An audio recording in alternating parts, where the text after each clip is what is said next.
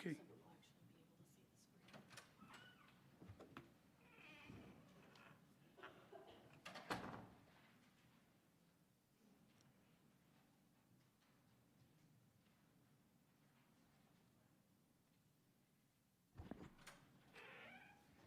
And we're taking everything in the order that it's in.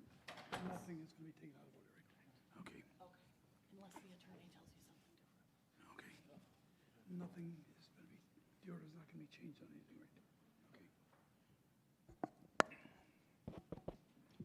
Kathy, are we ready? Mike? Okay, we're going to start in just a minute.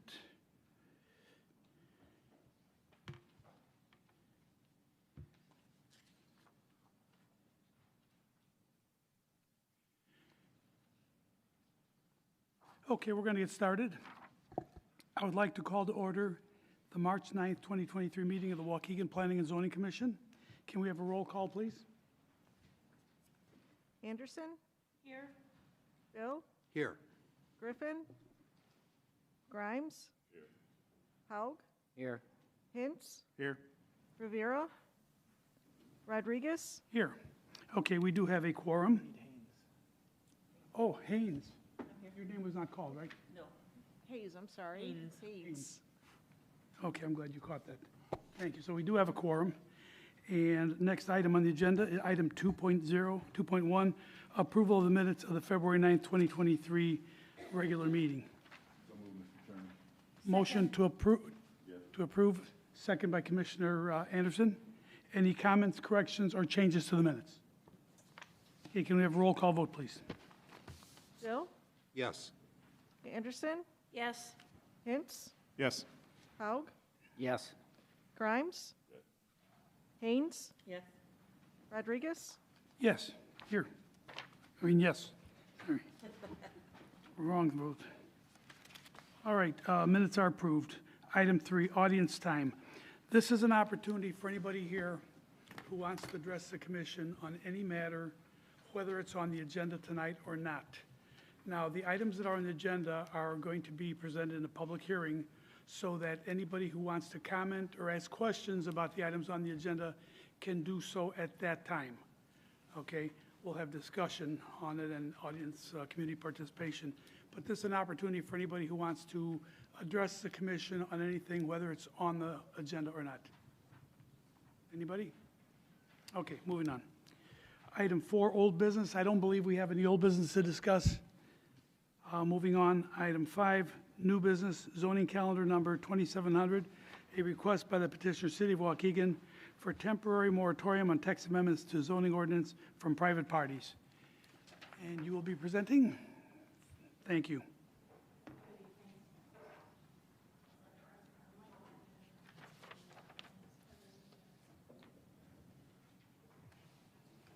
Are we dead? We are dead. Oh, boy.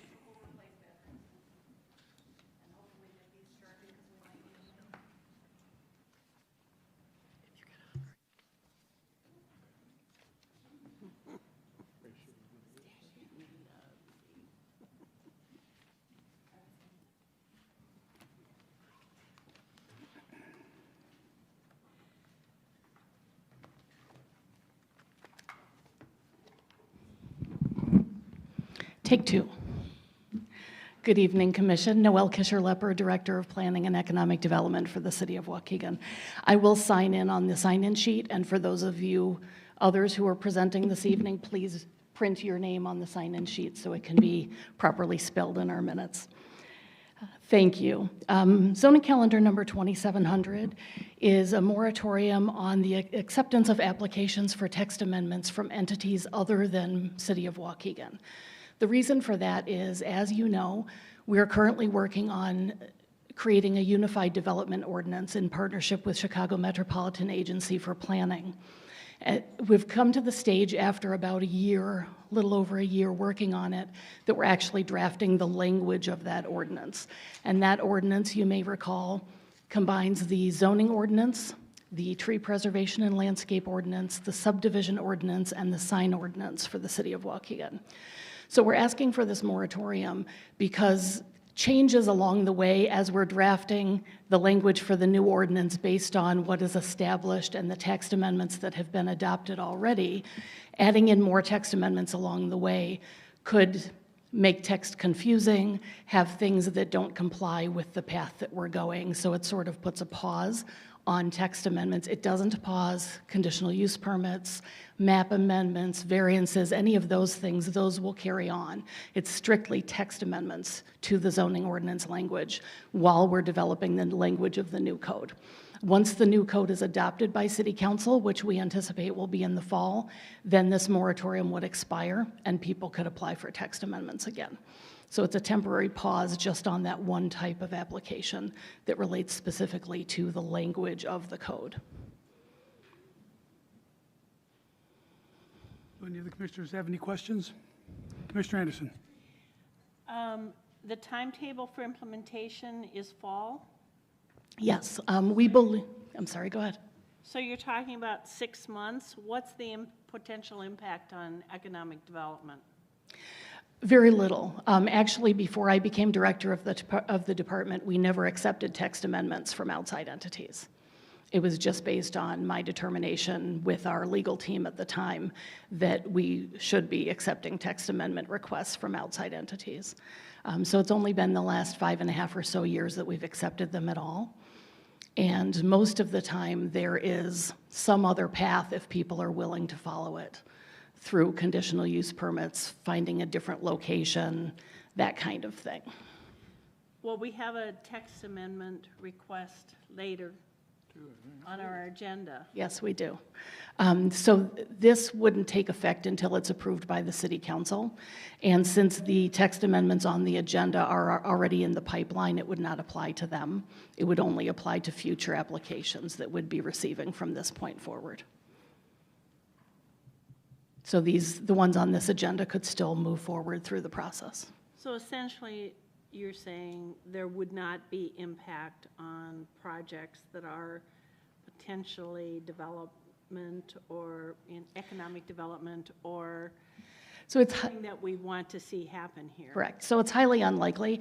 However, the moratorium still allows the city to push text amendments. So if there were something that were significant for the benefit of the city in a larger way, the city could still put forth a text amendment through the normal process to you, with us as the applicant, like we are on this proposal, and then on to the City Council. So if it were something that were economic development-wise important for the city, we could still advance it. It just wouldn't be an applicant other than the city. Commissioner Haynes? So this is my 3rd month here, and I believe every meeting we've had, there's been a text amendment involved in what was presented to us. And not only do we have to consider what's good for the city, we have to consider what's good for individual business owners within our city.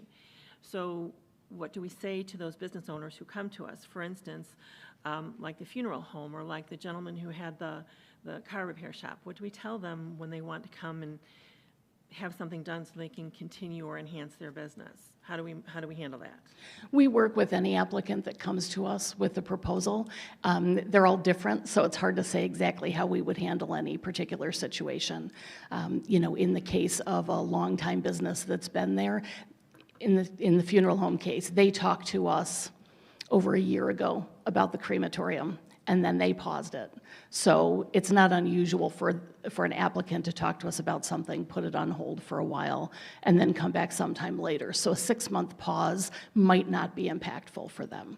For somebody who was trying to locate a particular business, we would help them find a suitable location other than the one that would require a text amendment. And so we'll continue to work with any applicant to find a way to make their project work either within the current code or in a different location where it's permitted or conditional. I guess I have a comment. Sometimes the process seems long, and especially if you're a business owner, and you start in one place, and it might be 5-6 months before they actually get here. And if we're adding 6 more months to that process, that's a concern for me from a business standpoint. On the other hand, I guess we just have to trust that you're interested in the same thing we are, that you want to see progress in the city. Yeah, so most developers would tell you that Waukegan's process is extremely fast. From the time we accept a completed application, it's approximately 12 weeks to approval if there are no holdovers. And that's through the public notices that are required by state law and city code, through this commission, through the City Council Community Development Committee, and through the complete City Council. And that's exceptionally fast. And I think you've heard some developers in the last several months tell you that this process was very smooth and quick for them. So usually if there's a delay like that, it's on the front end on the applicants. For their reasons, whatever they are, they have more homework to do, they have more planning to do, they need to raise money to complete the plans that are required. They're unsure of the location. They're all different reasons, but from the time that we accept a submittal, it's about 12 weeks. It depends on how the days fall, if there's a fifth Monday kind of thing, but. Mr. Haynes. How certain are we that fall of 2023 is when the planning process will be done and everything will be firmed up? Very. Chicago Metropolitan Agency for Planning is the preeminent planning entity in the region. And that's the timeline they've set forth. We're on time with everything, so I don't have any doubts that we'll complete it by the end of the calendar year, unless there's a holdover at this commission or at City Council. That would be the only delay that I would anticipate to that schedule. Mr. Chairman. Mr. Haynes. So I'm a little bit concerned too about, maybe this stopping some potential development, and like you said, sometimes it's hard to know what we don't know, so you don't know what you can't handle. So without knowing what might come forward, I don't know what's going to get stopped. But maybe help me understand the impact on your team. So I think you're doing this so that makes it easier to convert to the new requirements. If we don't do this, how much additional time, resources, what's the impact if we recommend no tonight? Sure. So the work that we're doing with CMAP on our UDO, Unified Development Ordinance, is funded through a grant through CMAP, for which they are bearing something over $250,000 in cost, time, effort, that kind of thing. The city contributed $15,000 last year, plus our staff time, whatever that ends up being. So it's a very significant contribution that CMAP is making. They also have time limitations on their performance. So they're motivated to complete it within the time schedule that they've set up. We're motivated to complete it because we had applied for this grant for, I think, 4 years prior to when it was awarded. So we've been seeking this for a long time. So everybody on the drafting team is motivated to move it forward, get it in place. It will create clarity for development because it merges all of those ordinances. And so that's really important for everybody from a homeowner to a major corporation locating here to understand what the rules are, not have to look in multiple places. So that's very beneficial. By allowing text amendments to come in while we're drafting it, while CMAP is writing the actual language of the new code and my team is providing feedback and edits back and forth, having another party basically inserting changes to it that may or may not go along with the direction that we're going on something could confuse it and could also cause us to miss things in different chapters because we're being presented one chapter at a time. And as I stated earlier, if there was something that was economically impactful for the city itself, the city can put in for a text amendment still. If it's an important project that should move forward, that can't afford the delay, that's a priority for the city, we can propose that and we can guide the language of the UDO to accommodate it. So it doesn't stop it completely. It weighs the importance of it versus the direction of the city on the UDO. And that's not necessarily a decision I make. That'll be input from our attorneys, that would be input from the city administration. But you take away the ability for the Citizens Commission to have input, I guess, then, right? Because you don't allow us to see it then, really. Well, anybody could come before you and speak to you in audience time and say they'd like to submit a text amendment for something, and you as an entity of the city Sure. can request that text amendment. So you still have that authority to push that forward on behalf of the public. And they still have the audience time, the public comment period, at this meeting and at city council meetings, frankly. That's fair. Would you be willing to put a time frame on it? The timeframe that we're proposing is the adoption of the UDO because it's tied specifically to the UDO. We know that CMAP's timeline is to have that completed this fall, so before the end of the calendar year. Though I'd hate to say, November 1st, and then it's December when city council is listening to it. So I think it's cleaner to tie it specifically to the adoption of the UDO. Commissioner Haynes. So you may have addressed this here, but if a small business owner comes to, the city and planning and zoning department and wants to have a meeting about something they want, and it doesn't fit within the parameters of your definition of it's a strong economic development for the city, but it's important to that individual citizen and business owner, their recourse will be only basically to come to the public meeting here or the public meeting of the city council. Well, they could go to an alderman, they could go to the mayor's office, and there's a formal appeals process established within the zoning ordinance, and they could follow that process, which would also mean appealing to you ultimately. And that information is readily available to the general public. It is in the zoning ordinance, which is posted in 2 different places on the city's website and searchable on the city's website.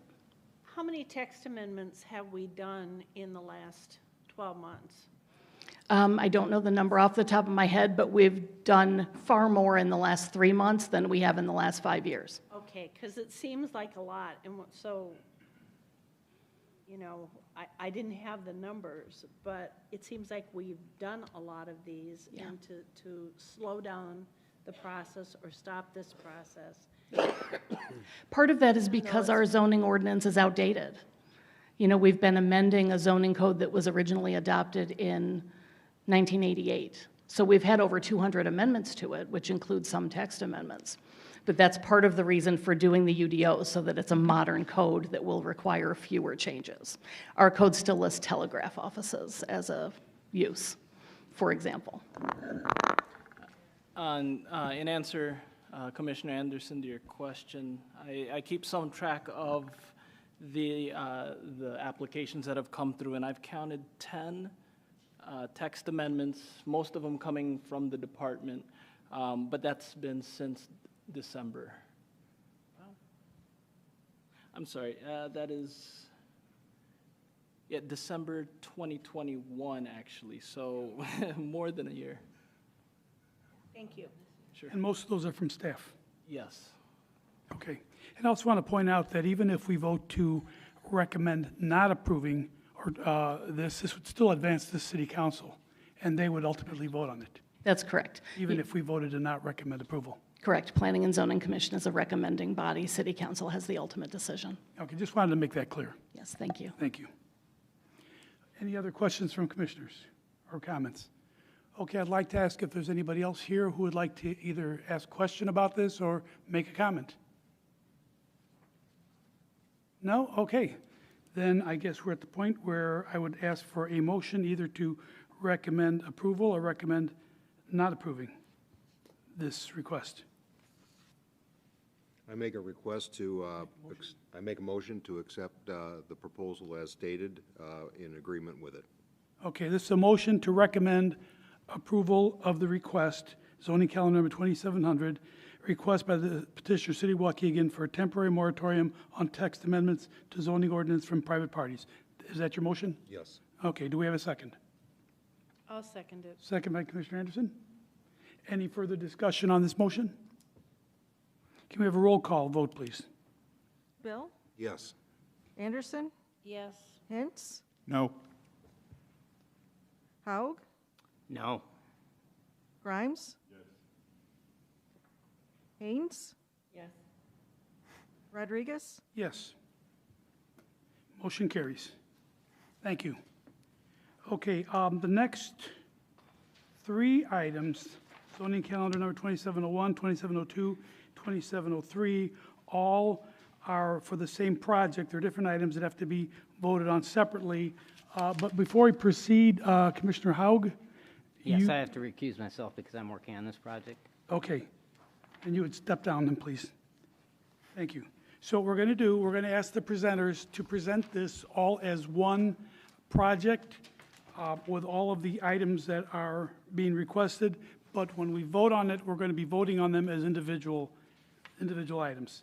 So we have here, I'm just going to read them out.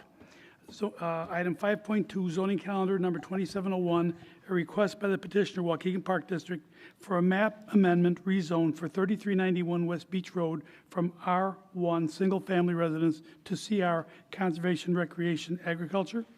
Item 5.3 is zoning calendar number 2702, a request by the petitioner, Waukegan Park District, for a text amendment to section 7.2-3 of the Waukegan zoning ordinance allowing Park District owned and operated recreational facilities as a conditional use in the CR Conservation Recreation Agriculture. And item 5.4 zoning calendar number 2703, a request by the petitioner, Waukegan Park District, for a conditional use permit for a Park District recreational facility to include a golf driving range, bar, and restaurant at 3391 West Beach Road in the CR Conservation Recreation Agricultural District. Who will be presenting? Four people. What I'd like to do is to swear you all in first before we start. Are you all coming up to the podium? Yes. Okay, come on up. We'll swear you in together.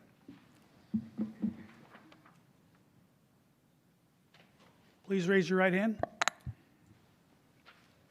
Do you swear or affirm that the testimony you're about to give is the truth, the whole truth, nothing but the truth? I do. Okay, what I'd like you to do is to make your presentation, and as you speak, please give your name and your affiliation to the project, and also before you leave the podium, please make sure that you write your name down so we have the correct spelling and the information that we need so we can put it in public record. Yep. Okay? I thought it was sent to the city ahead of time.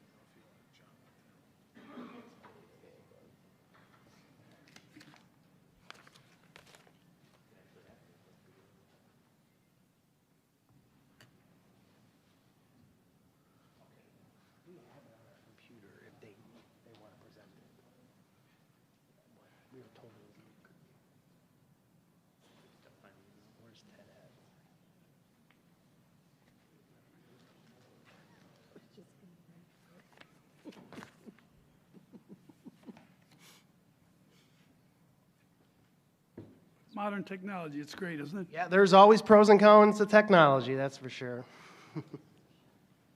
You guys can hear me all right? Yes, we can. Okay, well, thanks for having us.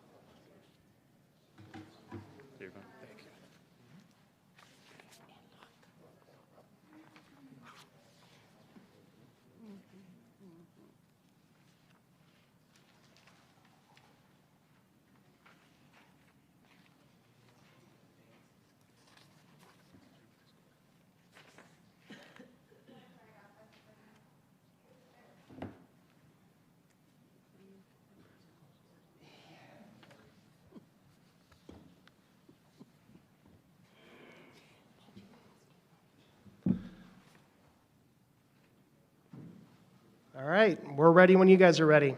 Anytime. All right, thank you. Thank you for having us, the Planning and Zoning Commission. I'm John Beckman. I'm with the Waukegan Park District. I'm the Director of Finance and Operations.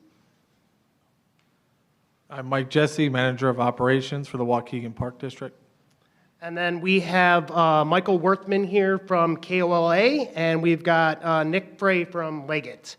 I also want to recognize in attendance our Executive Director, Jay Lerner. We've got our Parks Director, Quincy Baster, and then our Director of Marketing and Community Relations, Shelby McDonald. So we appreciate everyone here. Just right out the gate, I want to address the letter that Beach Park sent last night. We have a meeting with Beach Park next week on March 15th at 2 p.m. to go over those documents, and we've met with them prior too. We understand the concern. We will work with Beach Park to mitigate these items. For example, one of the things that Beach Park brought up was the landscaping and screening. We're open to finding common ground with these items. If you look at the 50 locations that the Park District has, we have award-winning parks. We are good neighbors to our residents. We are. And then there are 6 weekends at most a year at the sports park that has above normal family supporting events. Summer months, May through October, there's games on the weekday from 5:45 to 9:45. About 90% of the people that use the sports park on the weekends are youth Waukegan residents. So now I'm going to go into the plan.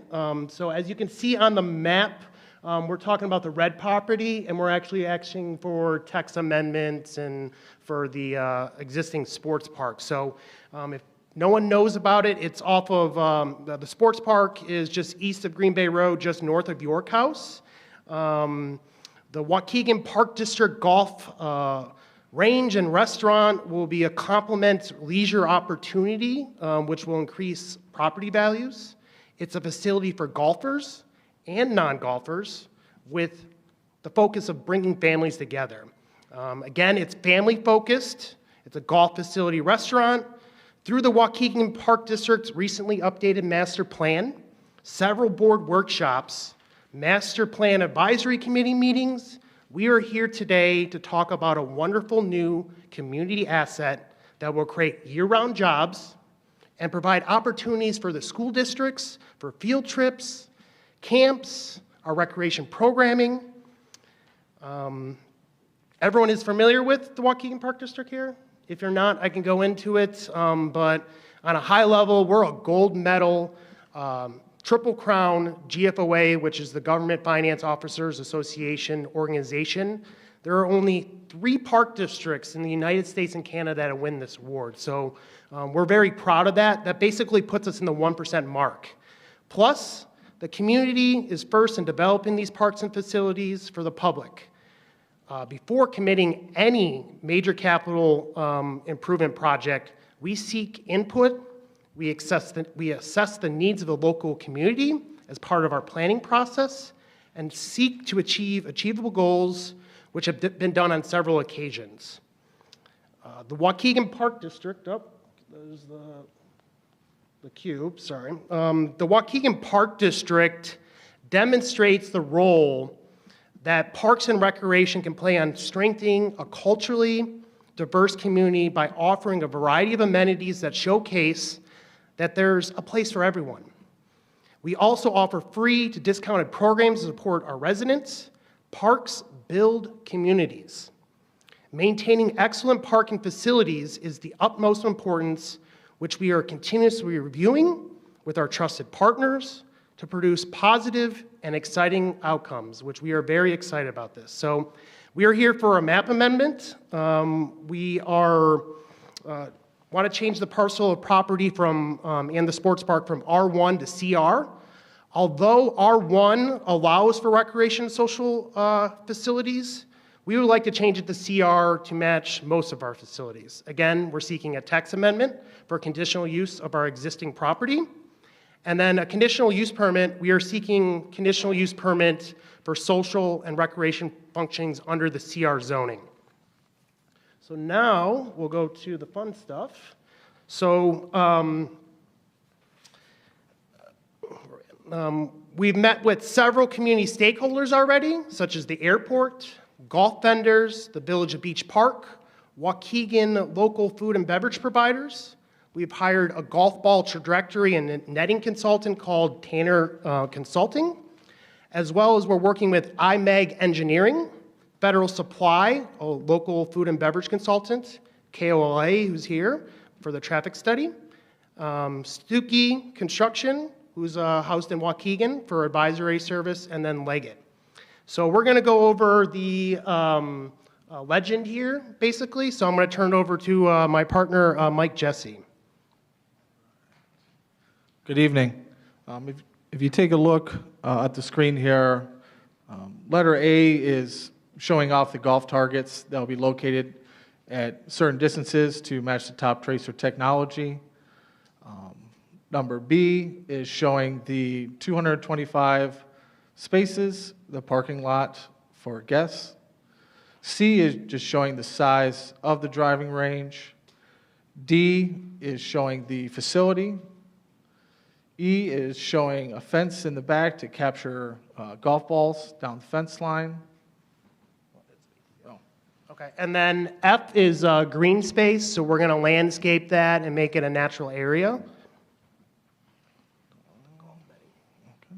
Yep. G is showing the golf netting that's going to protect the balls from the initial launch area from going over and getting anywhere close to Green Bay Road.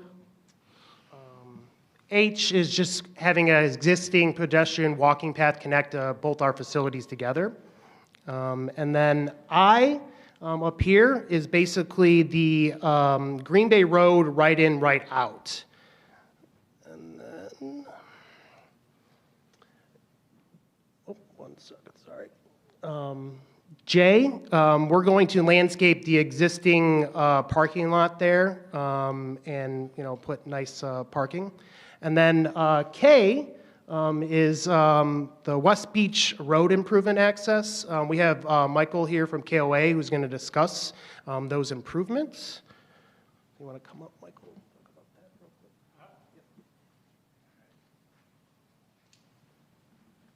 real quick. Good evening on this winter evening. My name is Michael Worthman.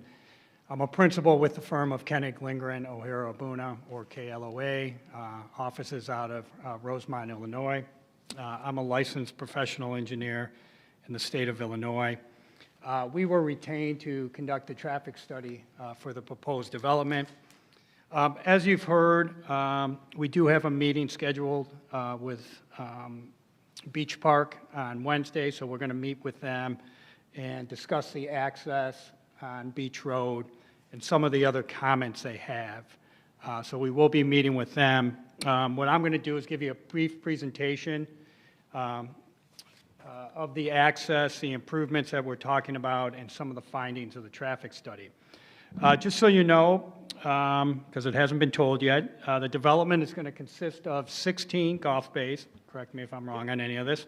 The restaurant will be about 4,000 square feet, 3,960. There'll be 235 parking spaces, which is B up here, which will be for the customers of the golf facility. And then there'll be 103 overflow parking spaces, which is L, which will be used for the sports park. So the sports park to the west of us sometimes has, when they have tournaments and stuff, they need additional parking. So that lot L will be for that overflow parking. I don't know if you're aware, but Green Bay Road, IDOT has been working on an improvement to Green Bay Road for a number of years now. They're going to widen the road from 2 lanes to a 5-lane section, basically 2 lanes in each direction with a median. This widening is planned from Sunset Avenue all the way up to Russell Road. As part of the project, this portion of Green Bay Road to the south of us is going to be lowered so that it can go under the extension of the runway of the airport, the Waukegan Airport. The extension is supposed to come across Green Bay Road. So Green Bay Road is going to be lowered and then coming back up as you approach the access drive. The Park District has been working with IDOT and has agreed on access locations as part of that improvements to Green Bay Road. Access to the facility is proposed via 3 access drives. Which one is it? Okay. The first one is on Green Bay Road. This access drive will be about 510 feet from Beach Road. It's the location that the Park District and IDOT have agreed on would be the location of the access drive once the improvements go in. So we're locating that drive so it doesn't have to be moved in the future. This access drive will provide 1 inbound lane, 1 outbound lane, and will be restricted to right turn movements only. So right turn in, right turn out. You'll have the pork chop median that you see at a lot of those access drives. The outbound lane will be under stop sign control. In this access drive, I don't know what I did there, I apologize, will serve the facility. It will not serve the overflow lot. The next access drive, the eastern access drive on Beach Road, that's located about 555 feet from Green Bay Road. That will be a full access with 1 inbound lane, 1 outbound lane. Once again, the outbound lane under stop sign control. And that will also serve the facility and Lot B. The last access drive, which we call the Western Drive, that's about 1,100 feet from Green Bay Road. Similar to the Eastern Drive, it will provide 1 inbound lane, 1 outbound lane, the outbound lane under stop sign control. And this access drive will only be used for the overflow parking. Just so you know, there'll be gates in this parking lot keeping traffic from going into each other's parking lot. It's also important to note that that overflow parking is only used on a number of occasions during the year. I'm sure you guys, 6 times a year when they have tournaments at the existing sports park. As part of the development, and in order to accommodate and mitigate some of our impacts, we're proposing to widen Beach Road between Green Bay Road and this first access drive to provide a 3-lane section. Right now, it's a 2-lane road. What we're proposing is 1 westbound lane, a center median, and 1 eastbound lane. And that center median will be used to provide a separate left turn lane into the development and to extend this existing left turn lane to provide more stacking for that left turn lane. So we're looking at putting in over a 240-foot left turn lane onto Green Bay Road. This provides 2 significant benefits. That additional stacking is important because during peak events, you do have some vehicles waiting to make a left onto Green Bay Road during those tournaments or higher times at the Park District. And what they do is they line up, and then the traffic that wants to go right cannot get by them because they're blocking that through lane. So what we're looking at is extending that out to about 240 feet, can accommodate much more vehicles that are waiting to make that left turn. We're also putting that left turn lane into the site so that slower vehicles that are making a left turn will not impact that traffic that's traveling down Beach Road. We consider that a pretty significant improvement to help mitigate our impacts. As it pertains to the volume of traffic we're going to generate, while we are going to generate some traffic, I just want to talk about several reasons why the volume of traffic will be reduced. Once again, we're only talking 16 bays and a 4,000 square foot restaurant. That is pretty small when you look at comparable facilities. So we're not looking at a major facility here. It's a family-friendly facility to serve the Waukegan Park District. Once again, 16 bays, 16 golf bays, and only a 4,000 square foot restaurant. The second reason is a facility like this generates a lot of multi-purpose trips. You'll have someone come in who will golf and then eat, or they'll eat first and then they'll golf. So you're creating multi-purpose trips, which helps to reduce the volume of traffic. The third reason is, as we've talked about, you got the big sports park over here, this restaurant is going to be used to also serve those patrons. So when there's a tournament and someone wants to get something to eat, instead of leaving the area, going back out on the Green Bay Road, did I do that? Sorry. Oh. I'll keep on talking. So they don't have to go out on the Green Bay Road. They do have a restaurant now that they can go to. They could even walk to it if they want. Almost done here.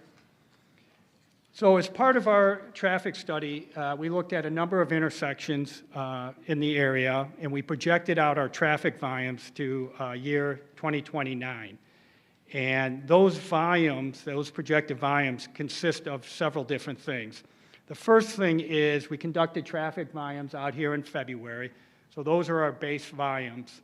What we did is increase those by 5% to account for some regional growth in the area. We then added the traffic that would be generated by the proposed facility. And then more importantly, since we did these counts in February, unfortunately, we were retained in December and needed to get the study done before this meeting. We had to do our counts before Sports Park was open.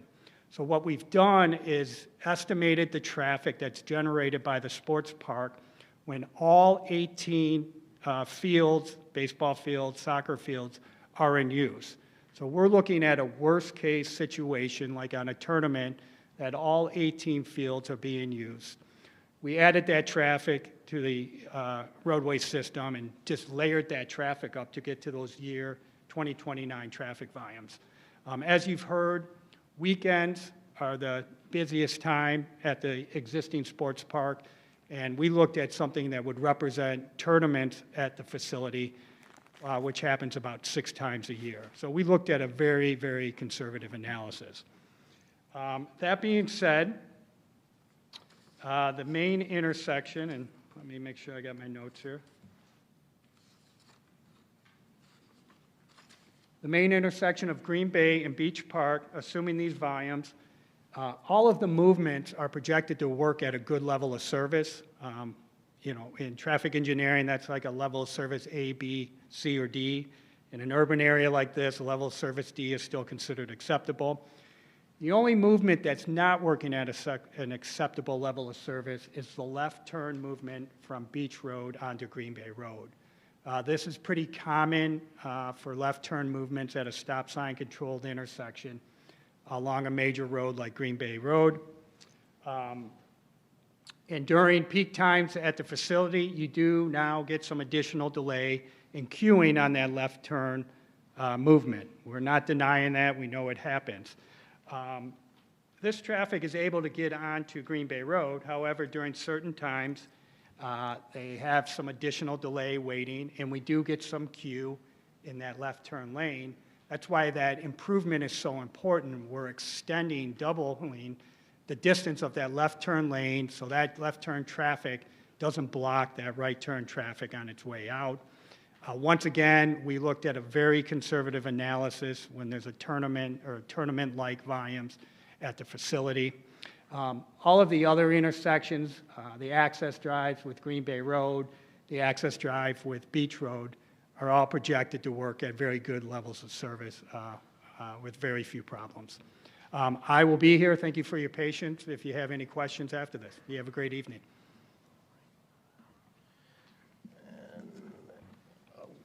Don't want to leave out our stormwater. We're going to have effective stormwater management on this property in the back. That's highly important to us at the Park District. And now I'm going to turn it over to Mike Jesse to talk about the floor plans. Thank you. All right, so if you look up to the screen to your right, this is going to be the first floor floor plan. The hours of operation for the Waukegan Park District Golf Range and Restaurant will be during the week, 10 to 8, on the weekends, 10 to 9. The golf bays will include an outside sitting area and an inside sitting area. The golf bays you can rent for 1 hour at a time. The bays will allow up to 6 golfers in each bay. If you look at the drawing, you will see the additional seating off of each bay, which will provide approximately 10 to 12 more seats. In case you have a family gathering or not all the players are golfing, you can sit out in the family-friendly environment and watch TV, and one of the TVs will be projecting what they're doing out on the simulator, so you can watch as you're sitting enjoying lunch. This will provide a family experience. This is where the second floor, how do you change? Okay. The second floor, as you see, the golf bays are going to mirror the first floor. There we go. This current drawing is just one-way design. The banquet area up on the top right. The banquet area will be for family birthday rentals, small private rooms. We are currently interviewing local Waukegan restaurants, connecting more of the community to this facility and helping local restaurants. Once a food and beverage provider is selected to run the food and beverage operation, we will get their input on the most efficient way to set up the second floor for their operation to benefit the community best, that we will update. Next, I'm going to talk about the technology that the golf range will be using. We're going to be using the interactive Top Tracer golf technology. Top Tracer works by, they're going to be fitting cameras on the second floor. They capture the ball as it leaves, and the graphics go on the screen.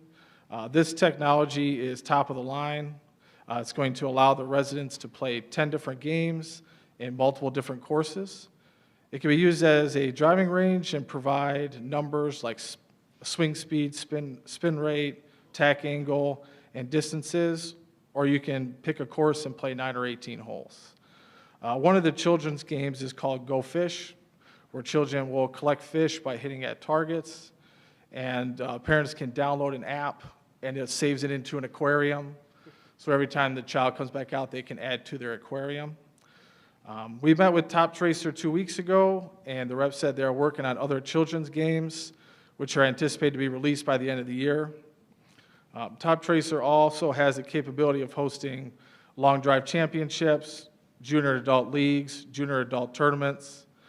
With the golf season in the Midwest being 6 core months, league facilities outside of Waukegan have been installing indoor golf simulators selling seasonal passes. They get foot traffic every day for winter practice and filling up winter leagues. Our range would give the residents an opportunity to join a winter league and hit out into the driving range rather than hitting into a non-interactive indoor simulator. This will offer residents in town the option to play in the non-core months and keep business, sales tax locally invest in our community. Our motto is to make the community a great place to live, work, and play. Food service, so at each golf bay we'll have technology to view our menu and to place food orders. After you place the order, the ticket is sent to the kitchen. Once the food and beverage provider is selected, the hours of operation that best suit for the community will be discussed. On the second floor, there will be an area for private rentals for birthday parties, quinceañeras, graduations. The food and beverage provider can use the space for events and also include the bays depending on what the rental is looking for. The trends indicate that there is a strong interest in youth and interactive golf simulators. The Illinois PGA section is hosting an event this month called the Winter Simulator Challenge as a part of the Illinois Section Junior Golf. So this facility would have the capability to host a wonderful junior golf challenge for youth golfers in the winter-fall season. This modern form of entertainment is on the rise, and we are getting ahead of the curve. And this is something that Waukegan will be proud to have in their community. All right, thank you, Mike. We're going to have Leggett go over some of the images.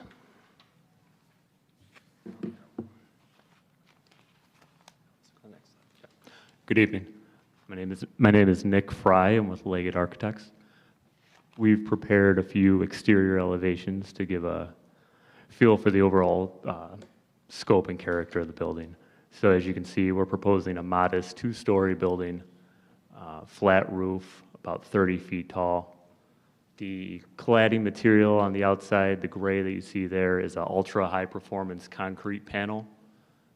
Very high durability, low maintenance, and it offers a real nice visual appearance. The pre-finished simulated wood siding, we really want to highlight that natural appearance to the building. And you can see we have lots of glazing for transparency and views both inside and outside.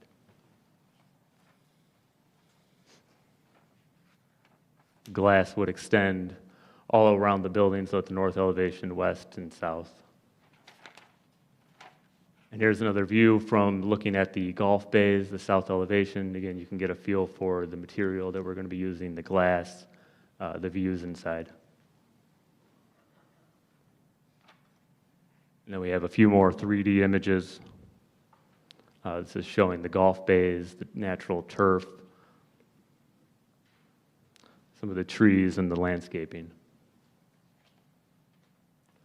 Another view you can see there that we're proposing some exterior outdoor seating, again, to give a place to go sit, lots of gathering opportunities at the building.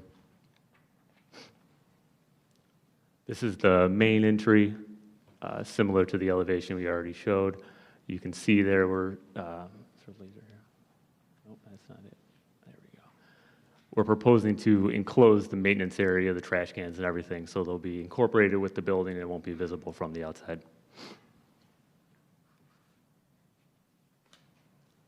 Another view showing the outside, a view from Green Bay Road, more or less.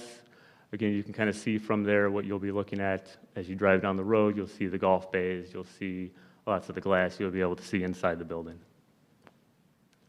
Interior views, these aren't finished in any way, but they kind of give it the overall story that we're trying to tell with the building, which is lots of warm, natural materials, lots of daylight, lots of opportunities for community gathering. Another shot showing the daylighting. Lots of different seating arrangements are possible within the space because of the way it's laid out. This is sort of a schematic section showing the opportunities we have for like two-story daylit areas for groups. Again, with the idea that we're creating a destination that people want to go to, not just for the golf bays. All right. Just want to reiterate that we're very excited about this and bringing this to the community, so we'll open it up for questions. This is the end of our presentation. Thank you. What's your projected cost? Projected cost? Projected, what's your investment in this facility? Oh, $16 million back into the community, and our focus at the board level is to hire local contractors. Thank you. Any other questions or comments from commissioners? Commissioner Hintz. Do you have some sense of how many jobs it will create? Call the right person up. Currently, right now, to be 5 full-time, approximately 40 to 50 part-time. A couple more. I noticed the beach park letter addressed noise. I know when I hit a golf ball, it doesn't make much noise, but I'm not very good. So has anybody looked at noise, and could you comment on that? You go first. Yep. I've reached out to our Top Tracer rep, which was involved in the production of Topgolf. I'm just waiting on response to that at this time. And just a note, the airport's over there too, and we've talked to the airport in Green Bay Road. So we will do that if the commission recommends further. But John, did you say 9% of the, only 9% of the use of Sports Park was from residents? 90, sorry. 90, okay. Thank you. Never 90, mind that. mostly youth. Well, maybe the same question. Do you expect the same for this, or would it be different? That's our whole mission, vision, and values. I mean, we want to provide an opportunity for every kid in this community. We represent 5 communities of the Park District, Waukegan being the biggest. Then we've got Warren, Libertyville, Newport, and Benton. So our director's here. He sets the example. He's award-winning. It's free to low-cost programming. So there's an avenue for everyone. Cool, thanks. One last one, and this is way outside my area of expertise, but I know that, I see there's a lot of glass in the building, and I know that birds sometimes are sensitive to glass. Is that something that you looked at in this design and could comment on? Yes, we definitely talked about that. I know there's special glass that you can put up there that will improve the, birds' natural paths so they don't run into, our beautiful facility. So we have a nature program, so we're very into conservation. Our director of parks here, so we have, even on Bonnybrook, we have bird boxes. So Are you saying that's incorporated in this, or the not? glass? Yeah, Yeah, we'll make that happen. I'm good. Yes, Commissioner Haynes. Regarding the entrance off of Green Bay Road, do you envision that ever expanding when the road is widened, or it will always be just right turn, and the main entrance is always going to be Beach Park Road? It's a great question. IDOT will allow three-quarter access. So it's the right in, right out, and the left in. So when they do the widening, when they put that median in, excuse me, we will be allowed to have left turns in at that time, which will further minimize, the traffic on Beach Road. And I read somewhere in the documents that you provided us, at some point there's going to be a stop light somewhere along there?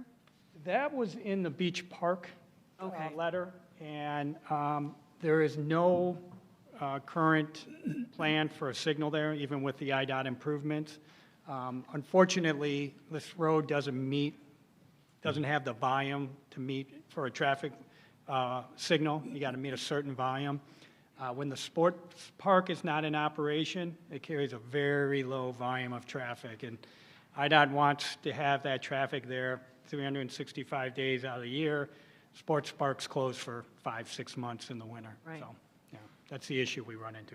The other question I have is, somebody mentioned about the stormwater management, and I'm just wondering, I didn't see any details other than a peripheral reference to what was discussed, if you met with stormwater management, and what were the results of that were. That looks like a small retention pond to me, considering that is a wetland area. Our architects work with the Stormwater Management Commission, are familiar with the ordinances, so we'll meet all those requirements. You may not be able to see it graphically on this, but we always deliver, and we'll make sure that's high importance.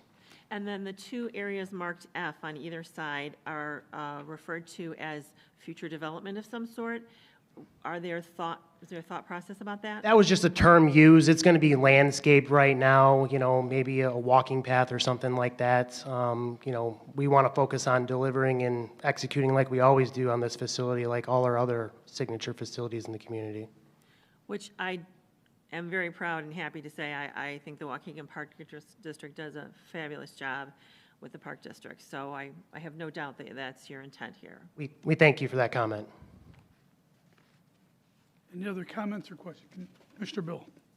Yeah, just because of the geographical location next to the airport and stuff like that, and your netting, you've got a building that's 32 feet tall, and the netting, what would be the height of that, and would there be obstruction lights on it? We met, our director and our director of parks met with Craig and Skip, I think is their name.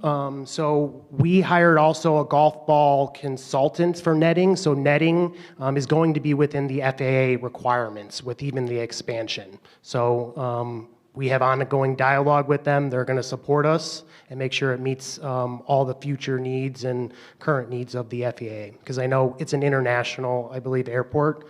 So we want to make sure, like we said, we're good neighbors. And as far as the navigation lights, do you know if they would need to have obstruction lights on them because of the height? What's navigation lights? Sorry. If you have an obstruction next to an airport or over a certain amount of height, especially by a runway access. The little lights on top of it? Yeah. I can get that information for you. I don't know, Leggett, do you know at all? Yeah, so we had conversations with the airport about that, and they have a lengthy list of regulations, and we're still pouring through them to make sure. So if they're required based on the height, So like you were saying, we have to be with the first 500 feet from the runway. We can have no obstructions. We can't have a post. We can't have a shrub, anything. And then once we get beyond that, we can kind of raise up at a ratio of about 7 to 1. So every 7 feet, we can go up a foot, 14 feet, 2 foot, so on.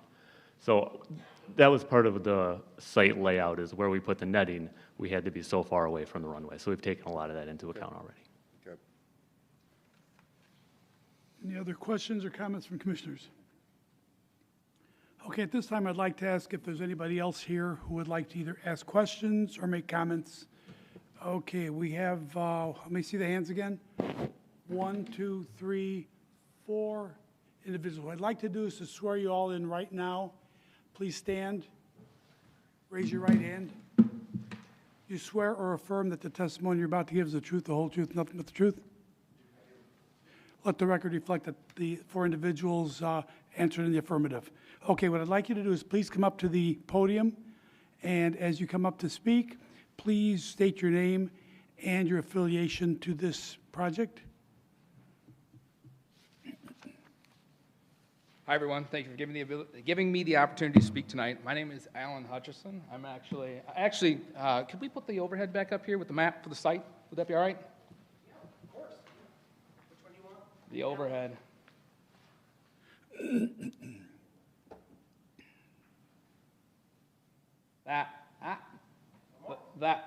That one is fine. No, you know what? Go back to the other one, the complete site, please. That one. Okay. Thank you. Yep. So, before I start, I would like to ask if the board would be so kind as to read the letter that was issued from Beach Park. Do you have a copy of that? We all Would that be have a okay? copy. Yes. All right. Is that something that we can read out? You want it read out right now? It was my understanding that it was sent over to the zoning commission and it was going to be read tonight by the commission. I don't have a problem reading it, I will, but it was my understanding that you guys would be reading it. Yeah. So would you like me to read it? If you want to read it, I'd be happy to have you do it. Certainly. All right, the letter issued yesterday says, "To whom it may concern, the Village of Beach Park reviewed the documents submitted for the proposed Waukegan Park District driving range and restaurant development located in the city of Waukegan. We support the work of the Park District, and we appreciate the opportunity to work to help make the development one that can be enjoyed by everyone and also minimize adverse impacts to the neighbors immediately adjacent to the site. We offer the following comments on the development. Number 1, adverse traffic impact and decreased safety. Based on the information provided to the village, the proposed development appears, in general, to decrease the level of safety, or LOS, for adjacent roadways and further inhibit adjacent village residents' use of Beach Road in a safe manner. The traffic counts were taken on February 15th and 18th, 2023, which is off-peak season. Therefore, the impact of the development cannot be evaluated during the highest use levels at the park. Please note that the Beach Road right-of-way falls within the village limits of the Village of Beach Park and is not part of Waukegan. The neighborhood is already experiencing significant impacts from the current traffic that uses Beach Road to access the soccer and ball fields. Bullet A. The estimates of Beach Road peak traffic conditions and failure to use actual data recorded during the events at the Greg Petrie Sports Park. In addition, the provided traffic study indicates traffic conditions by 2029 would be worse than the current conditions even without the proposed development. Increased traffic movement, delayed times, decreased level of safety. It is not clear how the proposed Beach Road improvements would mitigate conditions of increased queuing and congestion. The forecasted traffic conditions worsen without the development. Subset I, Beach Road and Green Bay Road intersection with development. The traffic study indicates, number 1, the traffic movement delay times increase for almost all traffic movements. Number 2, weekday eastbound traffic movements turning onto Green Bay Road will decrease in level of safety from points B to C. There is a map that goes along with this. I'm sure we can get it here, but basically the A, B, C, and D are the intersection of Green Bay, and then each of the entrances. This has been changed. This is the first time we've seen this because we don't get these updates until at least 4 to 6 weeks after they've been. Sure, let me interrupt you for a second. Yeah. I don't know if you mentioned your affiliation to the project or relationship. Yes, sir. I'm a neighbor, a homeowner, adjacent. You're a homeowner, okay. In fact, if you look right here, you see where the K is right here, where their northern entrance, proposed entrance would be? Yes. That would be my driveway across the street. all the headlights should be pointing when the cars are egressing out of there. Thank you. Yes. So I said number 2, weekday eastbound traffic movements turning onto Green Bay Road will decrease in level of safety from B to C. Weekday westbound approach traffic movements to Beach Road will decrease in level of safety from C to D. Weekday northbound left turn movements onto Green Bay Road, off Green Bay Road onto Beach Road will decrease in level of safety from A to B. Beach Road and Bayonne Avenue, Bayonne is the road that is all the way at the end where Wayne Motley Drive meets the intersection on the top left of your screen.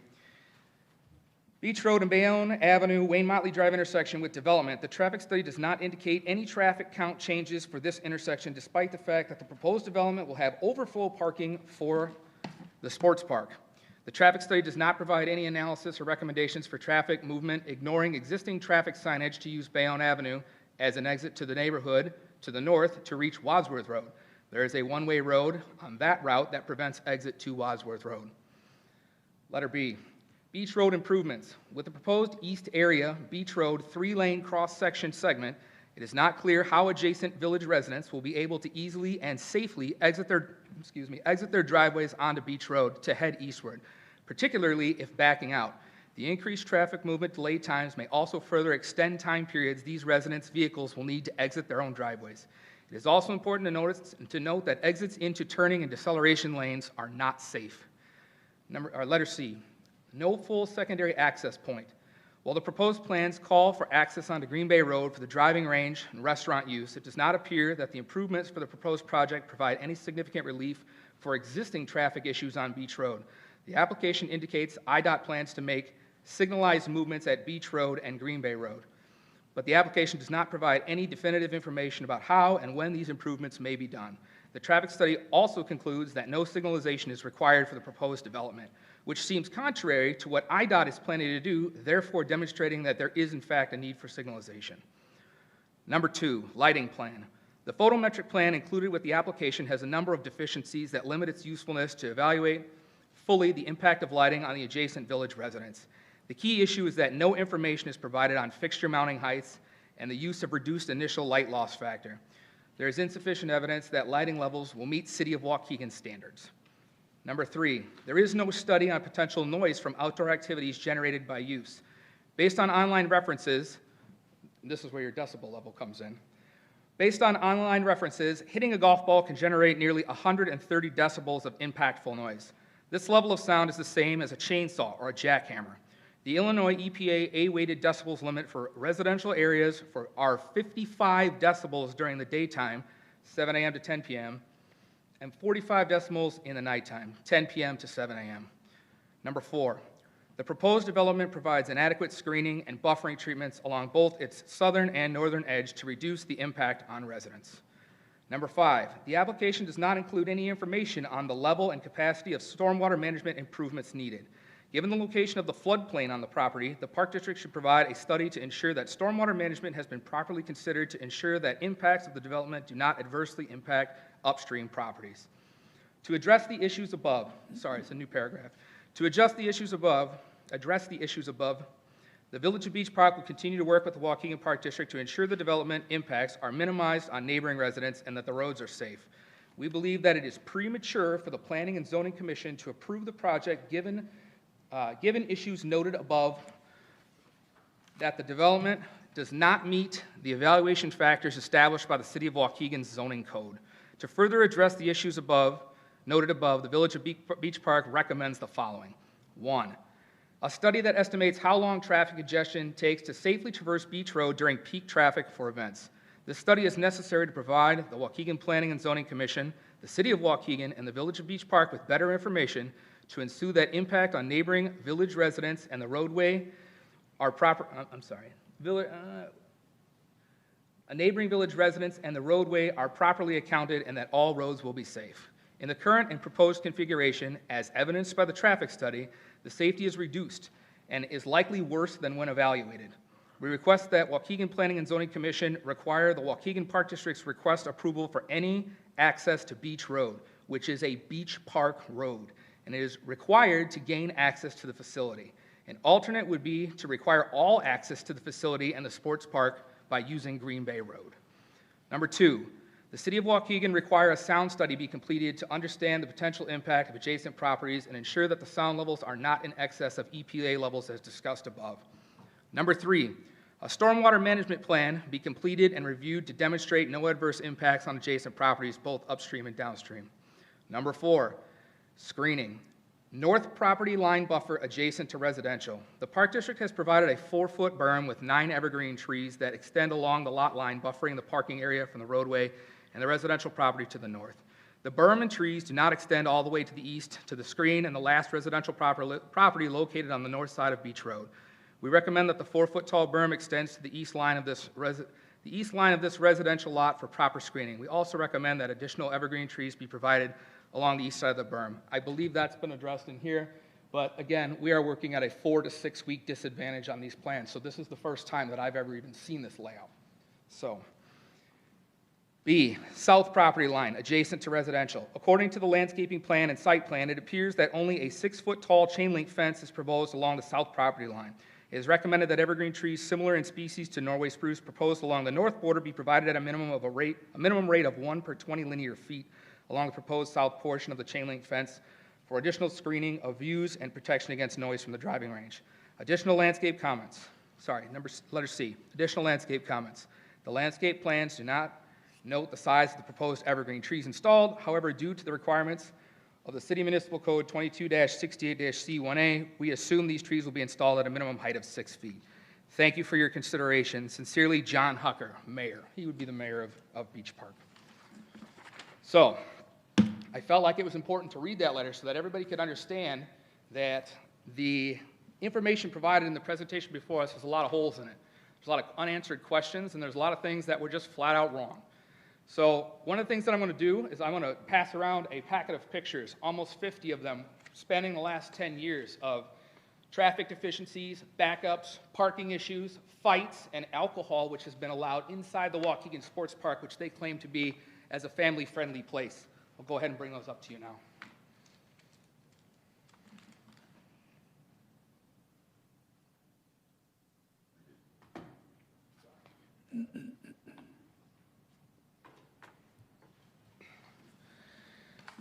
I want to take a step back, though, and I want to look at the actual request for tonight.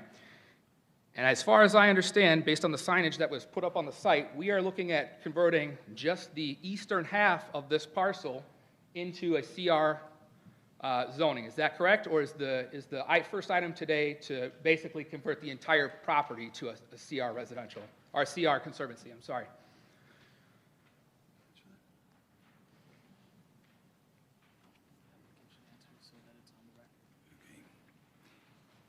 Can the applicant answer that? It would be both properties, the sports complex and this property they're proposing. So that's news to us as well. So I actually printed out the Conservancy Recreation Agricultural District description. I want to read it to you. The CR district is designed to encourage the development of land for open space recreational activities, to preserve land for agriculture and farming purposes, or preserve natural resources. A secondary purpose is that of protecting the public health, safety, comfort, or welfare, and reducing financial burdens imposed on the community and its individuals by restricting use of those areas in Waukegan which may be subject to periodic flooding or erosion, or areas with the potential for generating sedimentation, wetlands, marshes, constitute water retention, or recharge areas. Nowhere in that description does it talk about putting a $15 million multi-story bar and restaurant with 275 or so parking spots. I think that in an effort to try and change the zoning to CR, what we're seeing is the Waukegan Park District essentially trying to get away from the R1 zoning that they're in, which specifically prohibits them from having this type of facility on this parcel. I also don't understand why the existing parcels are R1 residential. As far as I know, as long as I've lived there, there has never been a residence at this property. Not now, not when it was the sports park, and not before the Waukegan Sports Park was here, and not before the golf course was there before that. So I very seriously question the motivation, and if we are doing justice to a conservation zoning. Another piece of information that goes hand in hand with this is the things that they're not showing you on this overhead. If you look on the Lake County Wetlands Index, you'll see that there is an ADID Lake County Wetlands section that is directly in the middle of the spot C there that they will absolutely be bulldozing over and removing. That's a big problem. This area floods, and we often see a lot of animals and other things inside of basically west of the creek, which is right here, head up this way to this dry area. By putting this facility in, you're going to absolutely decimate that ecosystem. I've personally seen, a good number of animals out there, but most notably is several families of red-tailed hawks, which take up residence in the northern tree line on the existing property. For those of you that don't know, red-tailed hawks are a federally protected species. So I would also suggest that an ecological survey, an environmental survey be conducted to make sure that we are not adversely affecting the environment of a federally protected animal on this property as well. Furthermore, I want to talk about some of my experiences with the park and with the traffic and some of the things that were said. I moved into my house in 2012. My house was sold and closed on November 1st because the person that was selling the house knew that there was no way that they would be able to sell the house and show it at a time when the park was open. So they scheduled that showing for November 1st. I had no idea what I had moved in next to, the rowdy neighbors next door, until the following spring. The comment was made that the sports park is only only closed 5 or 6 months of the year. That's incorrect. As late as December last year, they were still running soccer on the Champ Field, and as early as February 27th of this year, the same soccer was back on the Champ Field with cars and traffic traversing up and down. The downtime for this field is about a month and a half, 2 tops. Obviously, that's weather dependent, but to say that the park is only open for half the year is a falsehood. It's a fallacy. So the other issues that we have regarding traffic itself are Beach Road is set up as a residential road. And as stated by the Village of Beach Park, it doesn't belong to Waukegan. Waukegan basically went through a very expensive conceptual exercise here, only to find out that they don't have the ability to do what they want to do. I talked to Mayor Hucker on the phone today before I came down here, and based on the conversation I had, there is absolutely no way that any additional entrance will be permitted on Beach Road. Furthermore, when the existing sports park was put in 2010, the predecessor, the person who the park is named after now, Greg Petrie, stood in front of our neighbors, stood in front of the community members, and said that they wanted to temporarily repave Beach Road and use it in a temporary status until such time that an access could be built from Green Bay Road. He said that that would be a temporary solution.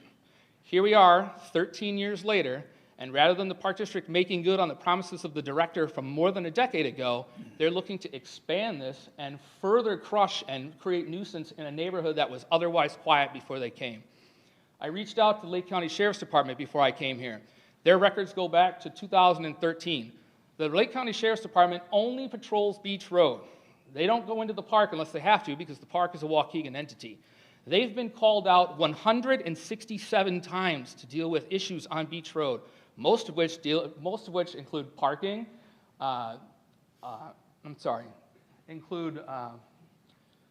parking as well as everything from fights to littering and basically anything you could think of under the sun. I asked the Sheriff's Department if they had any records of any of this happening before the park was there in 2010, and they said that they didn't. They couldn't produce any of those records. So whether they exist or not, I'm not sure, but they were unable to produce them. So from 0 to 167 is the type of family-friendly oriented service that you're seeing from the Park District itself. So I guess I'm in a position where if this park goes in the way that it's drawn here, the neighbors, the 5 of us that live on the north side, the neighbors on the south side, are going to have to seriously consider whether we want to be a part of this neighborhood anymore. Waukegan has, for the last 10 years, ignored our requests for additional traffic control, ignored our requests for additional staff, They've blocked the road. They've queued the road. In fact, in their operations manual, it shows that the park attendant that's supposed to be running the overflow parking is supposed to queue traffic on Beach Road, which creates a situation where cars back up all the way to Green Bay Road and use our driveways as turnarounds and our yards as roundabouts. It's happened many times. There are pictures in there that you guys can see.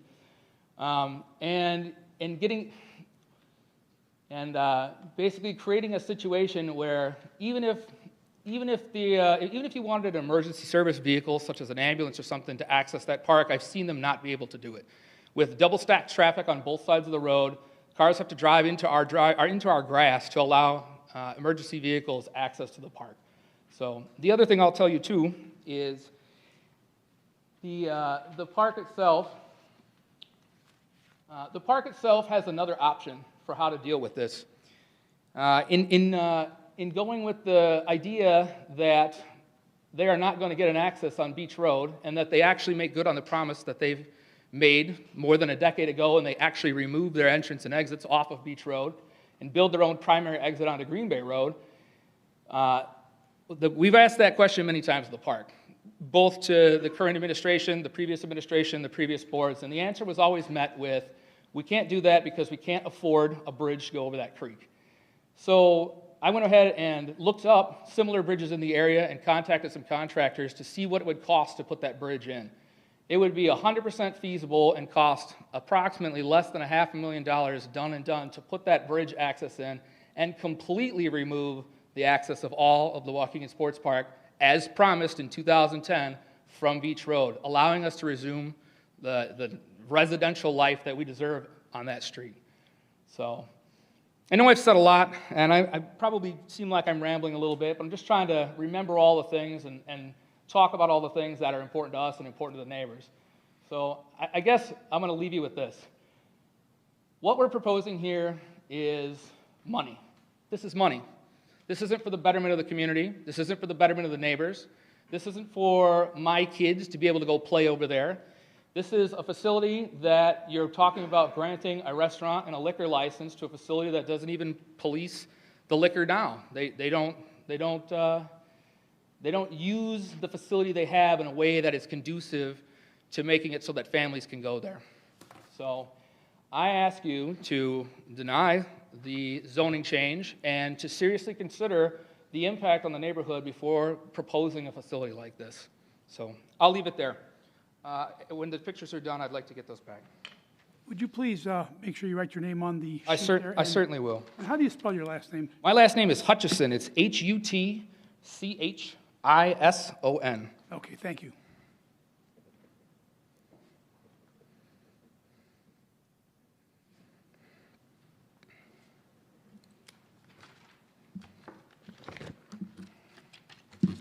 Thank you for the time. Thank you.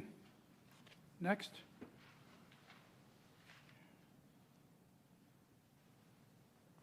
Good evening, everyone. Good evening. My name is Victor Romero, and I live in the neighborhood. I live on 12676 West Beach Road, which is the first property off of Green Bay Road on the north side of Beach Road. And I've been in this property for 10 years. And when I bought my property, I was in a similar situation as Alan. My property was not put in the market until November. So when I bought that property, I was not aware of the traffic situation that the Waukegan Park District has created on Beach Road by using Beach Road as an access to the park. So that being said, I'd like to read a letter that my wife and I put together for this meeting, and I would like to state that I object the zoning change for this project. Also,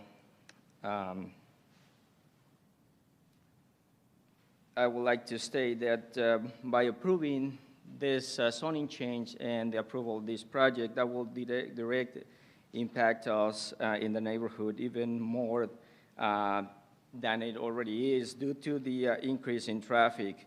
The speeding, it's been an issue for the past 10 years. It's been such a bad issue that we have to call the Sheriff's Department multiple times throughout the years because of that.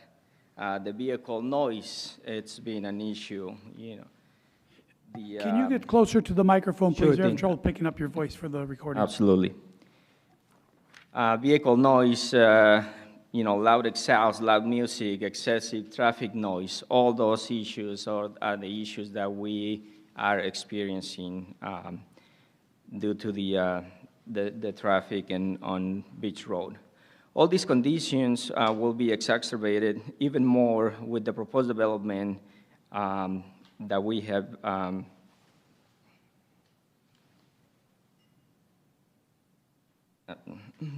been, with the proposed development, we have been experiencing these issues for the past 10 years. Issues are so bad for us in the neighborhood and the rest of the residents on Beach Road that we can't even park on the street. We lost the ability to park on the street because it's been used for access to the park.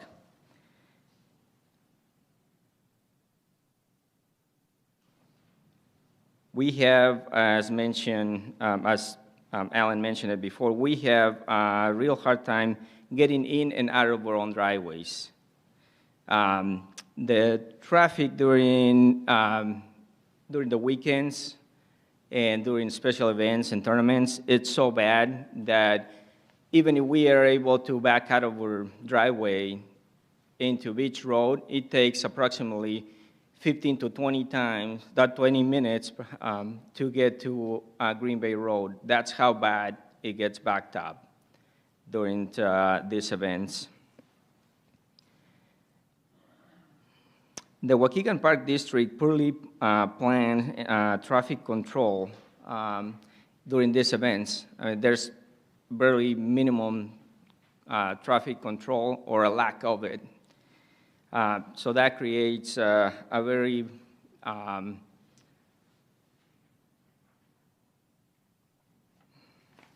can I say that creates a really hazardous situation for us that live on Beach Road. It had also that lack of control, traffic control, has also caused several accidents throughout the years at that intersection, at the intersection of Waukegan, Green Bay Road and Beach Park Road. As for families, I speak for myself, but also the rest of the families that live on Beach Road. We cannot allow our kids to play in the front yards, because we're afraid that there might be an accident, they might get hit by a vehicle speeding on Beach Road. It's so bad that we have to, for me personally and the rest of my neighbors, it's so bad, the traffic sometimes, that I have to set up safety cones along the road for my own safety to be able to mow my lawn. That's how bad it is. Furthermore, throughout the years, a lot of those safety cones have been removed by personal employees from the park, Waukegan sports parks.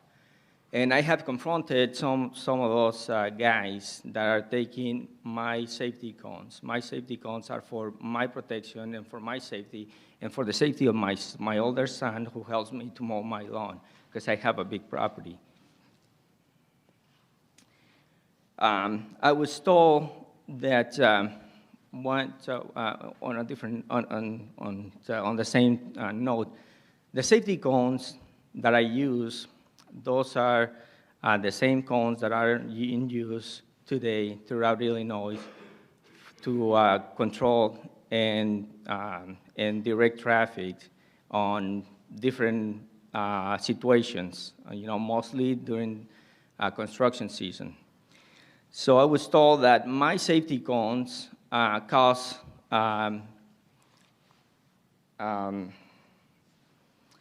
my safety cones cause issues. Hold on.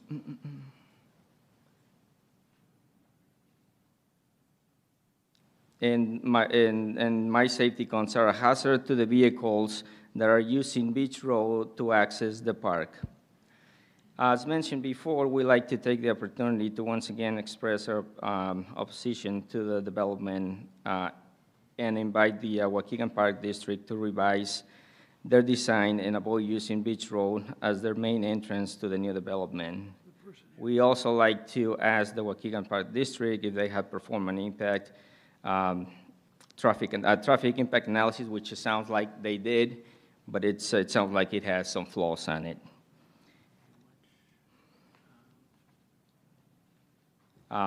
Thank you for your time. That's all I have. Thank you, Mr. Romero. Good evening, folks. Thank you for the time. I think I'm the oldest. Your name, Jason Festenstein. I'm at 12720 West Beach. Thank you. Second house in, right next to Victor there. I'm not going to say much more than what my neighbor said. I mean, other than the fact that, you know, I think I'm the oldest resident there. I've been in the house for 19 years. And when the park was constructed, we were promised a pretty big bill of goods by Greg Petrie, and I can't say that any of that got delivered. The impact to the neighborhood is terrible. As beautiful as the park is, and as nice as that looks, and I mean, it's a beautiful park. It's, you know, it's a beautiful range. The usage of West Beach Road has, as Victor put it, as Alan put it, has greatly impacted every person on that road. Every person around me has left because of this. And again, I mean, it's, you know, I was recovering from COVID last year, and one of the things that, you know, double pneumonia, I had to get up. I was intubated for 8 days, and one of the things I had to do was go for a daily walk and walk to the end of the block and back in the spring. I mean, I had a hard time doing that without getting run over. I mean, you laugh, but I mean, this is the truth. Not to mention, after multiple calls to Village Beach Park and the Waukegan Park District, the trash on both sides of the road in a natural waterway. I mean, there's a creek on the north side of the road that is full of beer cans, full of beer bottles. I mean, I encourage any of you to drive down the road and when the snow passes, take a hard gander at the north and south side of the road and look at what's there. It was never like this when I moved in when it was Orchard Hills. It was always a pristine property. As Victor put it as well, when these tournaments are here, I mean, I work 6 days a week, I wake up at 7 o'clock in the morning, I can't even back out of my driveway. You know, I mean, it's really a fight. You really have to pry your way out. I've had multiple altercations on my lawn, in my driveway, with people just parked on my driveway and my lawn. I can't count the amount of times I've called the police.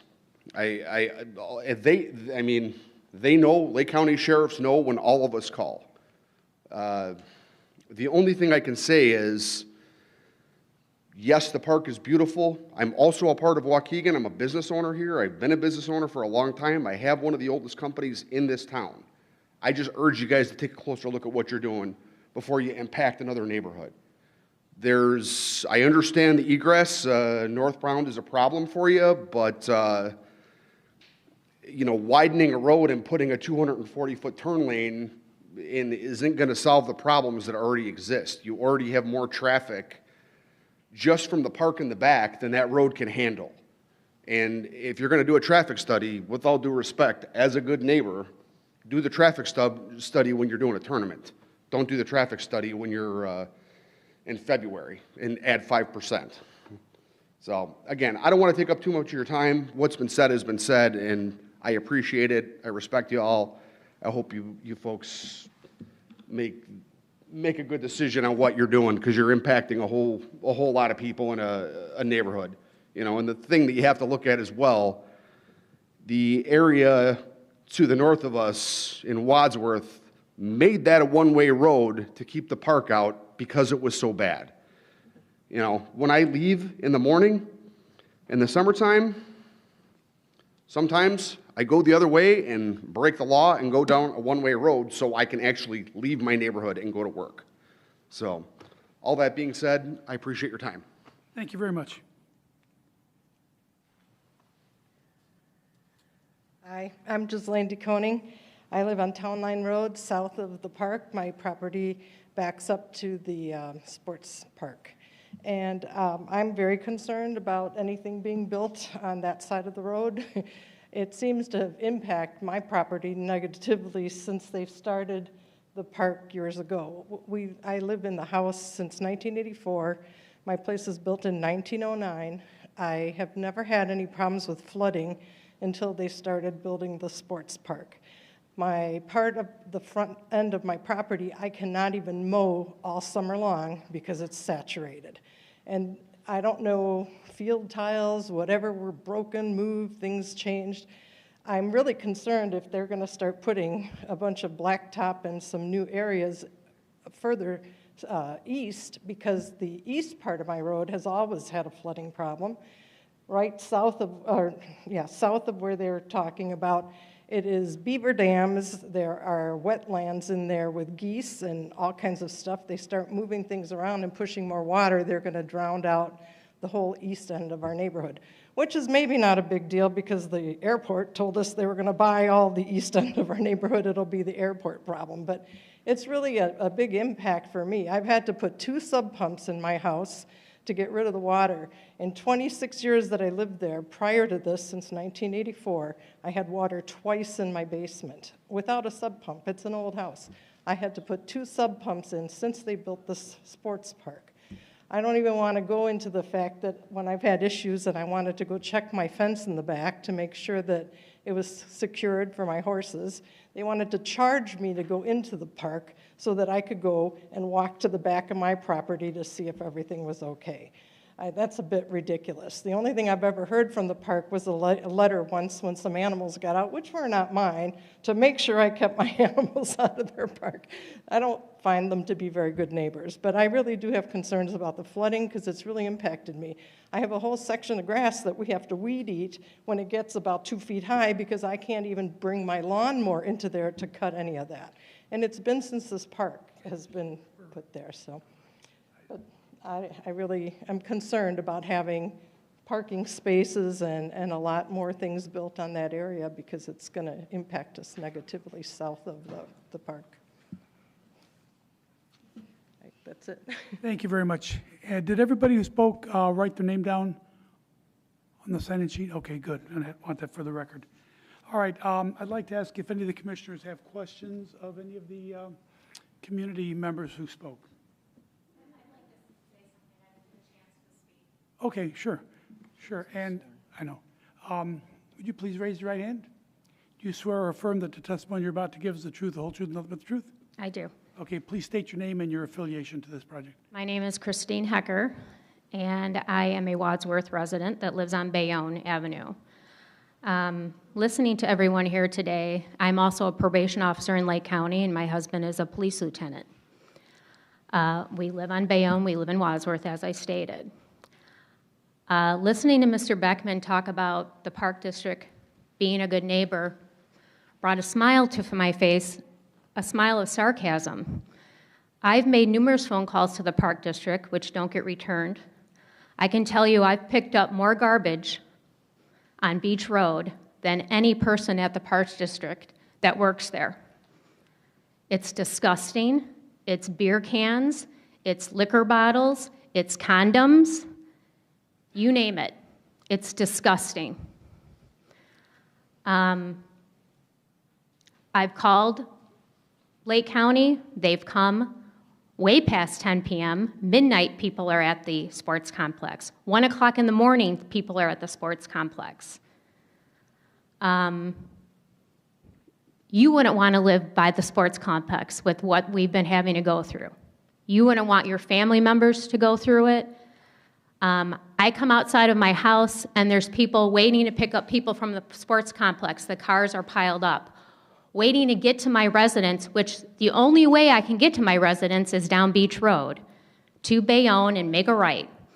I can't go anyplace else because there is a one-way street because Wadsworth was concerned and did put that one-way street on Hart so people couldn't go through. So the sports complex, when people pull into the sports complex, which is right on Bayonne, there's maybe, I don't even know if it's 500 feet, where they're taking $5 for people to park on the weekends, mostly, or for special tournaments. They barely let people pull in, so there's a line of traffic. I could be pulling off Green Bay Road and have to stop immediately and wait for this line of traffic that's down Beach Road because people are paying $5, and there's one, maybe two people letting one or two cars barely make it on the property to get into this complex. It's ridiculous. It shouldn't take me 20 minutes to get down Beach Road to get to Bayonne. It's ridiculous. The amount of noise is ridiculous, well past the ordinances that Waukegan is supposed to abide by. These are the studies that should be happening. But until you've lived it, you're not going to understand it. But we are living it. It's ridiculous. And I hope something, please take into consideration what we're saying. Thank you. Thank you very much. Okay, again, I want to ask if any of the commissioners have any comments or questions for the community members who spoke. Commissioner Haynes. I would like the photographs that were shared with us to be shared with the Park District so that they can see what we're looking at right now in terms of traffic and garbage, et cetera. Anyone else?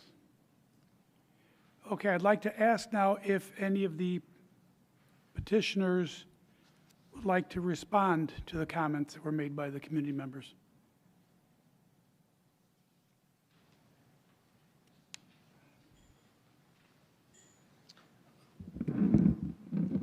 The only thing I wanted to respond to, no matter what we do, we make a difference in this community. Everyone's got, their opinions and stuff, and we'll do what's best for the community to move this project forward. And then the road, we did talk to Alan about that. It was $500,000. We consulted with IMEG, engineering consultant, and on the conservative side, they would said it'd be $2.5 million. By the time this gets done, it could be $5 million. So we did look at that upon his request.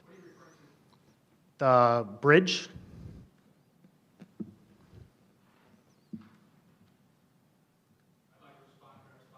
Certainly. Please come up to the microphone. Yep, no problem. Okay, are you finished with your statement, sir? Oh, yes. Okay. Anyone need the mouse?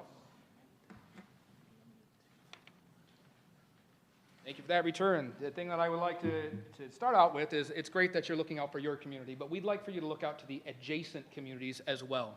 Please speak into the microphone. I understand. I'd like for the Park District to be looking out for the adjacent communities as well, and not just the community that he is referring to. So I did contact, there's a senior residence that was put in approximately 8 or so years ago behind what was an off Sheridan Road, behind what was the old Kmart down there in Zion. And I consulted with Zion's Public Works Department and got a hold of the contractor that both purchased that prefabricated bridge as well as the contractor that paid to install that bridge. And I called that contractor, I got the contact information, and I had a contact name that I provided to the Park District so that that person could come out and do an analysis and give the Park District an estimated cost. Did that person ever come out to the site and see what was going on?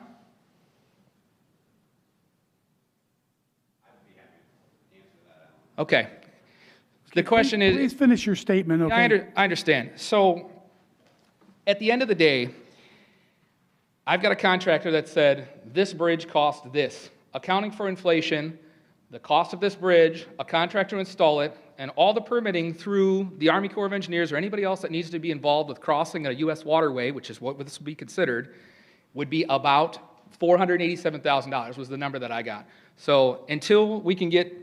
And I'm very curious to hear what Mr. Lerner has to say, but I have a hard time believing that this person would tell me this on the phone and provide documentation and a name for a consultant, and then all of a sudden come back with an estimate that was 5 times that high. So go ahead. I would love to hear. Hi, Jay Lerner, the Executive Yes. Director with the Waukegan Park District. I would like to swear you in first, sir. Yes, sorry. You swear or affirm that the testimony you're about to give is the truth, the whole truth, nothing but the truth? I do. Okay, please proceed. Thank you. Jay Lerner, Director for the Park District, and to answer some of the follow-up from what the residents' neighbors said, to answer Alan's first, everything costs more when you're a government entity. We did get a quote from, a rough estimate quote from IMEG. I think it was around 2.5 million. The bigger problem is it's not just the road, as the traffic study said, on going in and out of Green Bay Road. It's right in, right out. So even if we were able to build a road, we still would have the access issue of the right in, right out. So I would, that's to answer your question there, Alan. And then the other follow-ups, the traffic study, as Michael mentioned there, that was done. It does estimate for the increase in traffic for the summertime. The sound study, we didn't do a sound study, which was addressed on the Village Beach letter, but based on our research, Mike Jesse, who is a PGA golf pro, he ran Bonnie Brook Golf Course for a number of years before coming over to run this facility. We don't anticipate the impact on that. Stormwater management, any park district project we do, we always take that into account. Ted Haug's our architect for this. We do address that and run there. I had never heard about the Town Line Road before. And ma'am here, I had never gotten a phone call. We are good about taking phone calls, and I appreciate the feedback that you heard tonight. I've heard Alan over the years, so we have heard his but maybe not the other neighbors. So trash, for example, if that is an issue, we'll definitely take more action to do that. Be happy to do that. We do want to be good neighbors. You know, on top of that, yeah, the beach road isn't the ideal access for the neighbors, but for our facility, it is the access we have. And just like many roads in Waukegan, if you lived on Lewis Avenue 30 years ago, or Green Bay Road, or Sheridan, things like that, things change over time.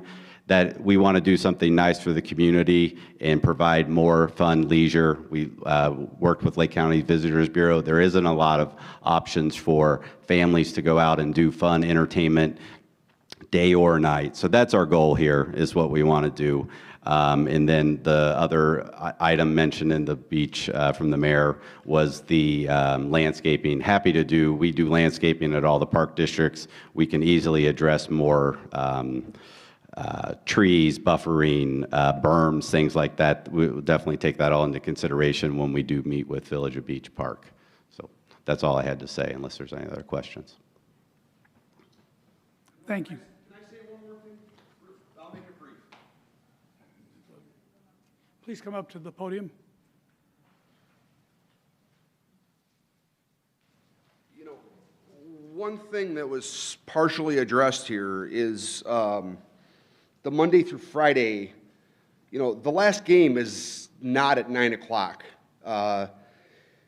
Usually the park doesn't let out until about 11 to 11:30, because a lot of times these games run late. I have known people that have played plenty of softball there, and I've been there myself, but one of the things that ends up happening when those games let out at 11 or 11:30 is, with no Waukegan police patrolling the road because it's not their road, and Lake County being completely overloaded and not having enough people to handle what's going on, that turns into a quarter-mile drag strip. I mean, you know, I like my race cars, I like my motorcycles. I don't do that on a residential road. I never have, you know. But it's pretty bad, guys. Like, of all the things to do, talking about impacting a neighborhood, maybe knock the games back an hour so the doors actually shut at 10 o'clock and not 11 o'clock, and have somebody there to patrol the road so this doesn't happen. You know, like the Waukegan Park District laid all this on Lake County because it's not Waukegan's problem, even though it's a Waukegan park. We're left dealing the brunt of the blow. I mean, in the summertime, I can work 15 hours a day. I come home, I'm laying down in bed, and I got two crotch rockets flying down the road at 100 miles an hour. You know, yeah, I can call the cops all I want, they're gone. You know, but that's really about it. It's just one thing I really wanted to get out. And as far as complaining about the trash, we've all been complaining about the trash for years. to the Village of Beach Park and the city of Waukegan. Nothing has ever been done. I'm with Ms. Hucker. I walk up and down that road. I've picked up more trash than anybody that works for the city of Waukegan or the Park District, excuse me. But I urge you all to take a ride down the road in the middle of the summer and see the chaos that's ensued. Thank you very much. Okay. One more response as well, please. I'll make it brief. Go ahead. I'd like to respond to Mr. Lerner's comment that Beach Road is the access that he has. And that's not the case. We're talking about a proposed access, and we're talking about a road that you do not have. It is not up to neighboring communities to shoulder the burden of a facility for you guys to make money. That's not fair. It's not fair to put that on our families. It's not fair to put that on our neighborhood. That's ridiculous. I don't know if you guys know how this works, but if you don't have a proper access for your facility, then perhaps you should consider not building what you're planning on building. You can't just take the access because you want it and it's convenient to you, and to hell with everybody else. That's all. Thank you very much. Okay, in addition to the letter from the mayor of the Village of Beach Park, we received some additional letters of support, all from Waukegan Port District. Okay, we have let's see how many. For item 2701, we have 16 letters of support. They're all from Kalila Brown for Waukegan National Airport. They're all, each one references a different address that the Port District owns that are, I guess, contiguous to this project. And for zoning. Four from Skip Goss, the general manager over there. 4 from Skip Goss, the general manager. Okay, and for zoning calendar 2703, there are 12 letters of support. Once again, all from Kalila Brown for Waukegan National Airport. Each letter references a different property address. Now, I'd like to ask for the city to give us the city's position on this.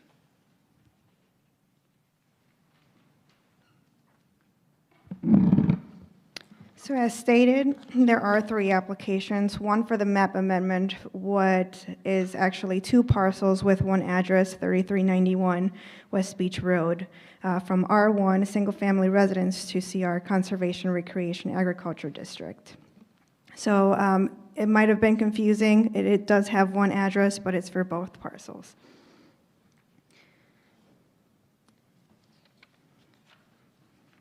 The second application is for a text amendment to add Park District-owned and operated recreational facilities to Article 7, Section 7.2-3, Item 5 of the Waukegan zoning ordinance as a conditional use. So in order for this CUP, or conditional use permit, to be approved, these 2 applications must also be approved.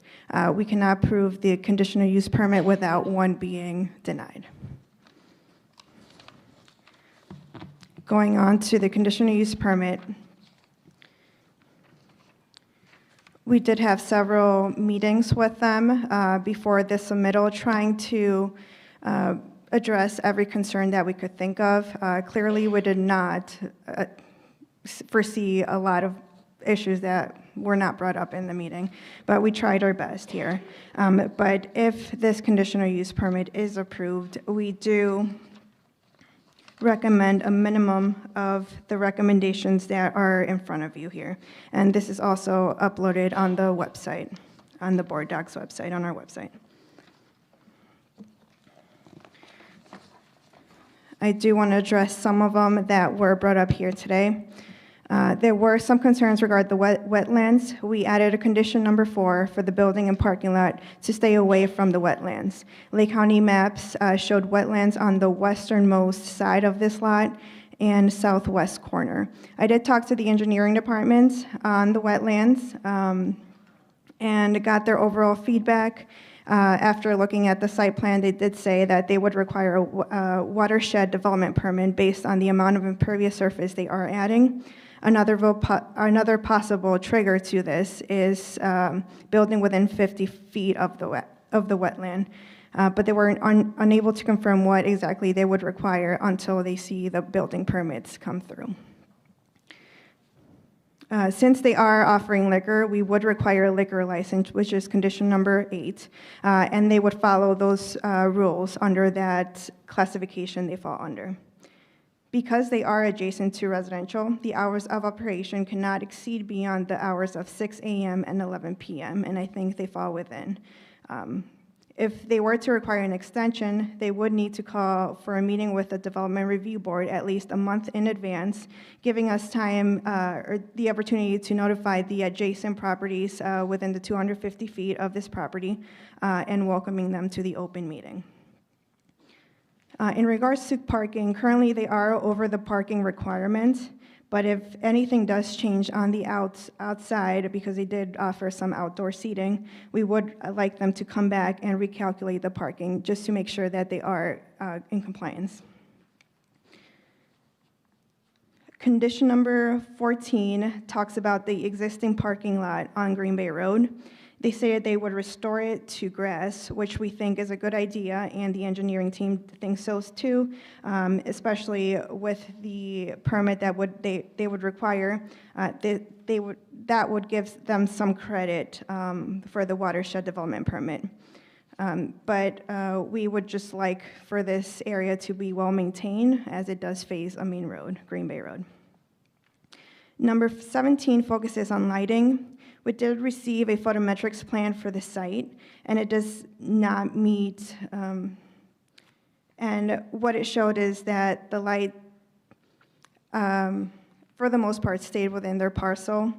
Some of the light fixtures are too compliant of what we're looking for. Our main concern here is the glow in the light bulbs. When we say to follow the dark sky characteristics, we intend to minimize the glare, light trespass into people's houses, and sky glow due to the airport. We don't want this light to go into people's houses or for the glow to surpass the lights at the airport. So overall, the intent of this condition is to eliminate that bad light pollution. With the light concern from Beach Park, we would want them to look over their lighting plan, change what they need to change, and possibly, if Beach Park wants it, come back to us in Beach Park with a new photometrics plan. There are light fixtures that aim their light downward instead of up, and that is what we're looking for here.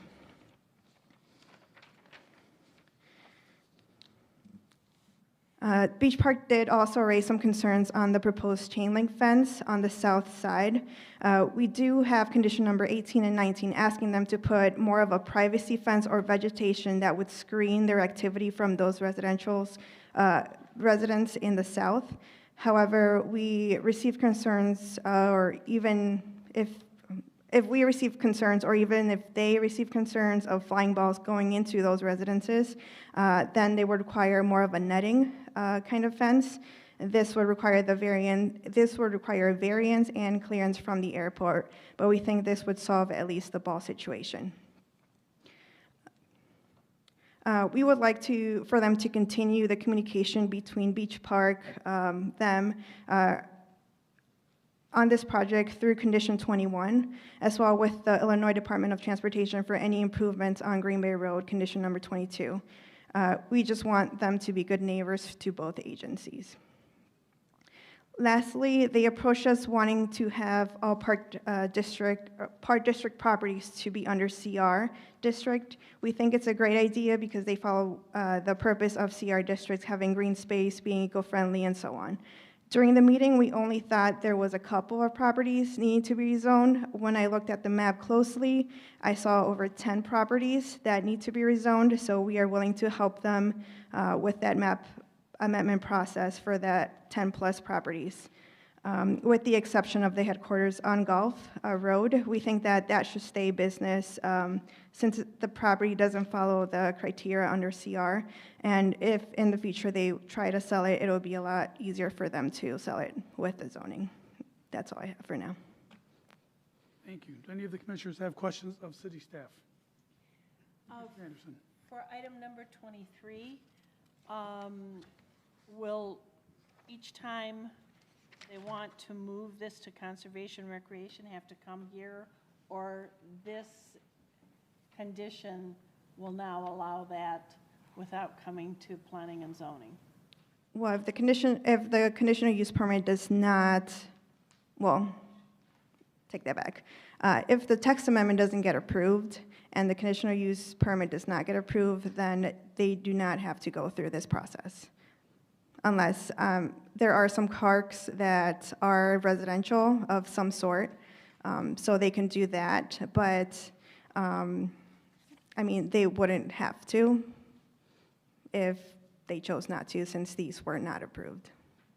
But, I mean, if they chose to, they could, for those residential ones. So, I'm sorry, so they would have to come back for each property, or if all of this is approved tonight, then those properties are now CR? If this is not approved, they don't have to, because we're not forcing them through the conditional use or the condition. But they're always open, or if they're open to doing it, they could come in, and if they fall within the CR guidelines, then they could if they wanted to. Thank you. And Commissioner Anderson, just to provide a little bit more, these applications are specific to the address before us. So as Isabel was saying, if, for instance, for 540 South McAllister wanted to do an application, it's nothing we do tonight is going to affect that address. Okay, thank you. Mr. Chair, I have a couple. Yes, Commissioner Hayes. I guess maybe a broader question. I mean, it seems we're at kind of a weird spot where we've got City of Waukegan, we've got Wadsworth, we've got Beach Park, and we've got a different entity, the Park District. Like, everybody's got their own piece, and you know, we're a Waukegan Citizens Commission. But can you speak at all on something the city could maybe do to help facilitate? I mean, it feels like several organizations need to get together and talk through a couple things. Is there anything that exists out there for that type of forum?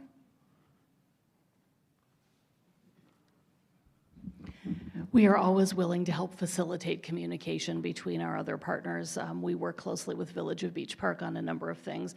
We obviously have a relationship with Waukegan Park District, and we'd be happy to convene a conversation.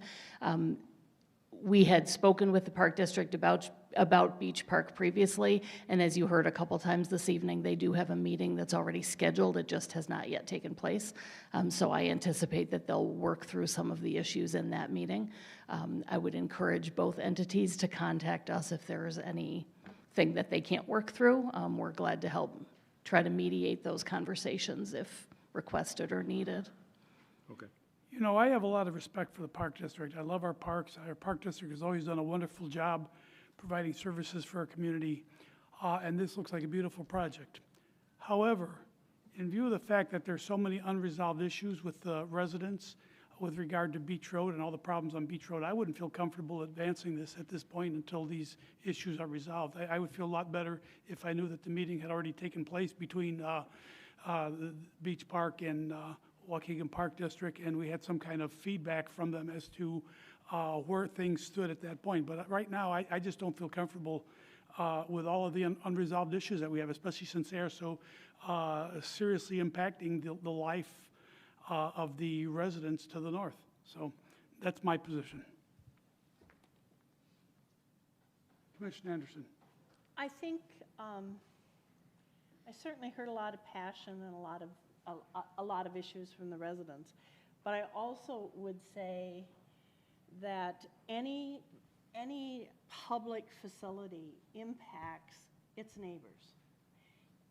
The high school, when the high school has something going on, what goes on with the neighbors in that neighborhood? It might take 20 minutes to get out of their driveway. I understand the concern, I heard it, and clearly people are impacted. But I also feel like at some point, and we've had this discussion with some other projects, there's a community benefit. And I'm not sure, what is concerning to me is it's not in the same community, so some of our community resources that we have to mitigate conflict. We don't have access to that because, you know, we've got one city adjacent to another. But I'm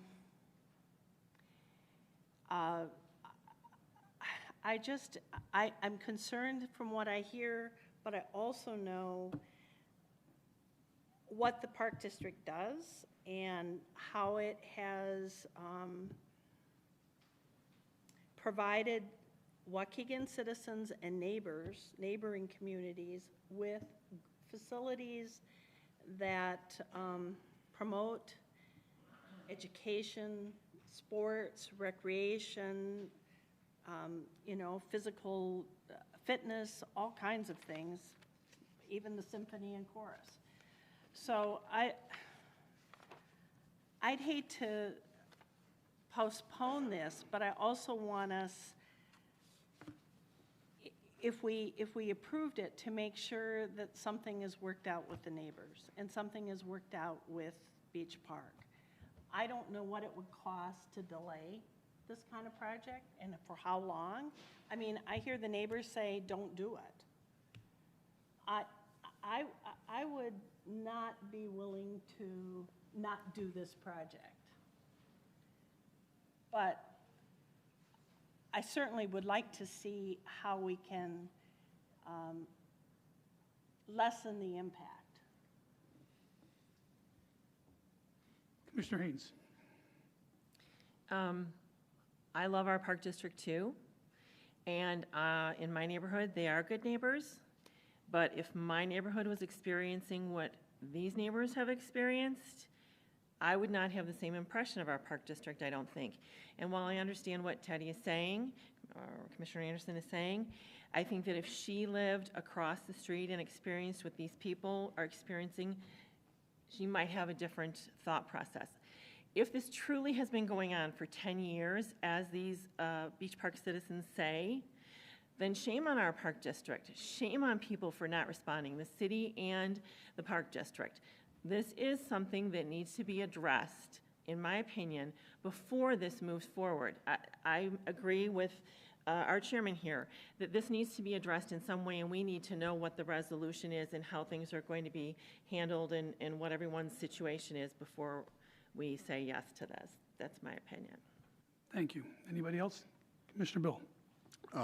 I also agree that the idea and the goals of the Park District are noble, and but I think that it's just a little bit premature with the plans we have right now to make it a win-win solution for the camaraderie that we have between Beach Park and Waukegan or Wadsworth or any community.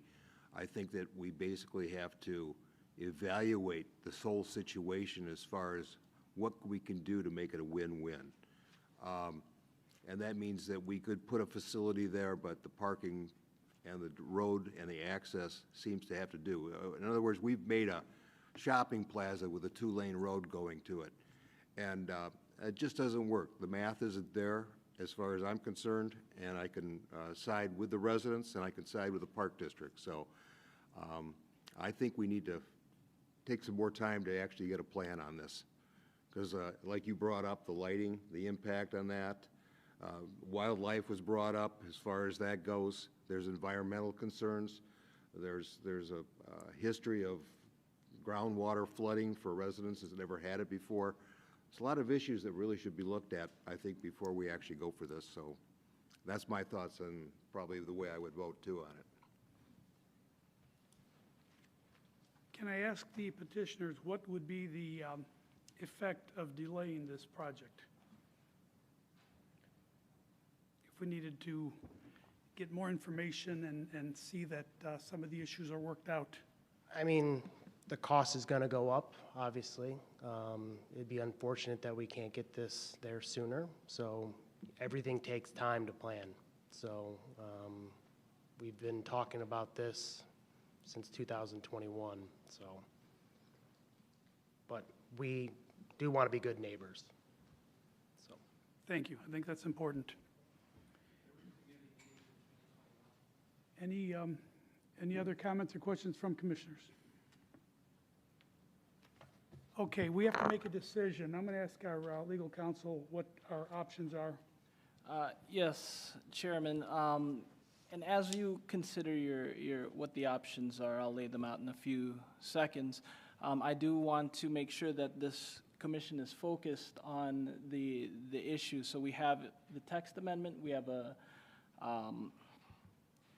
zoning map amendment, and then we have the conditional use permit. And each of those has standards. And the standards should be viewed through the lens of the change that the zoning map amendment will make, and that the text amendment will make, and that the conditional use permit will make, to the extent that existing conditions have an effect on those changes, then that is something that's appropriate that this commission can consider. However, I just want to make sure that as you consider those standards, you are considering the changes, not just the actual existing things that are going on, because the commission has no purview over what's happening currently. And so with that in mind, you have, as I see it, three choices. You can, if you feel you need more information or more time, you can motion to continue this to a date certain. You can make the motion to recommend approval, or you can make the motion to recommend denial. And I would suggest, I always advise taking each item separately.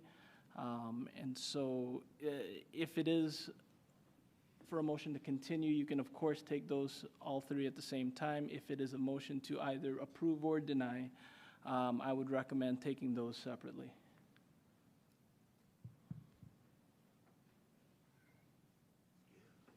Commissioner Bill.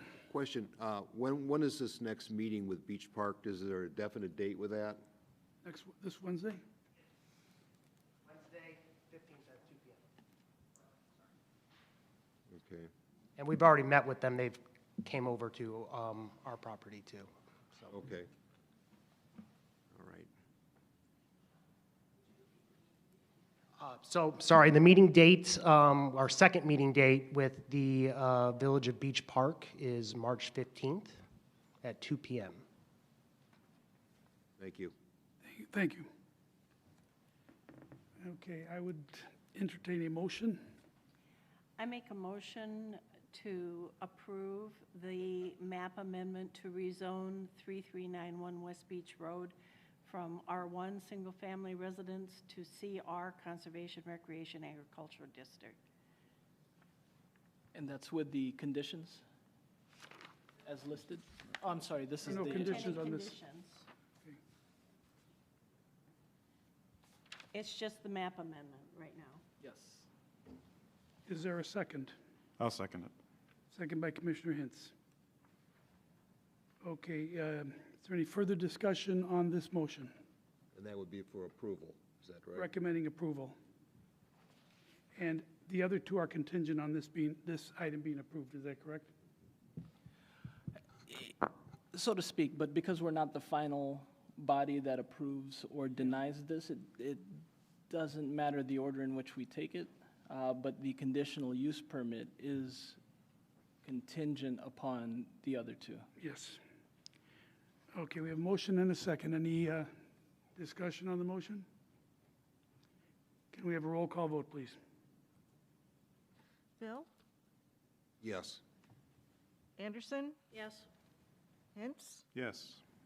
Grimes? No. Haynes? Yes. Rodriguez? No. What do we have? 3 to 2. 3-2? Passed, okay. Motion carries. That was a motion to recommend approval. So I have 4-2. Is that correct? 4-2? Yes. 2, 3, yeah, there are 6 of us here. Okay. Next item, item 5.2 2, zoning calendar number 2701 is a request by the petitioner Waukegan Park District for a map amendment, oh no, wait, I'm reading the wrong one. For a text of 2702, for a text amendment to section 7.2-3 of the Waukegan zoning ordinance, allowing Park District-owned and operated recreational facilities as a conditional use in the CR Conservation, Recreation, Agriculture.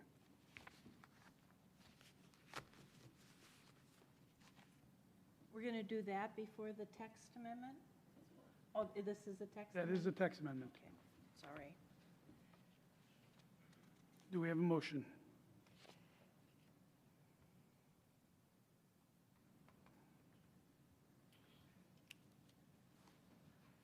Is it too late to ask the city a question on this one?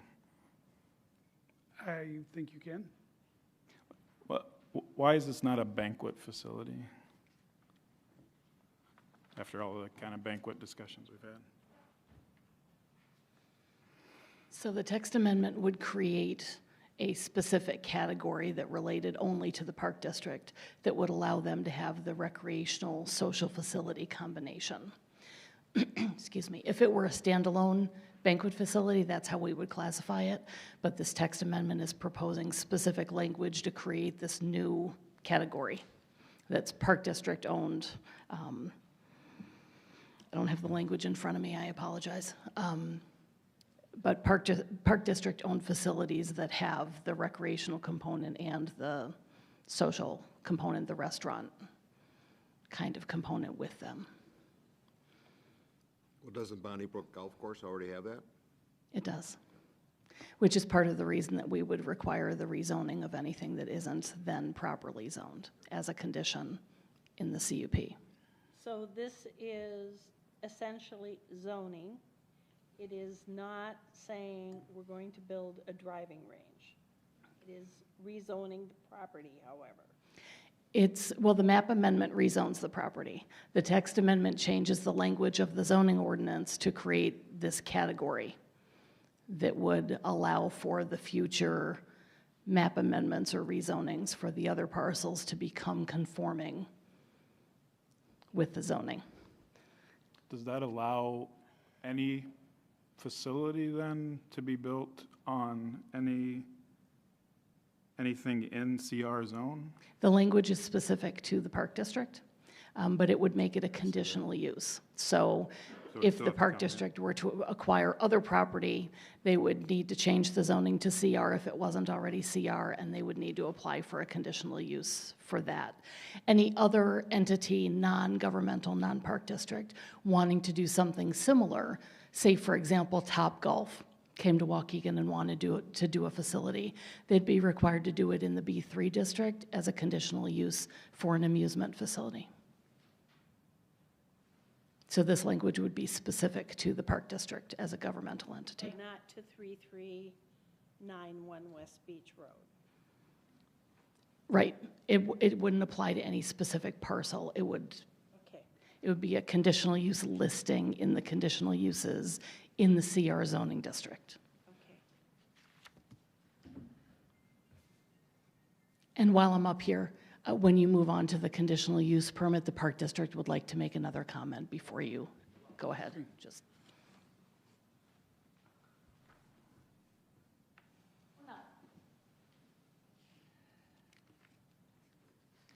Mr. Chair, I'll motion to recommend approval of zoning calendar 2702, a text amendment to section 7.2-3, allowing Park District-owned operated recreational facilities as a conditional use in the CR district.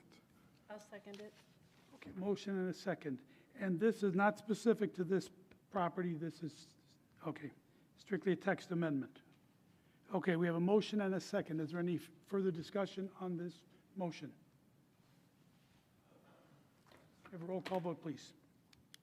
Bill? Yes. Anderson? Yes. Hintz? Yes. Grimes? Haynes? Yes. Rodriguez? Yes, motion carries. Okay, we have zoning calendar number 2703. This is a request by the petitioner Waukegan Park District for a conditional use permit for a Park District recreational facility to include a golf driving range, bar, and Restaurant at 3391 West Beach Road in the CR Conservation Recreation Agriculture District. Question for council? Yes. Our three motions basically then could be acceptance or denial or postponement. Right, a continuance. Continuance. So if you, the other two have been Sets the approved for stages, yes. recommendation. Mhm. Yes. This one, yes, you can still do any of the three. And I can add, you can also put conditions outside of what are presently in the staff report if you felt that was appropriate, if you wish to recommend approval. Mr. Chairman, I'd like to make a motion. I'd like to make a motion that we postpone the decision of, which one is it? 2703. 2703 until the meeting with Beach Park, and that became public information, and we can ascertain that and make a decision based on that. We have a motion? Okay. We have to continue to a date certain. Our next meeting date would be April 13th. Would that be adequate? Would that be adequate time then from the meeting, or should we make it for 2 months out?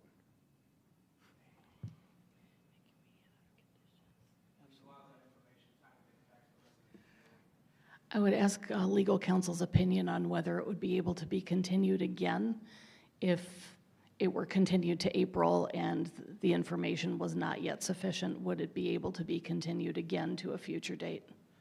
Yes, so for conditional use permits, the city does have a requirement that it bring these matters to hearing. But once we're at hearing, there's no further requirement that we close or complete the hearing within any given time frame. I saw nothing in the code, in the zoning ordinance that required us to complete, let's say, in 45 days after the submission of the application. So we would be good if we didn't receive all the information at the April 13th or the May whatever to continue once again.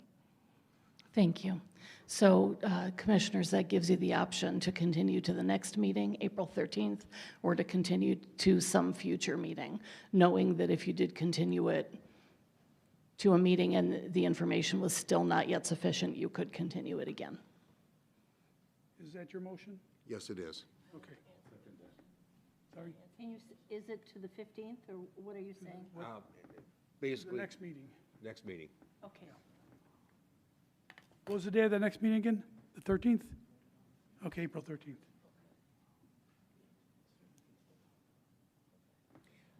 I'll second that. Motion by Commissioner Anderson, or second by Commissioner Anderson. Any further discussion on the motion? Maybe just a question. Is there an alternate, I know we already have a motion on the table, but is there an alternate path to put those same things requiring the meeting and resolution as a condition instead that might allow things to progress, or is that too general of a condition? So if I'm hearing this correctly, a condition of the conditional use permit would be just having the meeting or reaching some sort of desired resolution? I think it's desired resolution. Then And we would- go ahead. Then we would have to kind of set up what that What the looks like. resolution is. Okay. Okay. But certainly if you want to condition it on one or more meetings, that's easy enough to, either they did or they didn't. Commissioner Anderson? One of the things that I heard was a traffic study, and often a traffic study is included in the packet that we receive. I'd like to see the traffic study, or if there's a new traffic study, that's included, because that's one of the contested issues. Could I understand what the conditions are on, not the conditions, what the motion was to, because I think there's meeting with Beach Park as a city, and then I feel like maybe there's meeting with the community as well that I might be a proponent of. So just for my clarity in voting, are we, or does it not matter because we're postponing? It's my, correct me if I'm wrong, it's understanding that the city of Waukegan, or the Waukegan Park District and the Village of Beach Park, is that a public meeting or is that a private meeting? Private. But to Commissioner Anderson's question about the traffic study, I did upload it on Board Docs, so it is there. It's 60 pages. I did not want to print it out for you, but it is available. Okay, thank you. Sorry, I didn't see it when I looked at my board packet. Okay, can we hear that motion again? I think, Kathy, do you have it down?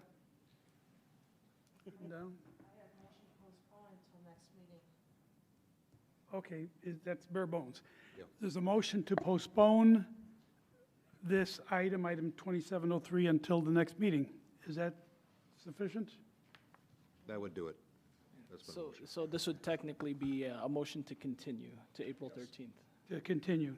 Can we lay out the things that we would like to see at the next meeting besides just the meeting with Beach Park? Subject to a report on the outcome of the meeting between Park District and Beach Park. So there Does were that- other elements that were brought up. We have a stormwater issue that has been raised. We have Well, I mean, these are the things that should be ironed out in that meeting, would you think? wildlife. Well, the person that brought up the flooding in her yard, I don't know, are you a Beach Park resident? No, you're a Wadsworth resident. And this woman here is a Wadsworth resident. Okay. And so there's many issues besides the Beach Park issue that were raised tonight that I feel we need to have some feedback from what the resolution will be for those issues that were raised. Would this be feedback from our staff?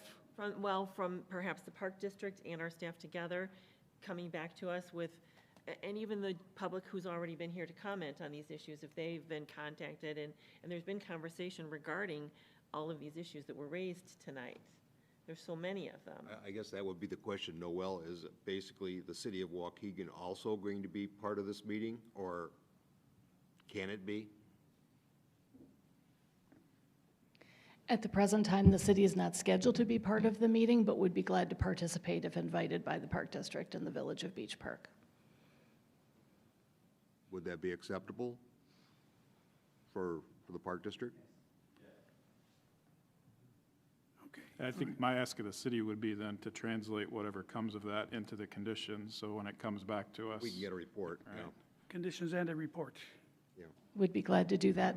The other thing I'd like to call out, just for everybody's knowledge, is that we will not be sending new notices since this is continued. The neighbors won't be notified again. So you're always still invited to attend, but we won't be sending letters a second time. So you may wish to also make note that the meeting date is the 13th of April. Same room, same time. Thank you. Sure. Okay. Commissioner Haynes, were you suggesting that we reword the motion to include expectations? We don't have to, as long as if we all understand what we're thinking is going to happen and what our expectations are, I don't think we need to. Do we need to reword it? No, because essentially what the motion is just to continue this to April 13th. In order to make this motion, you don't need to say why you're making the motion. It's enough that you feel that more information is needed. Okay, and we've had this conversation, so we Okay. know what information we're looking for. Okay, so we have a motion and a second. Who made the motion? I did. Mr. Bill, seconded by Commissioner Anderson. Okay, is there any further discussion on this motion? Can we have a roll call vote, please? Bill? Yes. Anderson? Yes. Hintz? Yes. Grimes? Haynes? Yes. Rivera? I'm sorry, Rodriguez? Yes, motion carries. Yes, sir. Okay. Good, thank you very much. Take care. Okay, so how is this going to work now, since two of these items were recommended for approval? Are these going to come before the Community Development Commission? They do. Those separately would. The two items, 2701 and 2702, these will come before the Community Development Committee Monday, April 3rd, at approximately 5 PM in this room. That's correct. Okay, I don't think they know that. all right. Is Commissioner Haug still around? He can rejoin us.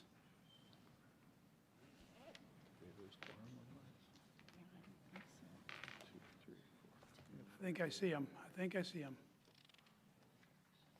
Okay, we're going to start up again as soon as Commissioner Haug joins us.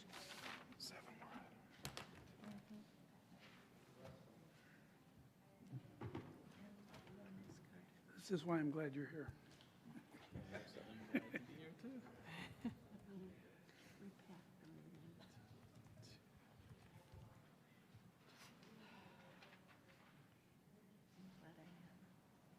Here he comes.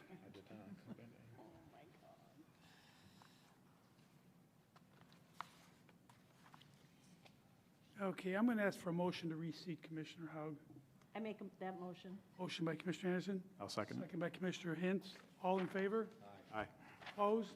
Motion carries. Welcome back, Commissioner Haug. Thank you. Okay. Whew. Should have brought a lunch, right? Item 5.5, zoning calendar number 2704, is a request by the petitioner Gallagher Commercial, Inc., FEPH-Waukegan Center LLC, for a conditional use permit for inline retail with a drive-through at 0 Fountain Square Place, PIN 07-25-310-018 in the B2 Community Shopping District and Western Gateway Redevelopment Overlay District. Who's going to be presenting? Both of you, okay. I would like to swear you both in, please. Please raise your right hand. You swear or affirm that the testimony you're about to give is the truth, the whole truth, nothing but the truth? Yes, I do. Okay, as you speak, please state your name and your affiliation to this project, and also, before you leave the podium, please make sure you fill out your name in that sign-in sheet. Thank you. Yes, thank you. My name is Tim Gallagher. I'm the managing partner of Gallagher Commercial. Thank you very much. We are seeking tonight site plan approval of a community strip shopping center located at Fountain Square, which is contiguous to the existing Chase Bank. As part of our history, my company has been the preferred developer of Chase Bank for many years, and at the time that we developed the Chase Bank at Fountain Square, the parcel that we acquired for the development of the Chase Bank was too large for the Chase Bank only. So at the point in time that we developed the Chase Bank, we went ahead and put parking lot improvements as well as all the underground utilities, complied with all the parking codes and all the development codes to accommodate a future to-be-built strip shopping center just to the north of the Chase Bank. So we've held it now for 10 years, and market conditions have kind of fluctuated up and down. However, today, with the development of the casino, the market conditions are very good for us to build approximately an 8,500 square foot strip shopping center. We have executed 2 leases subject to the approval of zoning, one with Jimmy John's restaurant and the other with Five Guys, which would occupy both end caps of the shopping center. Additionally, we have interest, so that would leave us with approximately 4,000 square feet to be leased. We have interest from a cell phone store, urgent care hospital type company, and optical. So we're very optimistic that given our pre-leasing activity today, but by the time we actually would get the project constructed, we would most likely be 100% pre-leased. As I mentioned earlier, the site today is kind of deceiving because when you drive by there, you wouldn't necessarily recognize that there's a pad for development there. However, when you take a close look, you'll see that grass area contiguous and north of the Chase Bank is really plotted to be a small strip shopping center development.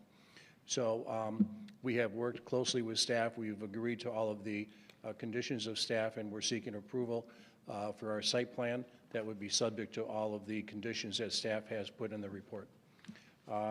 We have Joshua Conway from our architectural firm here will talk to you a little bit about the architecture, the parking, the design, and some of the more technical aspects of it.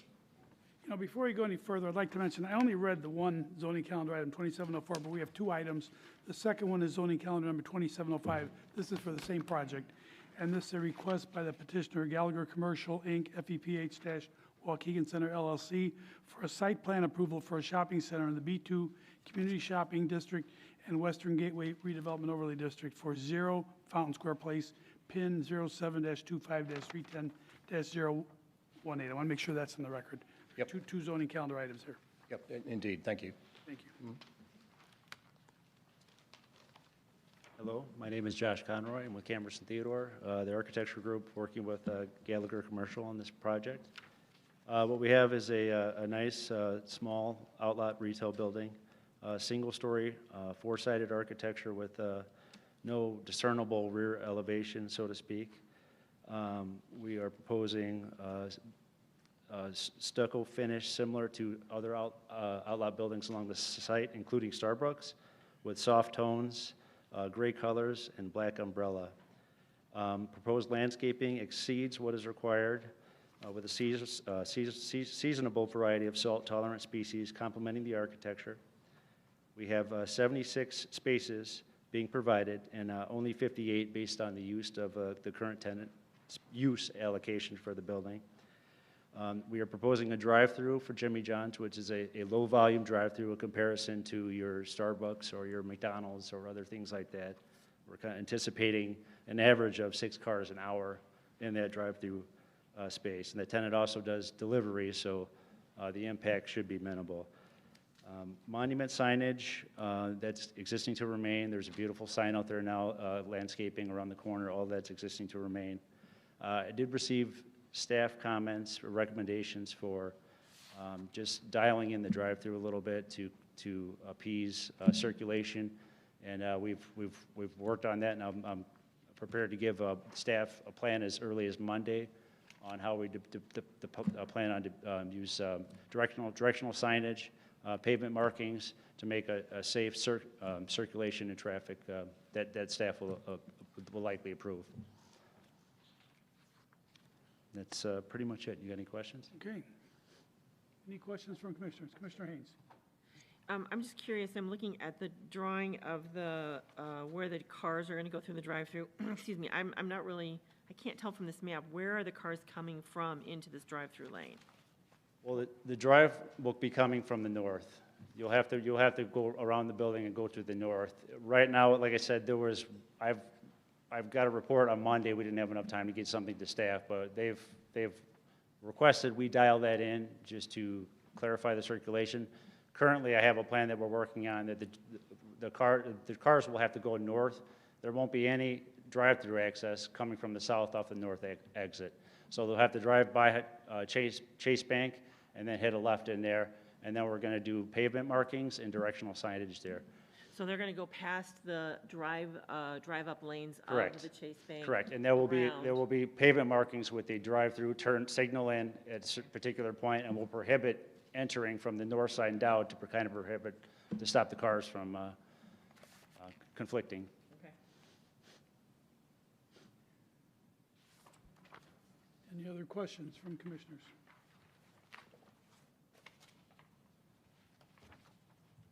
Or comments?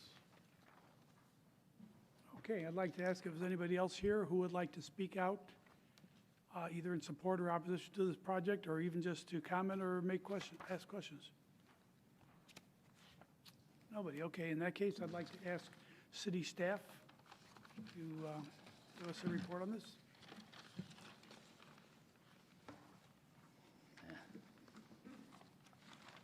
Put the number down there.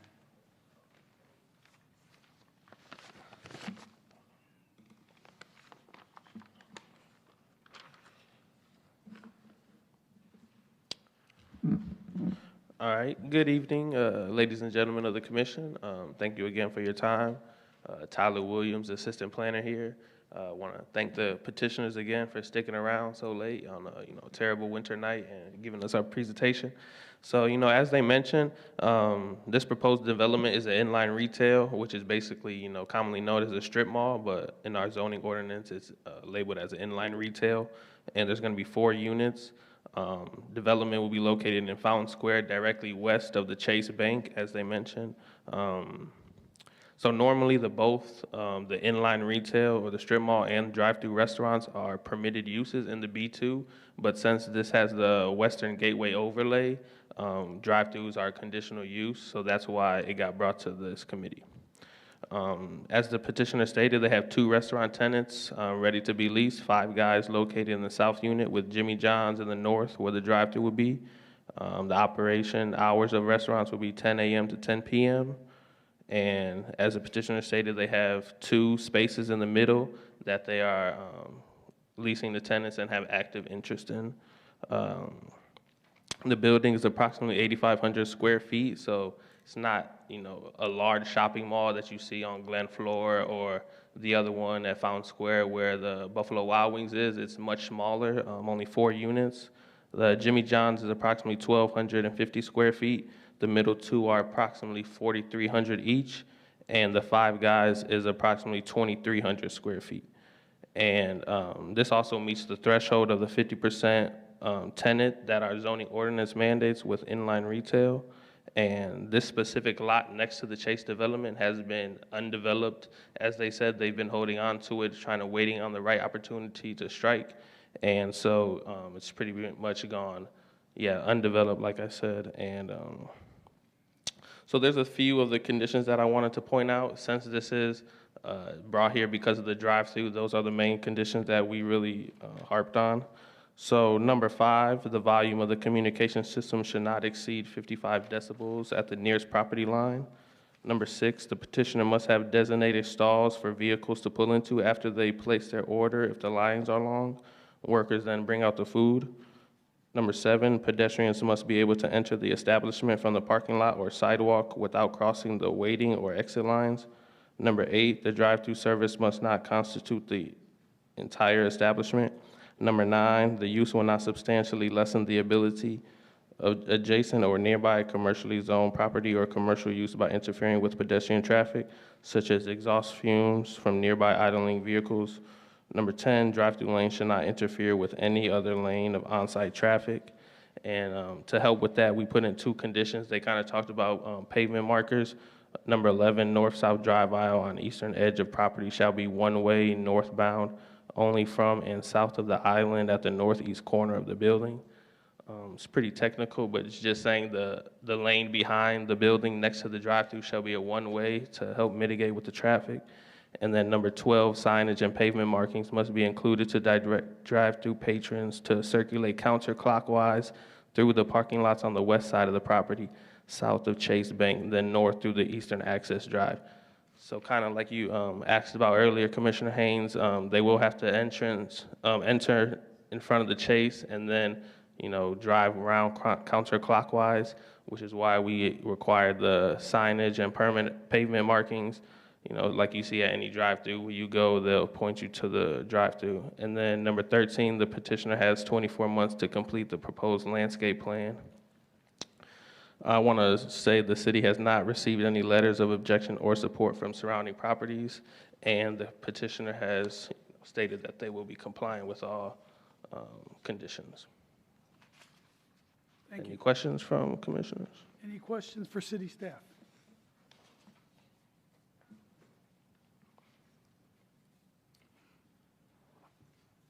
Okay. We're going to handle these as 2 separate items, 2 separate zoning calendar items. The first one, we're looking for a motion to recommend either approval or denial of zoning calendar number 2704, a request by the petitioner Gallagher Commercial Inc., FEPH, Waukegan Center LLC, for a conditional use permit for inline retail with a drive-through at 0 Fountain Square Place, PIN 07-25-310-018 in the B2 Community Shopping District and Western Gateway Redevelopment Overlay District. This is strictly for the conditional use permit for inline retail. Subject to the, how many conditions? 15 conditions recommended by city staff. Do we have a motion? Mr. Chair, I'll motion to recommend approval for 2704 as stated. Motion by Commissioner Hint, second by Commissioner Bill to recommend approval. Any further discussion on this motion? Roll call vote, please. Bill? Yes. Anderson, Yes. Hintz, Yes. Haug, Yes. Haynes, Yes. Rodriguez, Yes, motion carries. Item 5.6, zoning calendar number 2705, a request by the petitioner Gallagher Commercial, Inc., FEPH-Waukegan Center LLC, for a site plan approval for a shopping center in the B2 Community Shopping District and Western Gateway Redevelopment Overlay District for 0 Fountain Square Place, PIN 07-25-310-018. Do we have a motion? I so move, Motion to recommend approval yes, by Commissioner with the Anderson, 15 subject to the conditions. 15 conditions. Do we have a second? Second. Second by Commissioner Haug. Any discussion on this motion? Can we have a roll call vote, please? Bill, Yes. Anderson, Yes. Hintz, Yes. Haug, Yes. Haynes, Yes. Rodriguez, Yes, motion carries. Congratulations, good luck with your project. Next step is going to be Community Development Committee, Monday, April 3rd, approximately 5 PM, and in this chamber. And before we move on to the next item, which is kind of lengthy, we have a number of items on this, we are going to take a 5-minute recess, 5-minute only, and I want to remind the commissioners that we are still in session, so we're going to not have any discussions, and also in observance of the Open Meeting Act, please do not have any discussions while we're on recess. 5 minutes, please. It's 9:46.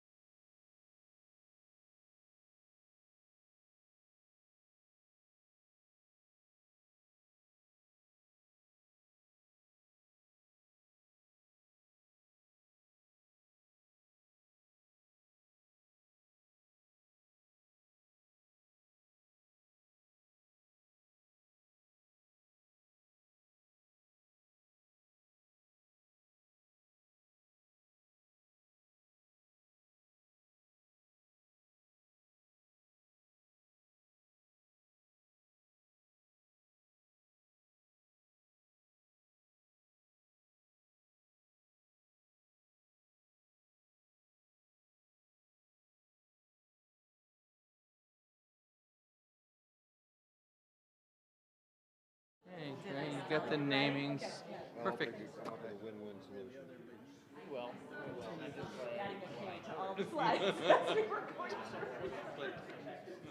Yeah, yeah. That doesn't mean it's going to pass.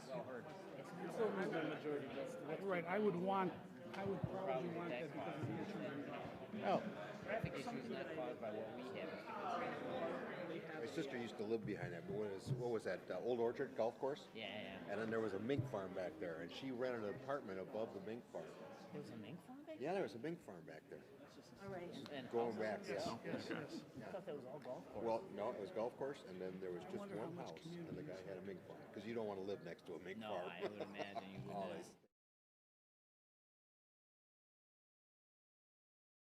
All back? We are all back, okay. He had to cut his head off because he just wouldn't clamp off. Okay, this 5-minute recess turned into a 10-minute recess. Are we ready to go, Mike? Okay. Okay, we are now back in session. We're going to be dealing with 1, 2, 3, 4, 5 items that all have to do with the same project. And I'm going to read them all so we know what we're dealing with. And then I'm going to ask the presenters to present their project as one project. But when we vote on the items, they'll be voted on as individual items. So item 5.7, zoning calendar number 2706, a request by the petitioner Board of Trustees of Community College 532, College of Lake County, for a text amendment to City of Waukegan Master Plan Design Guidelines as codified by ordinances 05-0-113 and 08-0-05. Zoning calendar number 2707, a request by the petitioner Board of Trustees of Community College 532, College of Lake County, for a variance for a height reduction greater than 10% of the guidelines of the B4 Central Business District and the Downtown Lakefront Overlay District at 100 West Madison Street. And zoning calendar number 2708, a request by the petitioner Board of Trustees of Community College 532, College of Lake County, for a text amendment to City of Waukegan Master Plan Design Guidelines as codified by ordinances 05-0-113 and 08-0-05. Zoning calendar number 2709, a request by the petitioner Board of Trustees of Community College 532, College of Lake County, for a variance on the setback requirements for parcel developments at 100 West Madison Street in the B4 Central Business District and in the Downtown Lakefront Overlay District. And zoning calendar number 2710, Board of Trustees of Community College 532, College of Lake County, for a conditional use permit for an educational institution at 100 West Madison Street in the B4 Central Business District and the Downtown Lakefront Overlay District. Who is going to be presenting? What I'd like to do, anybody who might be presenting or answering questions, I'd like to swear you all in first before we get started. Well, you brought the whole team, huh? Okay, let's see. 1, 2, 3, 4. I want to be able to see everybody and see your lips move as I swear you in. 1, 2, 3, 4, 5, 6, 7, 8, 9. Okay. Do you swear or affirm that the testimony you're about to give is the truth, the whole truth, and nothing but the truth? I do. Okay. I let the record reflect that all of the petitioners answered in the affirmative. And as you come to the podium, please state your name and your relationship to the project. And also, I'd like anybody who speaks to please make sure you sign the sign-up sheet before you leave. Okay, please proceed.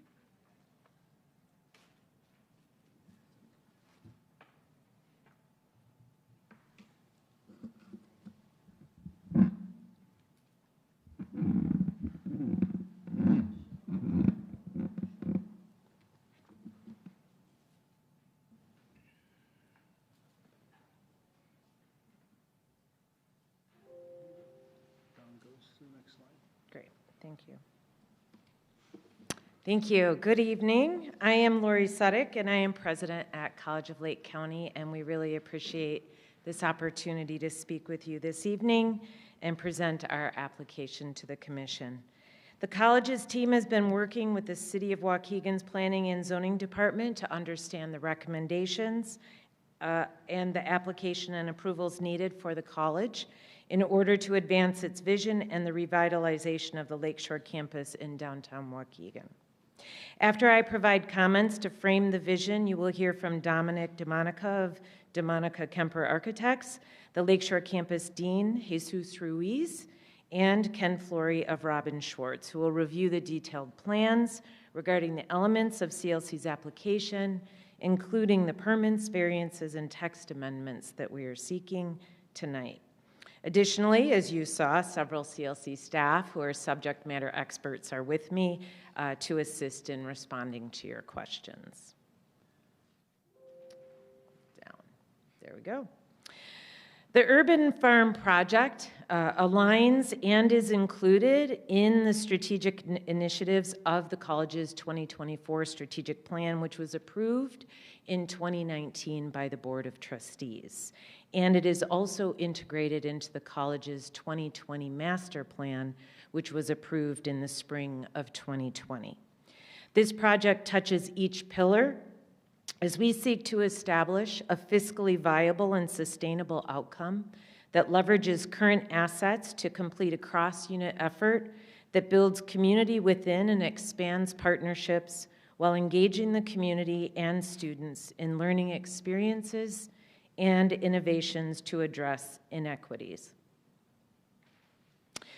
Over the past 5 years, the college has responded to the workforce and broad community input gathered during its 2017-2018 strategic planning process.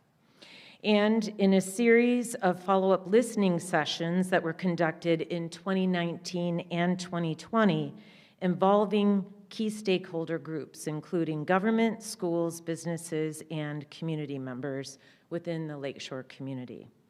CLC's action-oriented and urgent response has included significant investments in the Lakeshore campus to launch its comprehensive vision and revitalization effort. Investments and actions have included the creation of an automation mechatronics robotics lab, an HVAC lab, a renovated bookstore, a new student life area, classroom and technology upgrades, expanded dual credit, free tuition through the Workforce Equity Initiative grant in high-skill and high-need program areas, the delivery of a Spanish cohort in an early childhood program, and community art classes. With the recent completion of the $43 million Student Center, the college will continue its efforts on a $6 million renovation to bring additional academic programs, refresh outdated common spaces, and expand the Children's Learning Center, a critical resource in downtown Waukegan for the community and our students. In the past 2 months, CLC has welcomed over 2,000 visitors to the Lakeshore campus as we launched the stunning Student Center, featuring LEED design elements, a welcome and one-stop for an enhanced student experience, an upgraded library with stunning views of the lake, state-of-the-art science labs and classrooms, and the crown jewel, the Eleanor Murkey Community Center. All of these investments are central to the aim of creating a vibrant urban campus that fosters mutually beneficial experiences between the college, its students, and the community.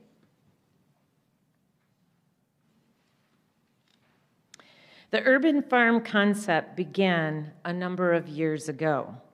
In early 2020, key food system opportunities led forward-thinking stakeholders in Lake County to approach the college, requesting us to consider serving as the catalyst agency to replicate the highly successful Farm on Ogden in Chicago as part of the Lakeshore campus's revitalization efforts.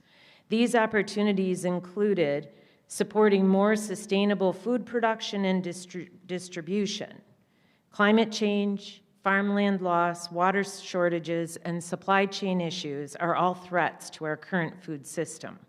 For example, while U.S. lettuce sales totaled more than $6 billion, 70% of U.S. lettuce is grown in drought-stricken parts of California and Arizona.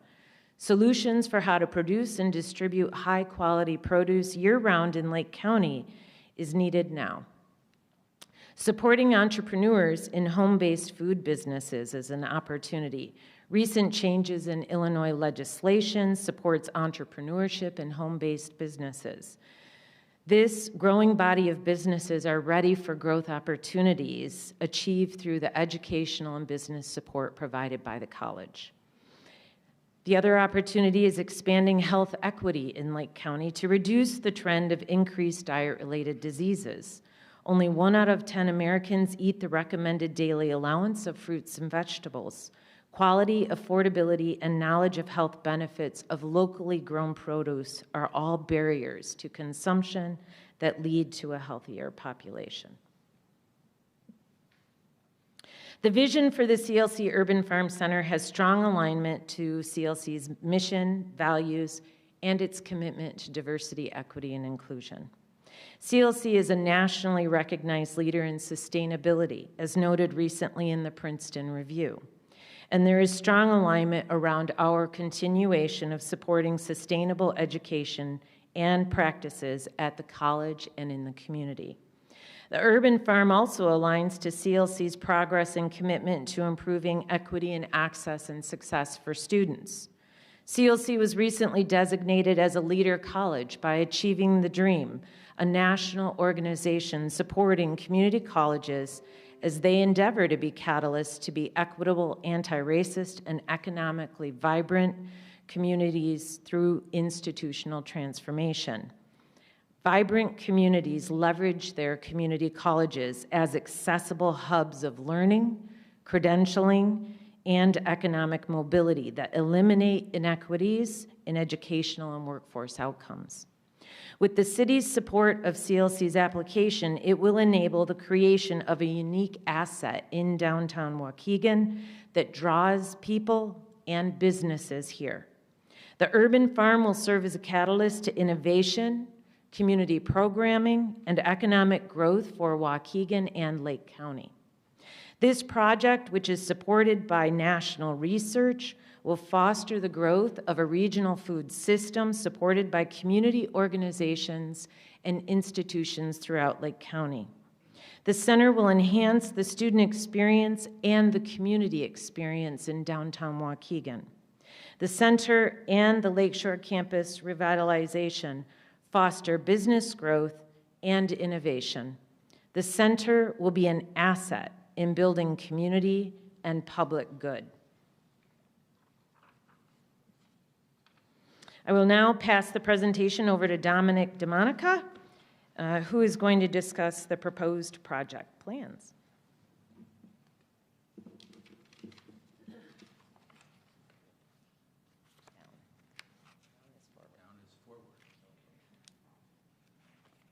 Thank you, Dr. Sudek, and good evening. My name is Dominic DeMonica. I'm a principal at DeMonica Kemper Architects. The college has engaged our firm to assist in the development of this investment in your community. I'm going to start a little bit with context and talk about where the site is. So you can see this red dot here, clearly right in the middle of the B4 zoning district, the central business district in downtown Waukegan. As we look at the site specifically, you can see the site located right here on the corner of Sheridan and Madison. The site itself is a little under 31,500 square feet, a little under 3/4 of an acre, and that is the proposed site that we're talking about this evening. And now I'm stuck. Down is forward, right?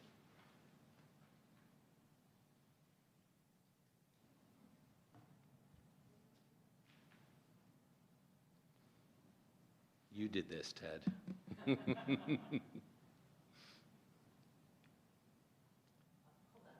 Oh, there we go. It just moved. Okay. So that is the site location. So I'm going to do a little bit analysis about the site. So that site that we were talking about is right here. As you can see in the purple colors here, these are all the facilities that are currently owned and operated by the College of Lake County. Starting with 111 North Genesee, right along Genesee Street here, 33 Genesee, pedestrian walkway that connects those two. the beautiful new student center that's recently completed, the parking garage just to the south. These three buildings in here, with the exception of 128, are currently vacant and are there for future potential development by the college. In 128, that houses the college's police department for this site. One of the things that was important as we went through this presentation is to understand your design guidelines for the city. And as you look at some of these slides, you'll see some areas that we pulled out, because it's important as we looked at the site and this potential project to make sure that we're doing everything we can to support your development goals. So one of the things that's discussed in your design guidelines with respect to the downtown land use is the continued growth of education uses in the downtown is encouraged. And clearly this would be a continued development of the education use. In addition to the facilities that are here, just to talk a little bit about the overall circulation. So the yellow lines represent vehicular traffic and the red lines represent pedestrian traffic. So obviously in Sheridan Road, you have north and southbound traffic here coming in onto Madison Street with this U-turn that has been created with the new student center. There's a southbound alley between the facilities on the west and the proposed development area here. We are not proposing to make any major adjustments to that alley at all. Just use that alley for service to serve this new facility. In terms of pedestrian circulation, there's some walkways that continue east-west that really connect Sheridan walkways to Genesee, and we have a walkway that continues down Sheridan here that will run right along the east side of the proposed new facility. The other thing I'll point out is the grading. So you can see the white lines here. These are contour lines, and it drops from approximately 641 down to about 634. So that's about a 6 to 7 foot drop from the west side of the site to the east side of the site, and that gives us some opportunities to actually create a more massive building along Sheridan Road.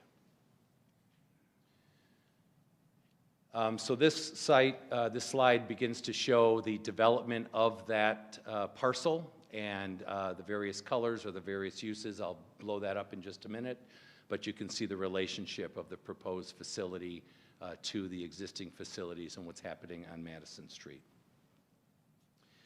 One of the things that we wanted to make sure, because there will be some traffic, some service-related traffic associated with this facility in terms of trash management, in terms of loading and receiving. We'll be using that existing alley that is there currently. We did some maneuvering studies to understand how the vehicles will move. A front loader garbage truck will come in here to where the dumpsters will be situated. They'll pick up, unload, and then be able to come down Madison and back onto Sheridan. And taking a quick look at a 25-foot straight truck, which will be the vehicles that will be used for most of the loading and receiving here. Again, same thing is happening. Truck will come in, back into the loading and receiving, and then go on its merry way down Madison over to Sheridan. Some of the things that, again, that we looked at in terms of your design guidelines, there is some language about Waukegan's character, and it says that these characteristics that set Waukegan apart should be enhanced. It talks about a diverse mix of uses, education, retail, all of these things is what this project hopes to bring to the city of Waukegan. As you look at the building in a kind of a blown-up version here, you'll start to see some of the things that we're talking about in terms of setbacks. So I'm going to go around the building very quickly just to understand why we're proposing the setbacks on the four sides of the facility. I'll start on the north side here, and basically we're proposing to have a 0 setback on this blue area, which is the head house of the production component. But we are proposing to pull this portion of the building back slightly, about 8 feet, so that we can get folks, occupants in the building out safely in the event that the area to the north is developed with a 0 lot line up against our this property here. On the east side, you'll see we've got some planters that are shown here and in here.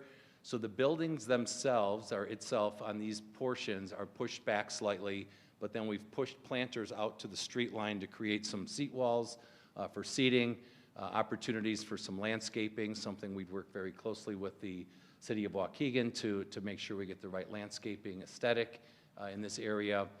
And then this area right in here, we've pushed that section of the building back as an opportunity to create a respite for folks that are walking down the street, a small area for people to come out and congregate within this facility in the retail area. And so it just creates a nice little island as part of the overall aesthetic of the building.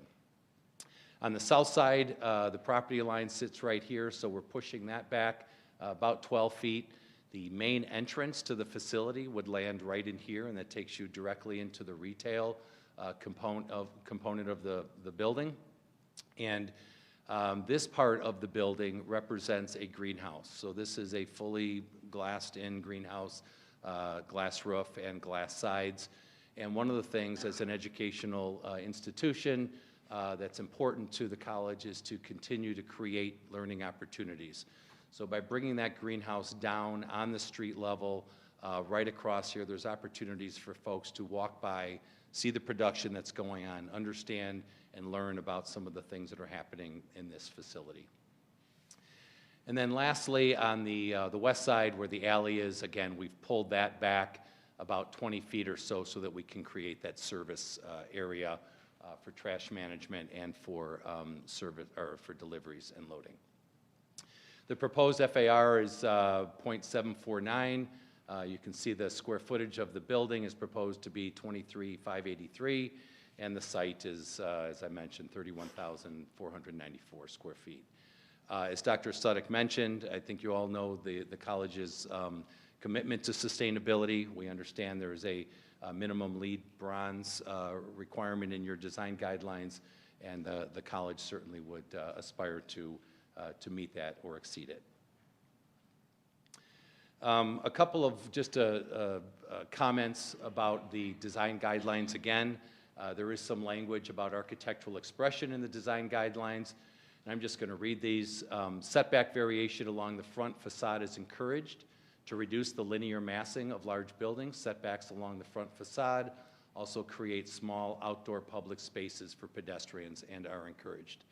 Storefronts that are slightly recessed from the building's primary vertical plane provide opportunities for intimate pedestrian spaces. So again, as we looked at the site and we're looking to pull the building back from some of the property lines, we're trying to kind of be consistent with the spirit of this language. In terms of parking, the college has created a study, parking study, that has essentially looked at all of the buildings. So not just the buildings that I just looked at, but there's some that are outside of the site parameters here.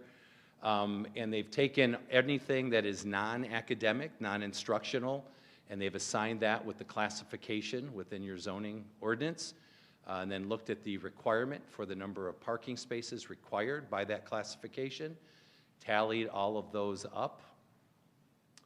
And when we go to the second page here, you'll see this line right here, which represents all of the academic spaces. So your classrooms and labs, anything that's not office type space within these facilities. And so there are currently 642 students that are enrolled at the downtown campus, and it's one parking space for every 4 students. It is important to note that while this requirement looks at the entirety of enrollment, only about half of those students are on campus, at the downtown campus, at any one point in time. So about half of the students are there during the day, and the other half are there during the evenings. But we've anticipated the full number in here. So that's all the existing facilities, and as we ran through those parking counts, we came up with a number of a little over 310. And then we look at our urban farm development and did the same thing and classified those spaces, came up with just under 42, and we add that together, we're at about 353. The parking garage that is to the south of the student center has a capacity of 365, So based on these calculations, we believe there's an excess of about 12 spaces in that existing parking garage to support all of the College of Lake County facilities. So these are the exterior elevations of the facility, and I will go through these quickly, but this is the side that faces Sheridan Road, and I know nobody can read that, but the height of that off of grade is about 34 feet 8 inches. And so while this is a one-story building, we are looking at opportunities to increase the building's presence, to make it a destination, to really do something special and not just have a pancaked facility down here on Sheridan. So we're able to do that with this roof line. And again, this is the one-story area, but that's the retail space, so it'll be a nice area to be looking into. All of this is glass, glass, glass in here. When we look at the side that faces Madison, you'll start to see this is the greenhouse that we talked about. So you can walk behind this little louvered area and look inside of that facility and see all of the production that's occurring within this urban farm center. This is the roof line that is kicking up. That's this roof right here, and that's the retail piece.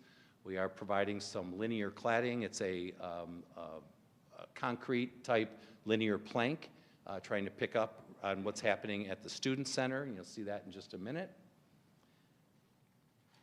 And then going to the other two elevations, this is the north side that is basically facing the parking lot that exists.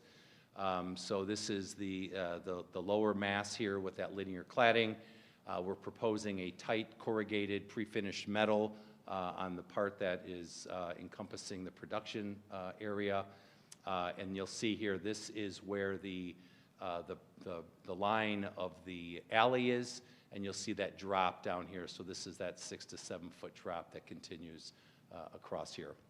And then lastly, as we look on the alley side, this is a series of, this is the greenhouse on the south side, and then we just have some screening for the trash management area as well as the loading and receiving space. So turning that into some three-dimensional views to kind of get a sense of what the massing will look like, the materials that we're looking at. So you can start to see where Madison Street comes in here. This is the new boulevard, the walkway, the trees that are in here. And you can start to see the retail piece here. Your seat wall that comes along here, opportunities for planting that we'll work with the city on. And then the lower mass does something similar that you'll see in just a second. And this is the entrance right here, the main entrance into the building along that side. This is a view directly from Sheridan. So again, trying to find an opportunity to lift that roof up and create some presence with this facility. You'll see it's really kind of a higher mass and a lower mass that work really well together. And this is the area that's recessed back between those two masses to provide for that oasis for folks to visit as they're walking down the street. Now we're kind of at the northeast corner. This is the existing parking lot owned by the city. So this is the lower mass and the higher mass, and you can see the student center in the background. One of the things that this is obviously a different use than the student center, but we're trying to look at some of the materials that are used. The underside of this awning, for example, is wood. Finding a way to maybe incorporate that similar material, looking at this concrete panel. There's a concrete base that's on that building, and trying to tie it together in some respect from an overall aesthetic perspective. And then lastly, this is that view, more of a rendered view from the parking lot side on the north end of the building. And with that, I am going to hand it over to Ken Flory. Good evening. My name is Ken Flory from Robin Schwartz. I'm one of the attorneys for the College of Lake County. Thank you for your time this evening. It's getting late. We really appreciate that. We're going to try to be as efficient as possible explaining our project. As you heard, we have 5 applications. The conditional use application is the main application to build and operate the facility. But in order to do that, there are 2 regulatory impediments: the setbacks and the height. The setback requires 0 lot line setbacks around the property, So as you've seen from the site plan, we're looking for some changes to that. The other impediment is the height requirement. Currently requires 8 stories at this location. We're seeking a single-story change to allow for this building at a single story. We've done that. We've given you 2 different alternatives, either variances or text amendments. The first choice would be a text amendment, again, to allow us to build this facility limited to community colleges for educational purposes. And the text amendment would then allow for the single story and the setbacks that are necessary under the site plan. The alternative would be variances, accomplishing the same thing, allowing us to build a single story and then allowing the setbacks as specified in the site plan. So you're going to hear about all 5 of those applications for the rest of the presentation. And I'm going to turn it back over to Dominic so that he can go through the variances. Again, to be efficient tonight and not to take up more of your time as necessary, we're incorporating everything in our application into our presentation. Everything you hear tonight applies to the standards for the conditional use, the text amendments, and also the variances. And then we'll be glad to answer any questions after our presentation on any element that you hear tonight. Thank you. So in terms of the variance applications, and as Ken said, you have all the written responses in the applications, but just at a very high level, beginning with the building height discussion. As we mentioned, we are looking to try to increase the height as high as we can along Sheridan Road to 34 feet 8 inches above grade. The design guidelines currently show a minimum 6 stories. That is a requirement. The facility itself, as Dr. Suddick described it, has a lot of operational issues associated with it in terms of how it's going to work, how it's going to operate for the college and for the community. And the space that we've allocated, the size of this building, 23,000 square feet and change, is essentially what this facility needs to be able to operate properly. It doesn't need more than that. The program also requires, as I mentioned, the greenhouse structure. That's a programmatic piece that is going to make the facility work. And as we discussed, the opportunity to keep that down at grade, that greenhouse facility at grade, allows for the community, students, people coming from a destination perspective to see what's happening in here, because this is going to be a very unique facility in your city. And of course, loading and receiving all need to be at grade. We are looking at the roof line because we know that you have some areas up on top, for example, in the Student Center, where you'll be looking down on this building. So we are looking at the opportunity to integrate some PV panels, some rooftop production potentially. So this is an urban farm center, so there may be an opportunity to do some production on the roof as well. And then, of course, the integration of skylights, not only to assist in some of the growing operations, but to provide some natural daylighting for the overall facility. So I'm going to switch now to the setback discussion, and I'm not going to spend a lot of time on this because I did on a previous slide, but one of the things that we're trying to accomplish are all of these things that we talked about. The emergency exiting that we think we're going to need on the north side if a building does eventually get constructed to the north of us. On the east side, creating opportunities for that outdoor seating that we think is relatively consistent with some of the language in your design guidelines.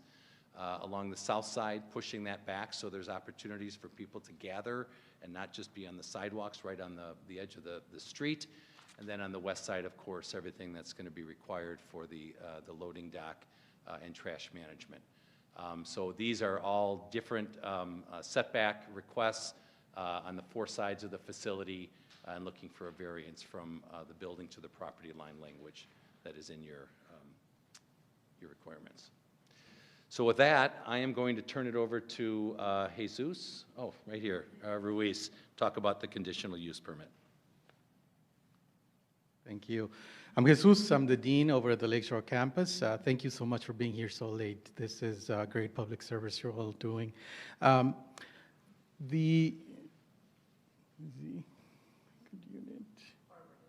Sorry. There we go. So as part of our application package, the college is requesting a conditional use permit to allow the construction and operation of a 23,583 gross square feet institutional and educational facility.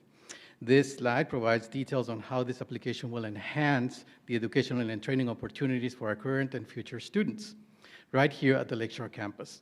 We are looking for a laboratory and instructional space that will accommodate a controlled vertical production space that will grow leafy greens and herbs, a hydroponic greenhouse for fruiting crops like cucumbers, tomatoes, and peppers, microgreens production, and a mushroom growing facility, a multi-purpose classroom, and instructional demonstration kitchens at the site. The educational opportunities we're looking to bring with this project are extensive. Horticulture, urban agriculture, entrepreneurship, culinary, food as medicine, health and wellness, supply chain management, digital media and design, business marketing, work-based learning, student employment, apprenticeships, and internships. When paired together with what we already have at the Lakeshore campus, the Eleanor Murky Community Center, the Early Childhood Education Program, dental hygiene, and other health sciences, along with the future cybersecurity and internet technology programs, we are creating a powerhouse campus that will bring and attract workers, students, and the general public to our downtown area. Next, you will hear from Ken Froley, again from Robinson Schwartz, regarding the details of our application.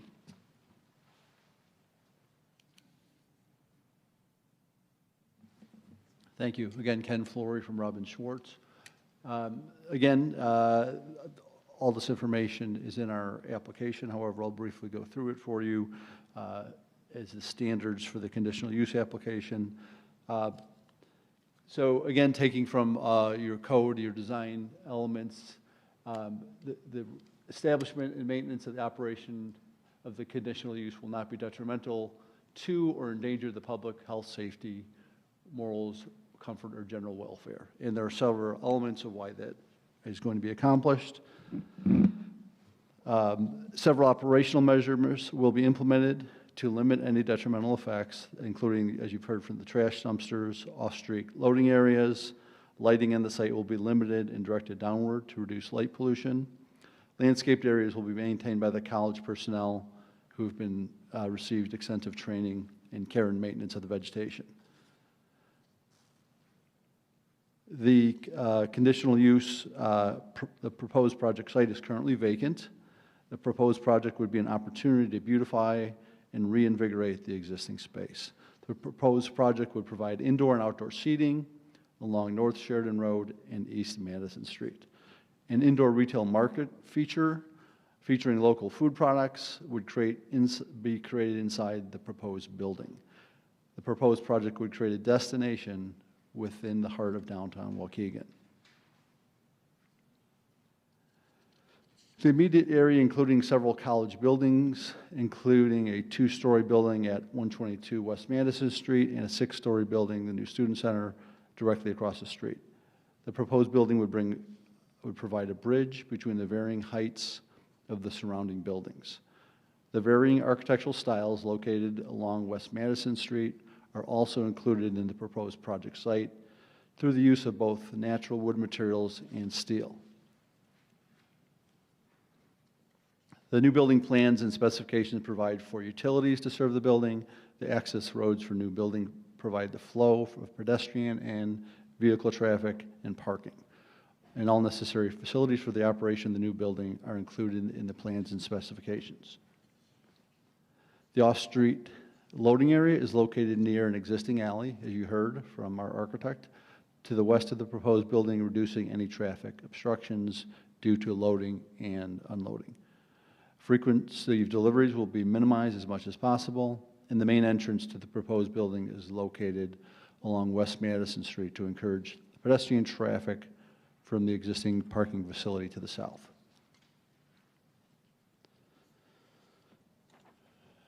The city's comprehensive plan is a roadmap which details the vision and policy agenda for critical issues, including land use, redevelopment, housing, economic development, transportation, infrastructure, parks and recreation, natural resources, and more. The proposed building conforms to the City of Waukegan zoning ordinance for the B4 Central Business District in both the intent of the code provided a current retail and service core within the heart of downtown Waukegan, if the variance or text amendments are granted to overcome the regulatory impediments. The urban farm center will enhance the downtown as a vibrant mixed-use district by attracting residential development and complementary commercial uses. The proposed building conforms to the intent of the Waukegan zoning ordinance for the B4 Central Business District to provide a central retail service core within downtown Waukegan. The permitted uses within the B4 district include educational services, which is included within the proposed building. The conditional use within the B4 district includes public colleges and universities, which is the primary function of the proposed building.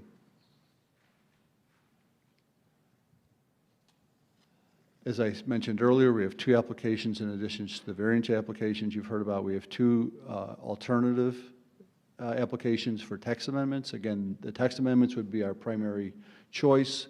Tonight, we would ask you to approve the text amendments, recommended approval to the City Council, and then as an alternative, approval of the variances if the text amendments are not approved by the Council.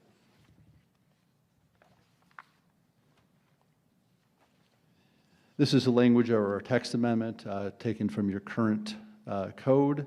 We're adding language that applies, that it accepts that, and notwithstanding other language in your city codes and ordinances, a public community college may construct a building primarily used for educational purposes with up to 22 feet setback from the property line. The next text amendment language related to height. There's two changes that would be needed. One is that, again, accepts, notwithstanding any other language in the city codes and ordinances, a public community college may construct a single-story building primarily used for educational purposes. And there is a reference also within the city ordinances of the height ranges currently from 8 to 12 stories, and our text amendment would change that from 1 to 8 stories, which would then allow for a single story. Again, the standards for the text amendments have been met and by the evidence you've heard today and is in our application, but to highlight some of those and provide evidence for those. The standard is that the Planning and Zoning Commission shall not recommend the adoption of an amendment unless it finds that the adoption of such amendment is not detrimental to the public interest. And none of the proposed text amendments create nonconformities in regard to the existing structures anywhere within the city of Waukegan.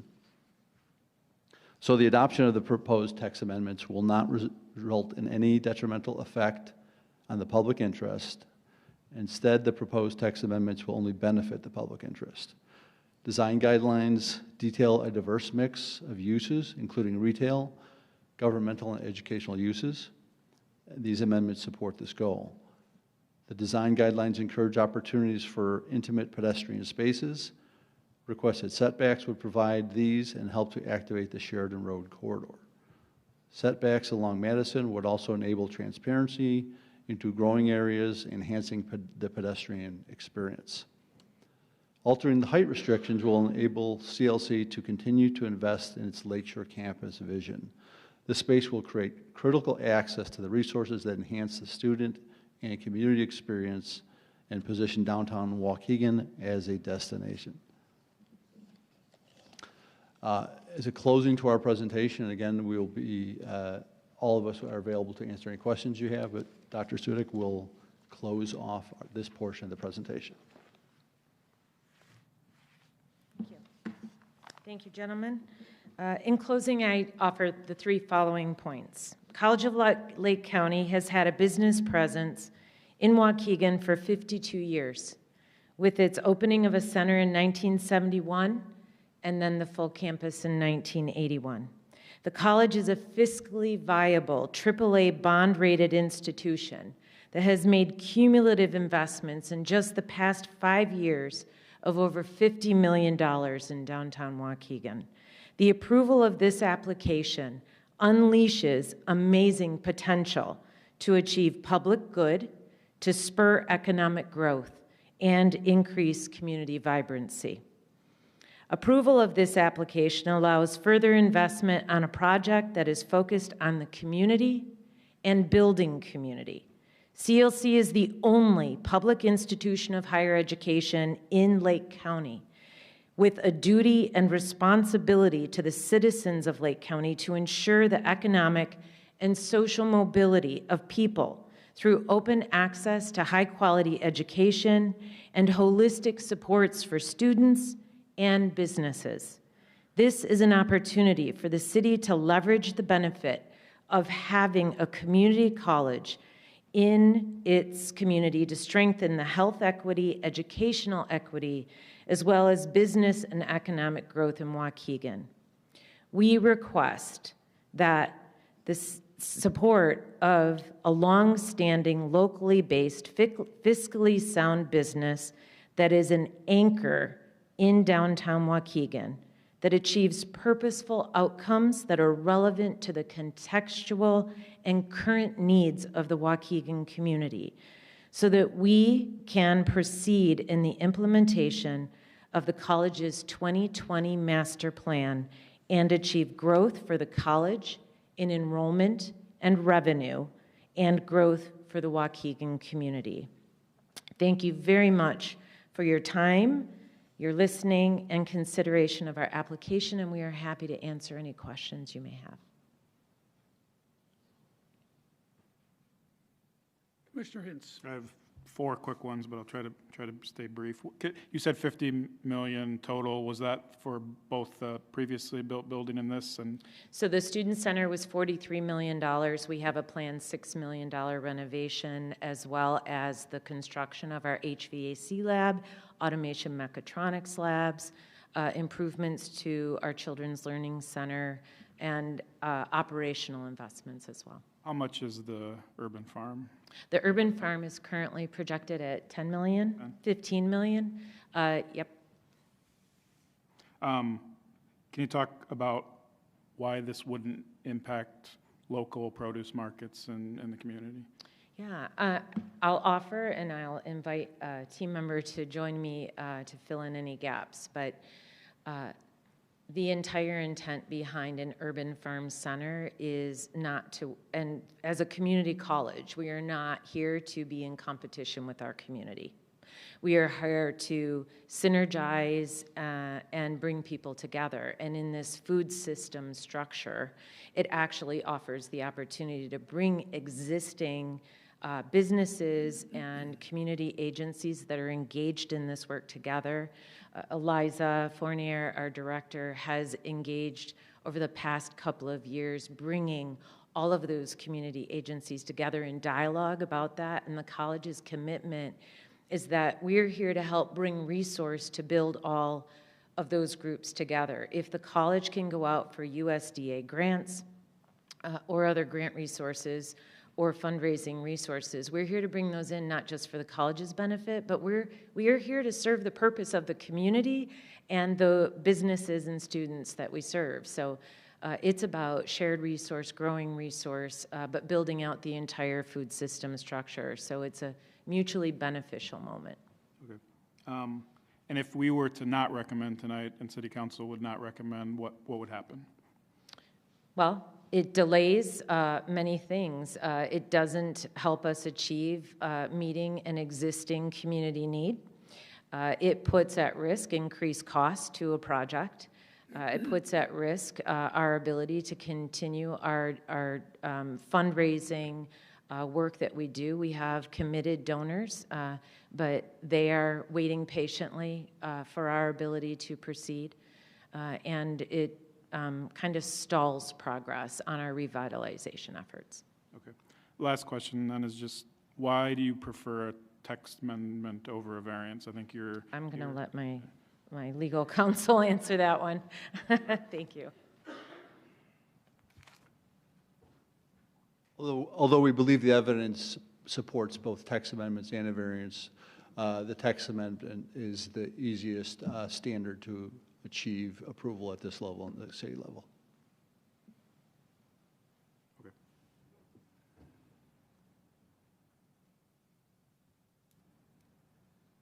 Commissioner Bill. Is there any corporate sponsorship for the hydroponics or the PV arrays or anything like that you seek out that would help you and basically not have advertisement though, or how would that work? Yeah, I mean, we don't have those corporate sponsorships right now. We do have community stakeholders who are invested in donating in this space. This is a fully fundraised capital project for the college.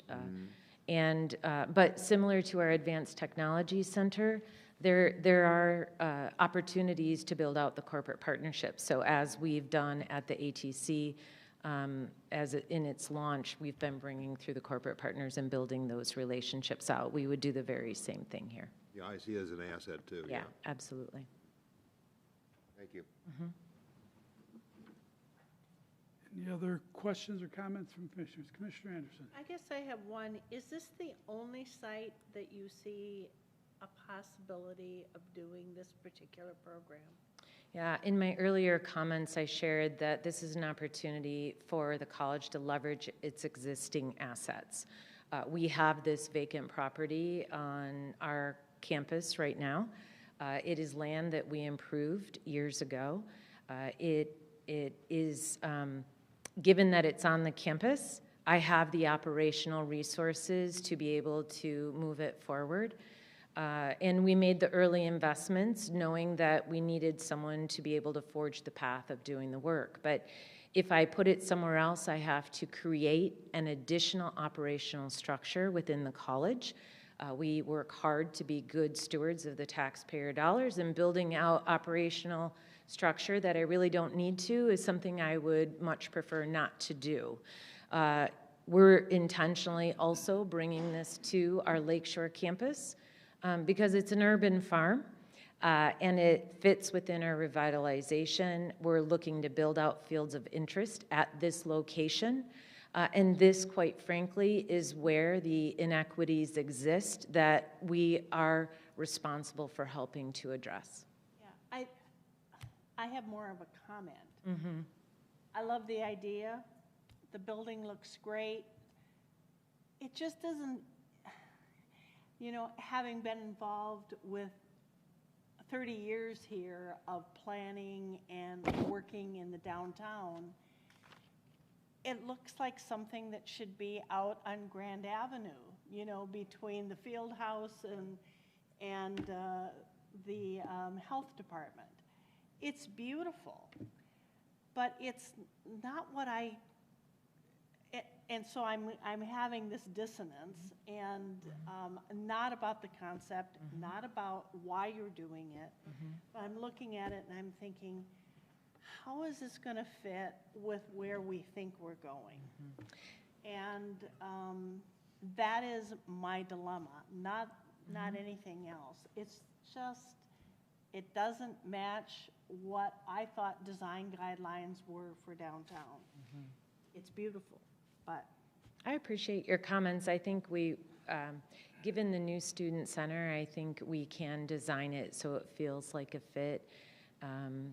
I think my visit to the farm on Ogden, you kind of see a similar thing. There's this community around, and then there's this kind of unique design in the middle, and it, you know, I think there's a lot of places where you see similar things, both locally and in the state and even globally. What is the life of a facility like this? What are you projecting would be its lifespan? I mean, it becomes an infrastructure of the college. There is always, if you think about it, it's targeting an industry area that as human beings we will always need. And just like any industry, our manufacturing sector, we've had to evolve out of an industrial area into the current Internet of Things, where artificial intelligence and internet is a part of the manufacturing process. Similarly with food systems, it's now about other growing methods and how you integrate those systems. So like anything we do, we'll have to upgrade it over time, but this becomes a facility that is a part of our community, part of our college, a part of our ability to grow the enrollment and the revenue opportunities so that we are sustaining ourselves as an institution. Thank you. Yep. And I share a lot of your conflict, Eddie. We've been involved for, is it 30 years? It's been that long that we've been working on the master plan and design guidelines and all of the other things that have led up to where we all felt downtown was going. And I love what the university, what CLC has done. I love the fact that vacant land has been turned into something really meaningful and you know, contributing to the education of our students and the development of our downtown. It's just that there's a conflict in my mind, and well, you know what I'm talking about. We're just looking at the master plan and saying, well, gee, this isn't what we planned. But I see this as an opportunity, and I mean, it's a great thing, and I think that it will be something that after it's all said and done, we'll all say, gee, we're glad we did this. But right now, you just have to understand, we're conflicted just because of the whole conceptual things that we've been dealing with for all these years. Well, and also the idea of precedence, and so we've been fairly firm on, to a degree, I think, on that master plan, and especially what's on Sheridan Road, our face to the world and to the lake, and this isn't it. On the other hand, it's beautiful. Support everything that you're trying to do, support, you know, the financial responsibility that's involved in all of this. I can respect the challenge of knowing you had a thing set in place. I mean, as a leader of a very large organization, we struggle with many of those things too. I think I would offer that there has to be consideration for the opportunity cost of not making this investment in the community. I see it the other way. I mean, this is the best use now, you know, and if there's a better use that comes along because it creates that synergy. I mean, we've got the Carnegie Library happening at the corner now, which is fantastic, the Student Center that's just been finished, now this, you know. If that land becomes so valuable in downtown Waukegan, so it becomes a hopping place, you know, no offense, it's going to get torn down and something better is going to be put there. Sorry, Dom, but, you know, that's the reality of it, you know. And wouldn't that be great? And wouldn't that be great if that happened? You know, I've been here for what, 40 years, and I've seen that stretch along Sheridan Road. I mean, it was a new Sun for a while, then Madison Avenue, and they tore all that down and put a better building there. And, you know, that whole stretch there has been vacant forever, and we can dream forever that we're going to get, you know, a beautiful condo development there with retail on the ground level facing Sheridan Road, and it's like the Champs-Élysées in Paris. But you know what? It's Waukegan, and right now nothing's happening downtown Waukegan. Any downtown, anywhere in Lake County would die for this, would absolutely die for this. So we should jump at the chance.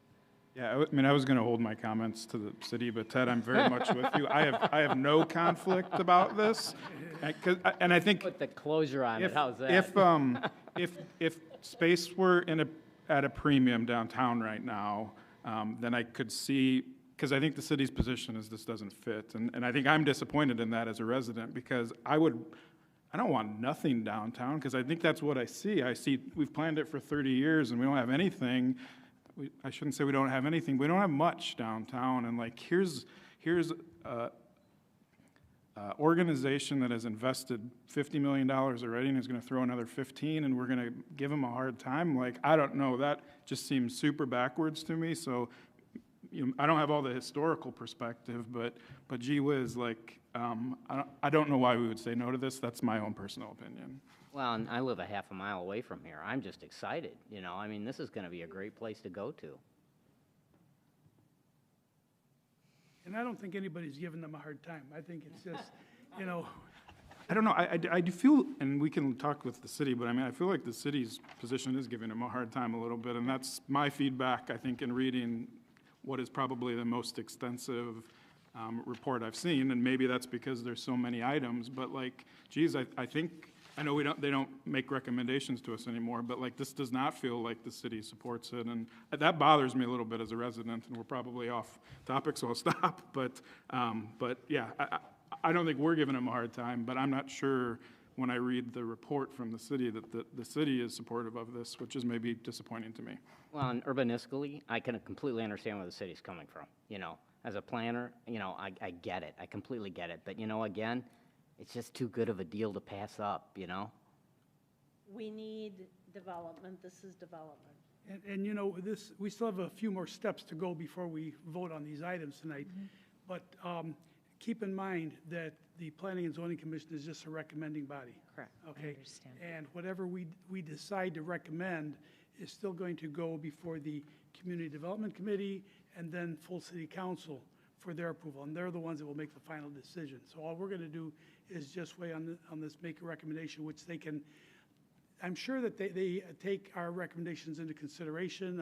At least I've been told so by Alderman Florian. But they have the final say in all of this. So at any rate, do we have any further questions or comments for the petitioners? Okay, I'd like to ask if there's anybody else here that would like to weigh in on this, either make a comment, ask questions, support,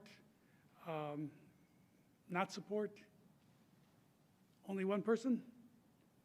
Okay. I'd like to swear you in. Would you please raise your right hand? Do you swear or affirm that the testimony you're about to give is the truth, the whole truth, and nothing but the truth? Yes. Okay, what I'd like you to do is please give your name, your affiliation to this project, and also before you finish, please make sure that you fill out the sign-in sheet, okay? My name is Ramses Diaz. I am a representative of Ballet Folklorico Tayawa. We are a nonprofit dance company based right in downtown Genesee. I just wanted to say something. I prepared this speech going over a lot of stuff they talked about. But honestly, what really bugged me is that there's a lot of talk of concepts and, you know, thinking down the line, but there is no really consideration of what local Waukegan people want. And I just want to say, there's talk of, you know, how things might change, you know, 10, 15, 30 years down the line. And I've, you know, lived in Waukegan my entire life.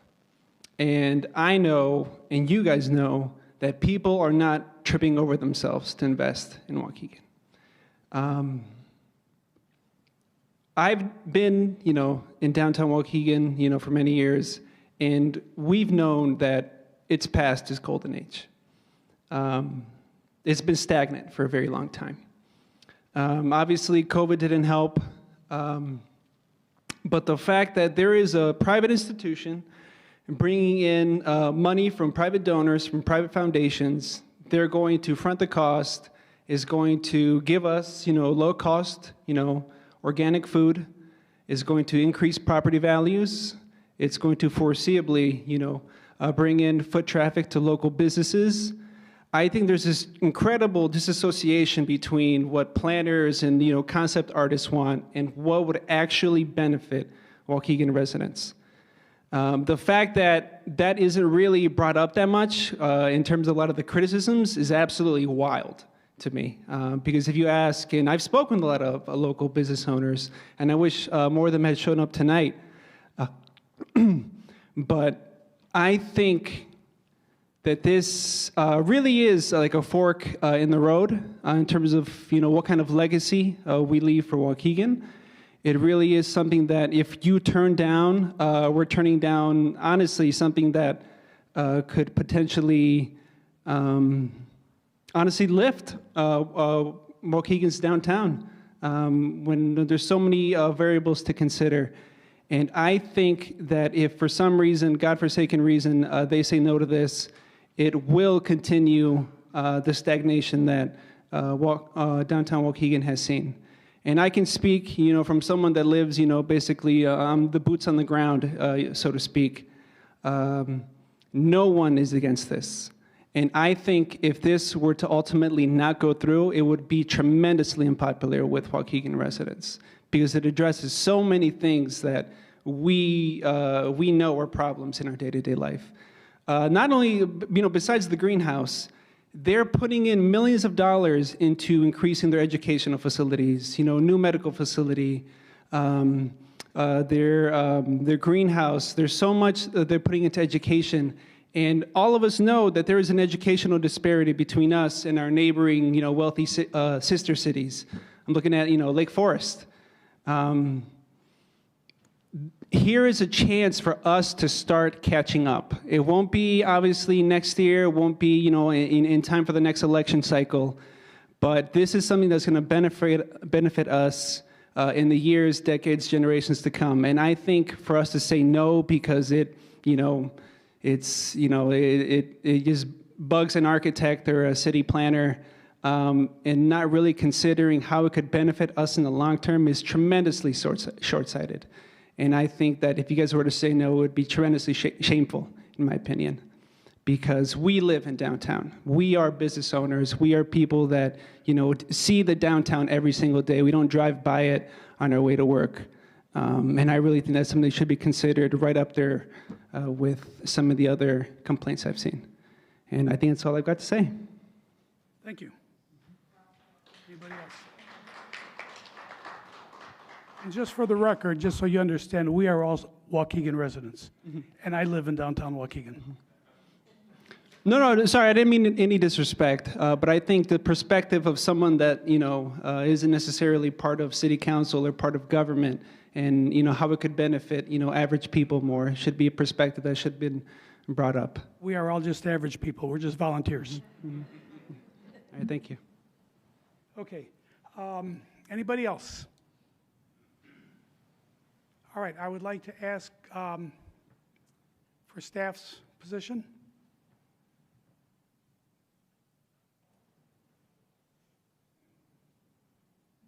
Good evening again.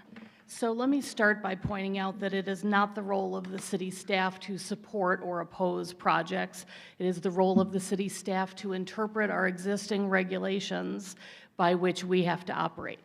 The opportunities for text amendments, variances, conditional use permits are opportunities for entities to have developments or activities that are different from the regulations as they're listed. But our role, my staff's role is to interpret what exists and to tell you what the rules are and what can be done about them. So that is the position that we take.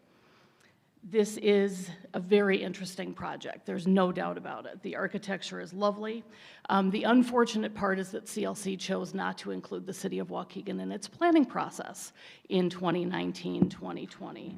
And as an entity that also engages in planning efforts, much like the city does, and surely spends a lot of money on planning, much like the city does and has, and CLC seeks to follow their plans, we would hope that they would understand why we would have a desire to follow our plans as well. We encourage CLC to engage the local government, whether it's this campus or any of their other campuses. We encourage them to engage the local government in their planning efforts in the future so that issues like this don't arise again. I also wanted to quickly take a minute here at the beginning of my comments to apologize to the commission and also to CLC that you did not see the staff report earlier than tonight. I was called out of town for a family funeral unexpectedly and was out of town for a number of days that I would have been here preparing and sharing this document in advance. So I'll spend more time on the staff report than I ordinarily would, but let me make just a couple other comments.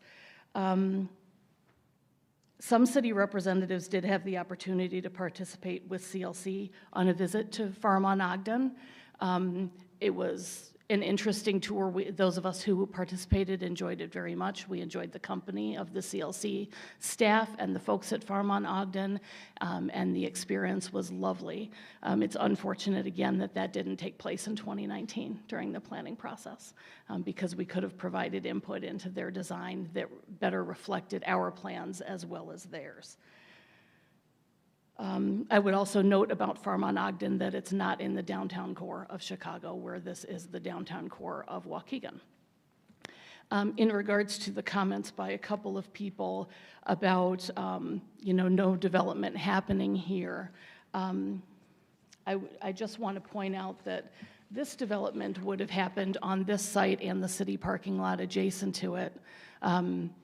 if CLC had been willing to partner on it. So it's not for lack of effort, it's not for lack of interest. Sometimes it's just for lack of getting the deal done that these things don't happen. And that's not to blame any one entity. There were lots of factors in it, but it did require CLC's participation to do that project on that site at that time. It's not that there's nothing happening or no interest in Waukegan. I also want to call to your attention that the text amendments that are requested are not text amendments to the zoning ordinance like what you're used to. These are text amendments to the comprehensive land use plan, which is a very different thing than a text amendment to the zoning ordinance. You've gone through with Mr. Flory the details of the text amendments, so I won't burden you with that again, though of course I'm sure he and I and our attorney are happy to discuss those further if you'd like. You know where the property is. It's the location of the former New Sun building, which was also a 6-story building. And when our master plan was completed, the expectation was that there would be a 6-story building on that site, which is why the 6-story minimum was established for the Sheridan Road corridor. When people refer to plans, especially Waukegan's plans, as sitting on the shelf, which I'm sure all of you have heard at least once, some people in the room have said it more than once, it's usually as a result of projects not complying with the plans. It's projects moving forward or not moving forward that aren't compliant. So part of making plans not sit on the shelf is to follow the plans and implement the plans. When the plans are ignored or not appropriately modified, then they do sit on the shelf because they're not meaningful, they don't matter. In the case of our master plan, it was an 8-month process, cost us over $250,000, and I don't have the exact figure today. We did an RFQ process where we had over 50 respondents internationally who were interested in doing this plan for us. We followed that with a request for proposals process that narrowed the group down. We invited certain submitters to the qualifications process to propose a plan to us. We selected the internationally renowned planning firm of Skidmore, Owings, and Merrill to create that plan. It was an 8-month planning process, which is very fast for a planning process, and included over 30 public meetings to receive public input. It was an incredible number of meetings in a very short time, but we really wanted the community's vision for Waukegan. And part of the reason that that plan is still valid today is because of that level of community input to get that vision for the plan. That plan won 2 international awards. In 2005, it was widely recognized, and it still is a valid plan today, and it is adopted as an amendment to your comprehensive plan. The master plan advises the city to develop Sheridan Road as the new residential face of Waukegan with taller buildings. The design guidelines also describe Sheridan Road as the face of Waukegan, and I'm quoting from the plans there. The effort of those plans, the master plan and the design guidelines, was really to think of our lakefront differently. So historically it was in our industrial area, and we sort of turned our back to the lakefront, and all of our thinking was growth toward the west, expansion toward the west, and that was the backyard. The goal of this plan is to turn our face toward Waukegan, to be looking at the lake, to have an elegant skyline, to make that a primary destination on Sheridan Road. And that's the reason for wanting a lot of residential, that's the reason for wanting tall buildings to create a skyline. So as part of, subsequent to the master plan design guidelines, which were 2003, 2005 respectively, the city of Waukegan adopted ordinances to create an overlay district in the downtown and lakefront redevelopment area, whose boundaries are pretty much contiguous with the planning boundaries for the master plan. In 2005, the ordinance was adopted that allowed variations of up to 10% from any of the quantitative requirements. Any number could have a variance of up to 10%. One of the requirements with that was that variations can only be considered quote, in terms of other considerations given by the applicant in its permit application, including credits, set-asides, or other public benefits as appropriate in accordance with the master plan and design guidelines, end quote. The ordinance that was adopted in '08 is an amendment to the '05 ordinance, and that increased the permitted variations from 10% to 25% for specific numbers, the floor area ratio requirements, the allowable developed square footage, and the permitted number of residential units. All other quantitative requirements could continue to have a variance of 10%. The requirement for the considerations was kept within that '08 ordinance.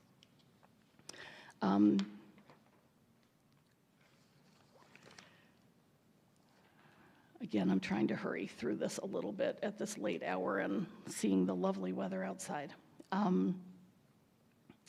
So historically with this site, the current student services building that was just recently opened was originally proposed for this site, the property in this proposal, the former News Sun site. CLC presented the city with a plan for a two-story building, which the city refused.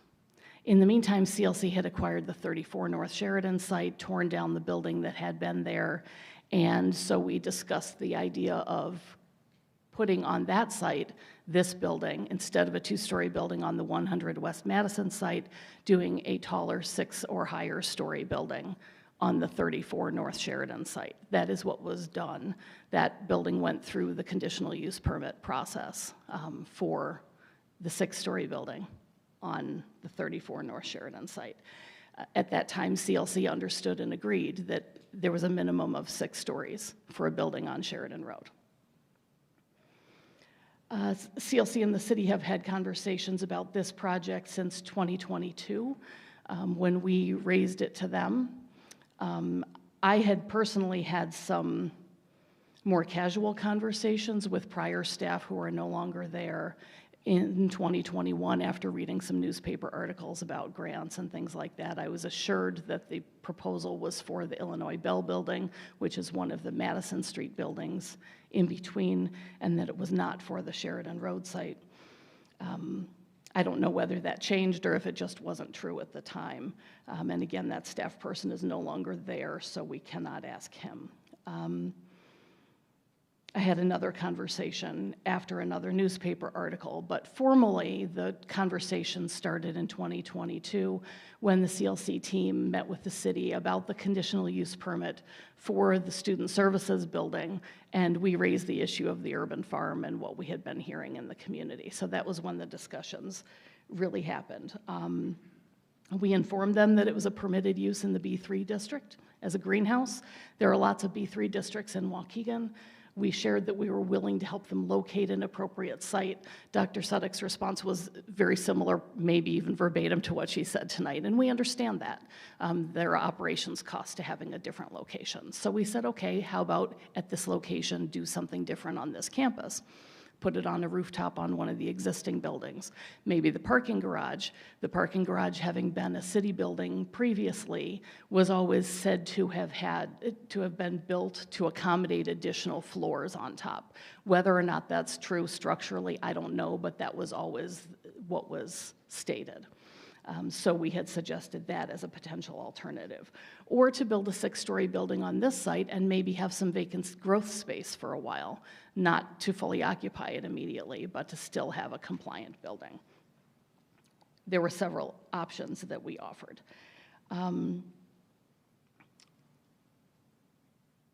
We know that this single-story building idea had been presented to other groups prior, so it was out in the community. With regard to parking, we still feel that there is some missing information. We think the parking requirement is higher than what's being shown. There are some spaces that were not included in the parking calculation, including some currently vacant spaces that we need to calculate in some fashion, even if they're unoccupied. So we'd like to look at that in more detail. As you know, there are standards for variations within the zoning ordinance in section 3.8-3. There are standards for conditional use permits in section 3.11-7. You're used to reviewing all of those. There's also a project evaluation workbook that goes along with the design guidelines that I know some of you have seen before in years past, some of you have not seen.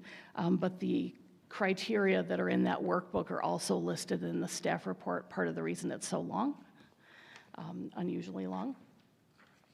And those have to do with the design guidelines requirements around development character, land use, open space, parking, height and massing, density, street framework, block design and access, building design, street furniture, and lighting. So this proposal has components that both comply with and are contrary to the city's guiding documents, and you've seen some of that in CLC's presentation. There are certainly a number of things where this proposal fits what we're looking for, but there are other places that it doesn't, most notably the building height.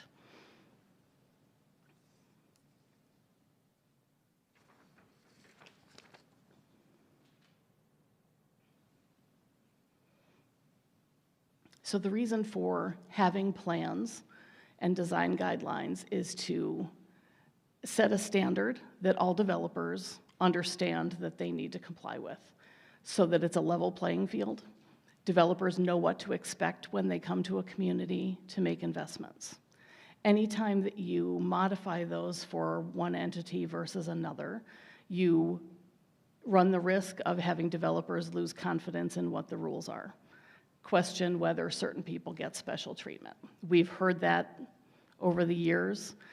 We've used our master plan and design guidelines to establish that these are the rules that we expect people to comply with. So with regard to each of the applications, a text amendment to the comprehensive plan sets a precedent that's very concerning for staff. It opens the door to individual property owners to seek exemptions from rules that were carefully considered and established for an entire development area, with the input of the community and guidance from land planning experts. There was a lot that was involved in creating these plans. And so to just, without going through a formal process of planning and community input to determine whether it makes sense to change this, we're concerned. With regard to the variances, the maximum variance permitted by the code is only allowed to be considered in terms of other consideration. Now, what qualifies as consideration that would meet that criteria, that is credits, set-asides, other public benefit, that's really something that the City Council would have to determine, but there's nothing in this application to address that. I also believe that a revision to the 08 ordinance would be required for the standards to have been met. For the other text amendment and variances, I have the same concerns. In terms of the setbacks, however, the idea of having pedestrian environments and setbacks on a building was based on the idea of a tall building, not a single-story building. So having the carve-outs on the street to create pedestrian spaces, that's a great idea. It's fabulous in a tall building. And like I said, this is a lovely building. I don't think there's anybody that would dispute that. It just doesn't meet our current criteria. So the expansion of CLC's Lakeshore campus has been supported by the city in numerous ways, including the funding of the demolition of the prior News Sun building, which was over $500,000. Prior to that, we removed asbestos in the building that was over $300,000. We conveyed the property to CLC for $1. So we have also made investments in this site and making it available and supporting the campus growth. We support full-service degree completion opportunities for Waukegan residents and others at this campus. We support the expansion of programming to provide education leading to high-wage careers so students can go on to have productive lives and careers that they're proud of. We also support the idea of an urban farm if it's located within a properly scaled building on this property or within a B3 zoning district. If the council were to approve the conditional use permit, there are a series of conditions that we would recommend at a minimum. They number currently 27, unless you or the council amend those. I'll go through them very quickly again because the petitioners did not have the advantage of having a couple days' notice on this staff report as they ordinarily would. So we would require submittal of final building designs and material samples, which are normally required at this stage. We would require that go through the Development Review Board for approval. We would require any future changes in the building design or appearance to go through at least Development Review Board approval.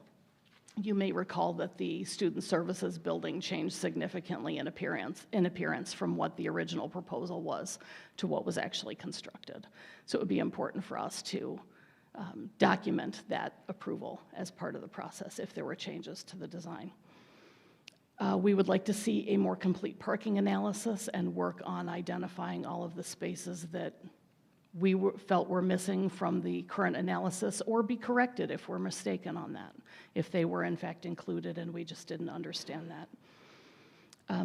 The existing parking garage must be clearly marked in both directions as being the parking place for the CLC campus. The petitioner or CLC would direct students and staff to use the parking garage. They would submit to the city current leases for parking arrangements and amendments thereto, whether CLC was the lessee or the lessor. The north door of the building, of this new building, could only be used as an emergency exit, not as an entrance to the building. The south door main entrance would need to be clearly identified as the entrance to the building, and the applicable signage must face Madison Street, as our sign ordinance calls for the signage to be on the frontage street. All the signage must be approved through the city's sign permit process and comply with the sign ordinance or its successor code. The dumpster adjacent to the alley must be contained in a compliant dumpster enclosure. Loading and unloading must all take place in the loading area that's been defined off the alley. Any landscaping in the city's right-of-way, such as along the sidewalks, must be approved by the city's engineering department. Proper directional signage, like one-way and do not enter signs, must be added to Madison Street and the north-south alleys adjoining if that signage is absent in any location. Native planting areas may not include solid seating walls so that they're enclosed. There could be seating, and we can work through how that might work, but not to have solid walls there that obstruct the view of the landscaping. CLC may not host banquets, meetings, or parties in the proposed development, or allow the proposed development to be rented for such purposes so that it doesn't function as a banquet hall or a multi-purpose entertainment establishment. The proposed development may not be rented out as a commercial kitchen, and may not host resource giveaways, may not host any event that would create traffic impacts or an abundance of people or vehicles gathering or leading to increased traffic congestion without prior city approval, like a special event. All food preparation on the property must be compliant with Lake County Health Department. Greenhouse retail area must establish regular business hours at least 5 days a week to accommodate the public. We would ask the proposed development only use bird-safe windows, and that exterior lighting be dark sky compliant. As the petitioner noted, we require a bronze LEED certification level at a minimum, so that would be required. Compliance with all city codes in general would be required. The inclusion of city personnel, including the mayor's office and planning department, at least in future campus planning efforts, would be required so that we don't run into these conflicts in the future. And as is standard in all of our CUPs, the petitioner and this project would be subject to review by you at any time after approval, and any statements or materials submitted as part of the application or this public hearing are part of the information on which decisions are made and therefore become part of the permanent record of the project.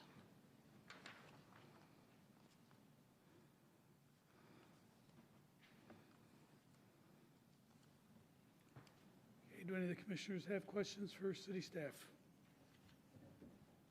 Maybe a comment from me. I think maybe my comments put you on the defensive a little bit, so I certainly have a great amount of respect for what your team does and what you do, and I think your comment on, your job is to make sure we're following the plan is super valid. I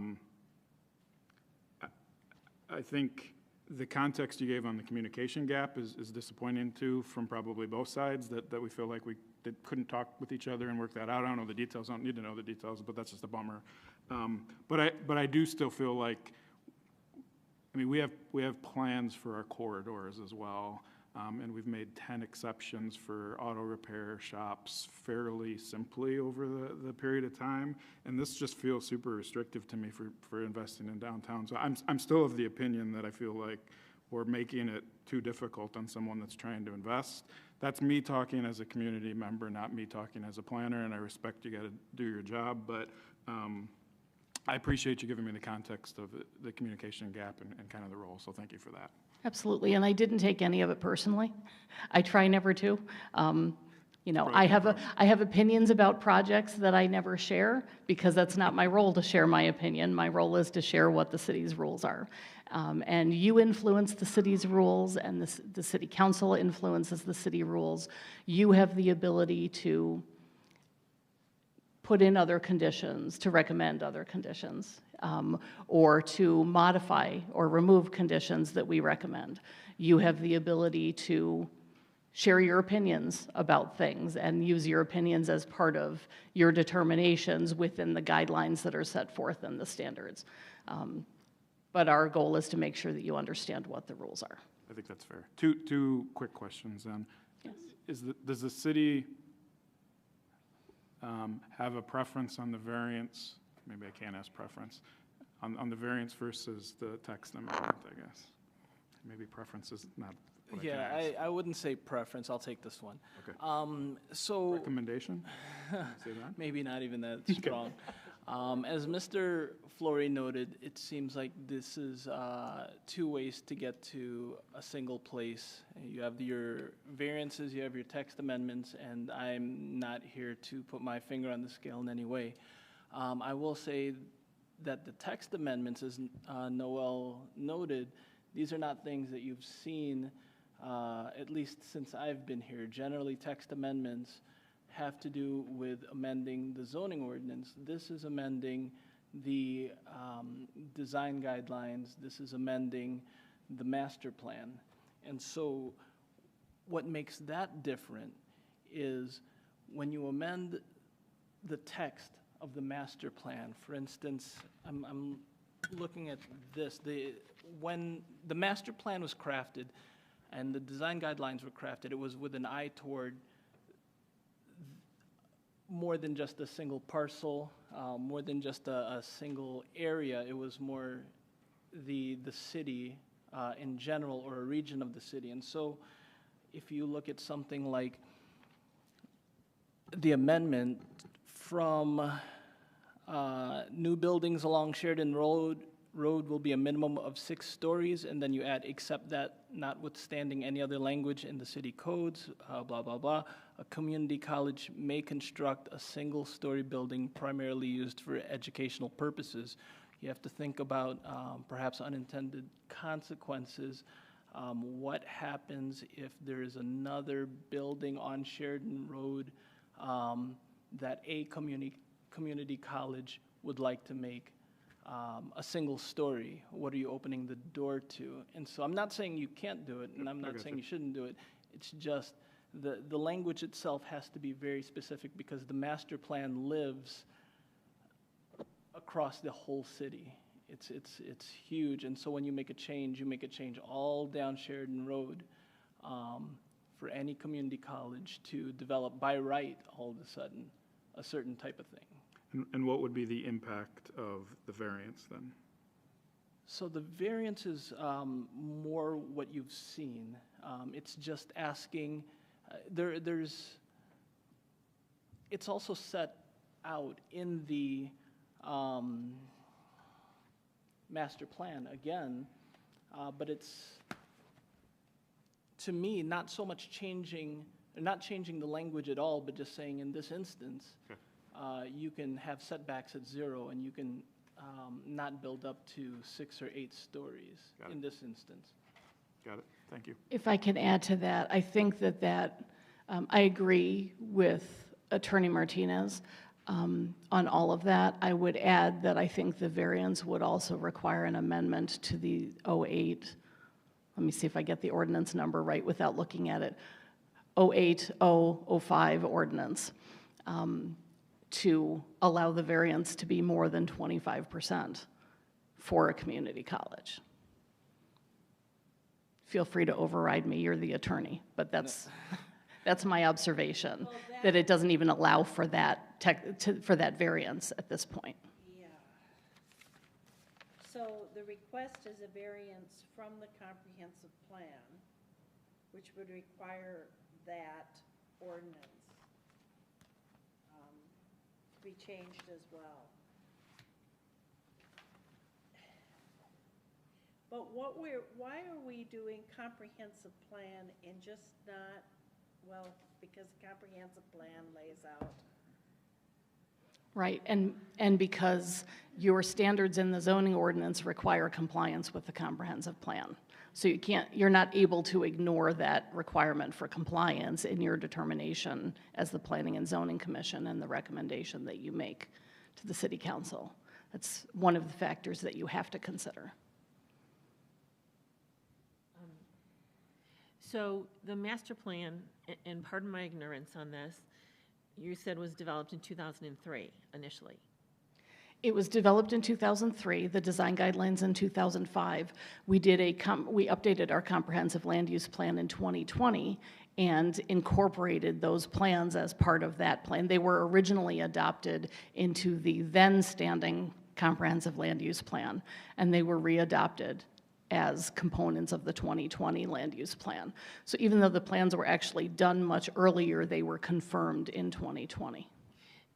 When you say confirmed, it wasn't like a whole update process. We're now 20 years down the road. Do we need to reevaluate? That's not what was done. It was things that had been previously brought up and accepted in some way that were now incorporated. Is that what you're saying? In 2020, we completed a 2-year comprehensive land use planning process that looked at all of the existing plans and evaluated their current accuracy for the marketplace and looked at trends and a variety of things. Again, it was a 2-year process with a professional planning firm that led the process, and there was a steering committee of community residents that led that. There were other community meetings involved in that, and through that process, those plans were reaffirmed as continuing to be the vision for the city of Waukegan and its residents.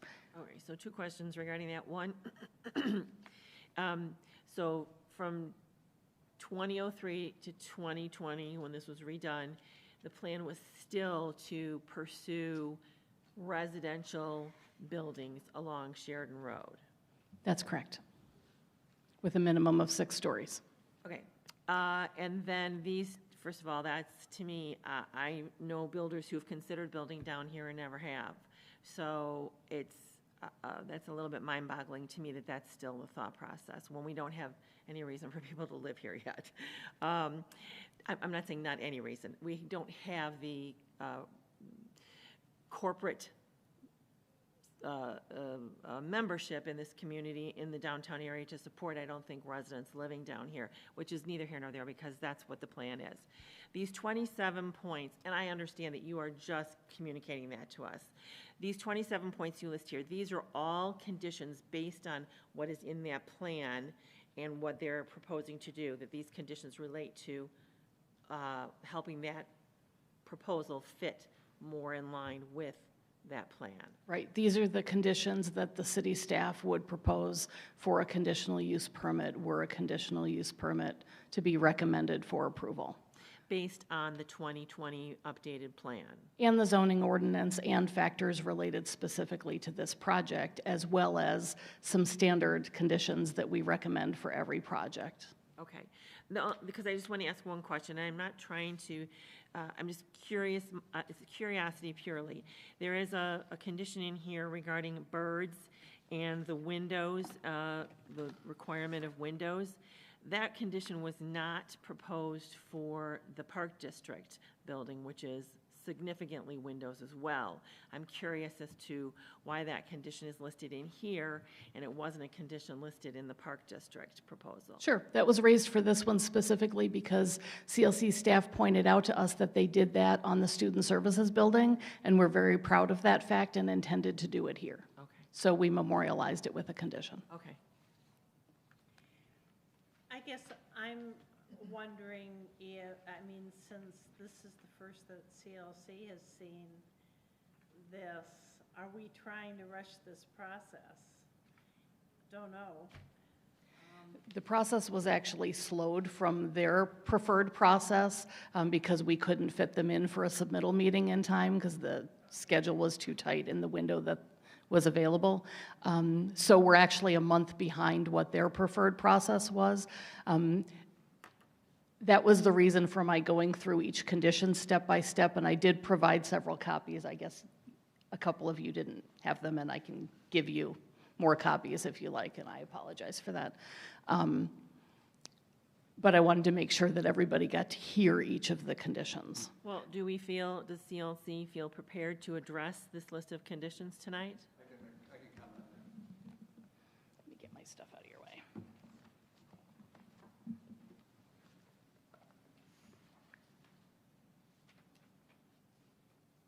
Again, Ken Flory, and we appreciate staff's considerable attention to our project. I mean, that's how you get better results when a lot of great, smart people are looking at something. Couple comments. This is unusual. Usually you see setback requirements and building heights in a zoning code. You don't have that in your zoning code. There are no restrictions in your zoning code for our project.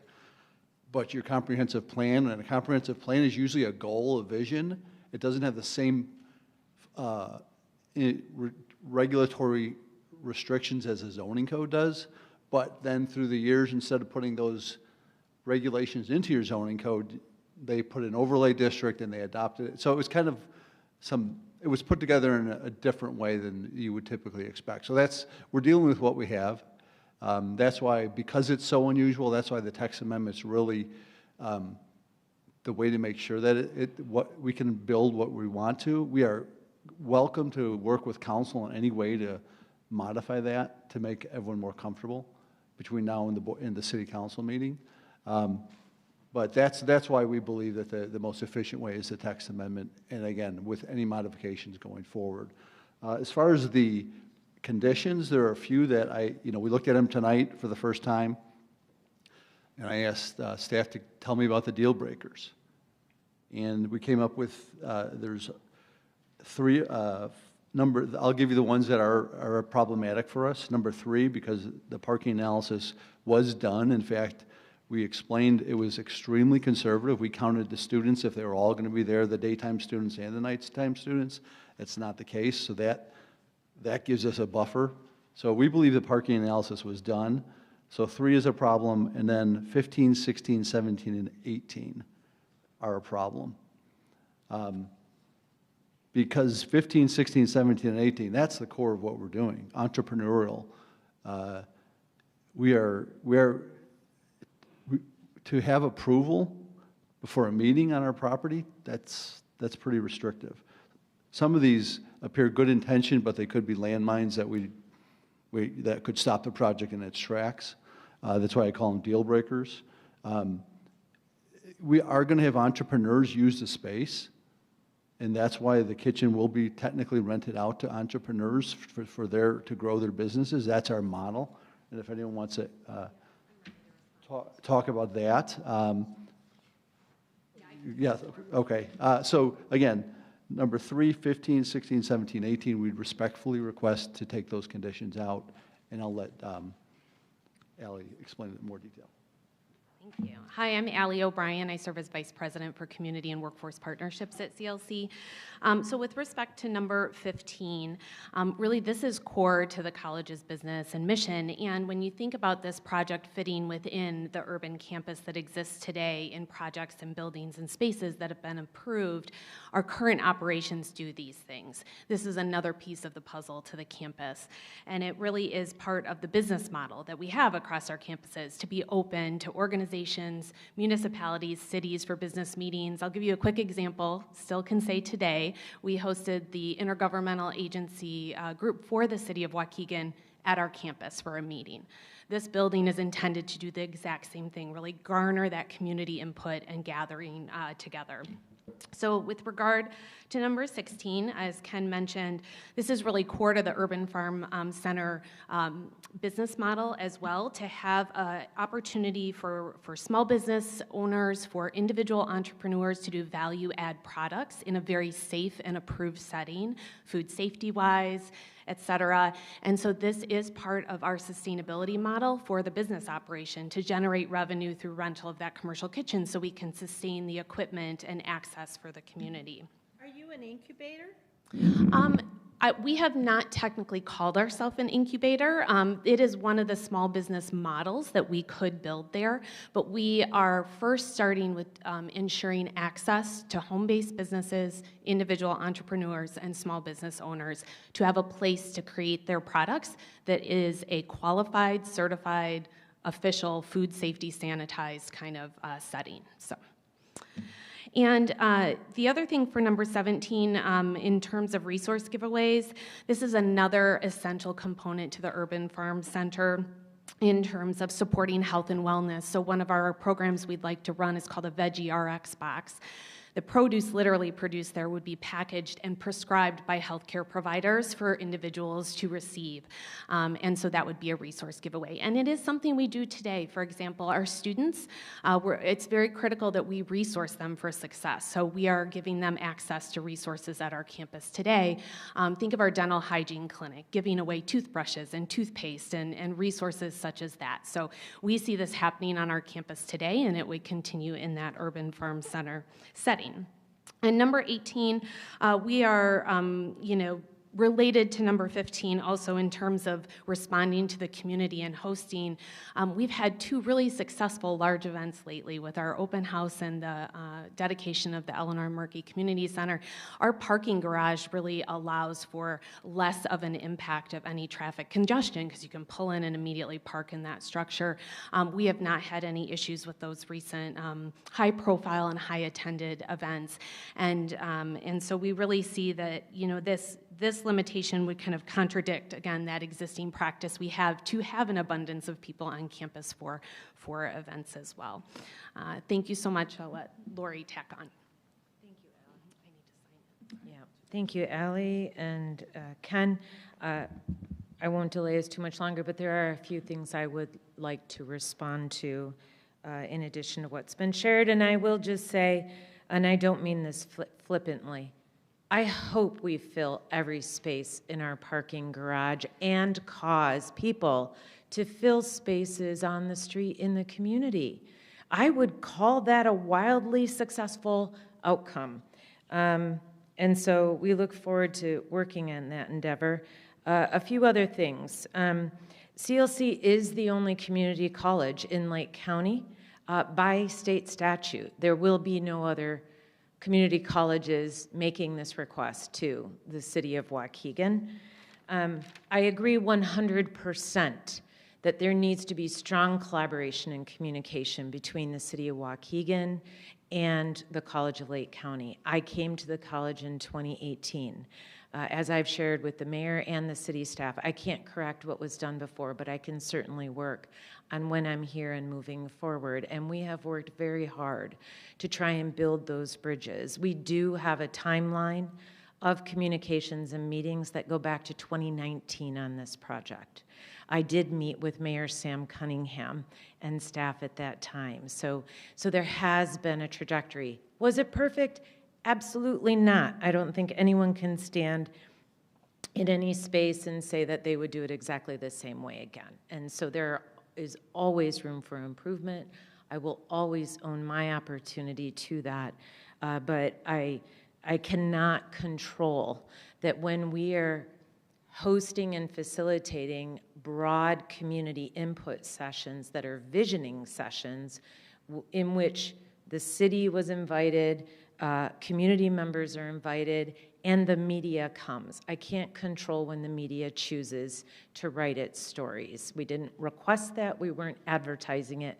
We were working and getting community input. And so our apologies that those things can give an appearance through someone else's words that we're trying to work ahead of something. We are following the city's process. We are here today in an application process. We haven't tried to work outside of that, but we do need to know with clarity what we're coming to you for, and there's our own process that is required in order to get to this point. So, and then my final comment is related to a one-story building. College of Lake County is very committed to being a fiscally responsible institution. I am not aware of a 6-story urban farm anywhere in the US. It is an unnecessary amount of space. We just constructed a 6-story building, and we have the ability to renovate our existing spaces. We have to optimize our existing footprint and only build what we know we really need, which is a sustainable method of building. It's a lean method. You build only the footprint you need.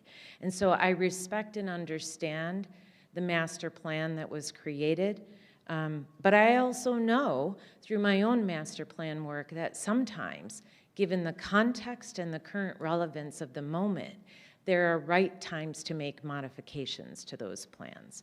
And so I don't want to put the college, and I am responsible to my board and my board to our community, to overbuild space that could potentially become a burden on the college in the future. So with that, thank you very much.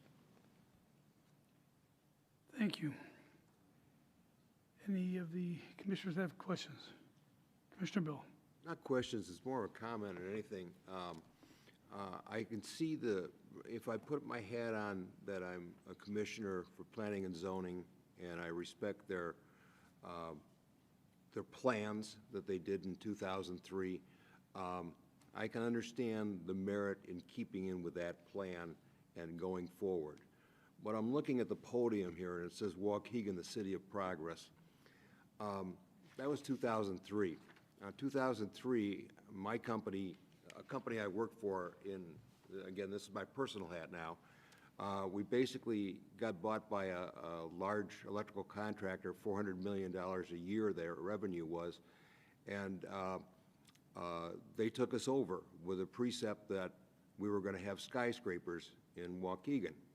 Well, as we know, that didn't happen, and they pulled out in 2008, and the result of that, basically, I've always worked with communities in the North Shore and stuff like that in my personal life and private life, and I know that money begets money.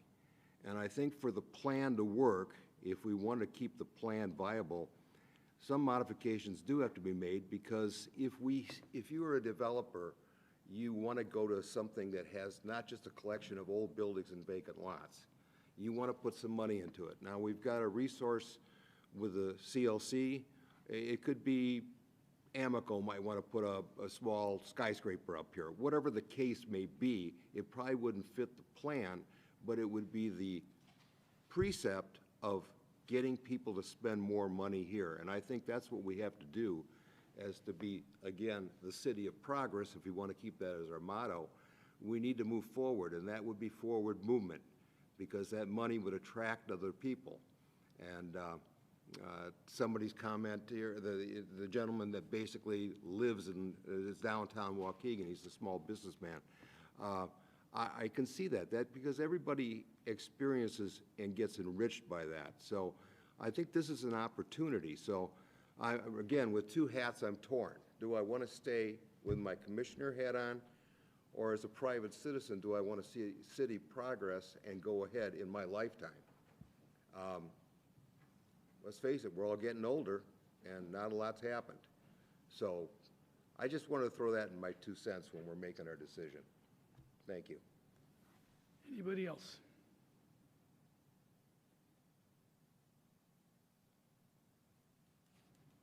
Okay.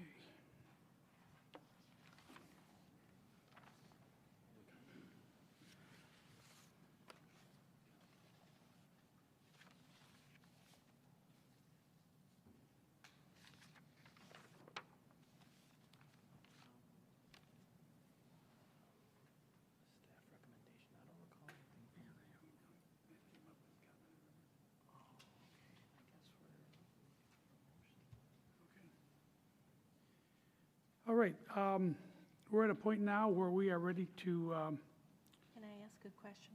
sure. Before you go on. So I'm looking at the text amendment request here, and text amendment to City of Waukegan Master Plan Design Guidelines as codified by. Does that mean this particular instance, or does it exempt College of Lake County from everything? Okay, I'm seeing a no, but what? So it really comes down to how the motion looks. Is worded? Right, and how it's finally put on paper, right? And I've been kind of toying with how this is going to look, whether you put a legal description as to what you can do with that space in terms of, lot lines and building heights. Okay.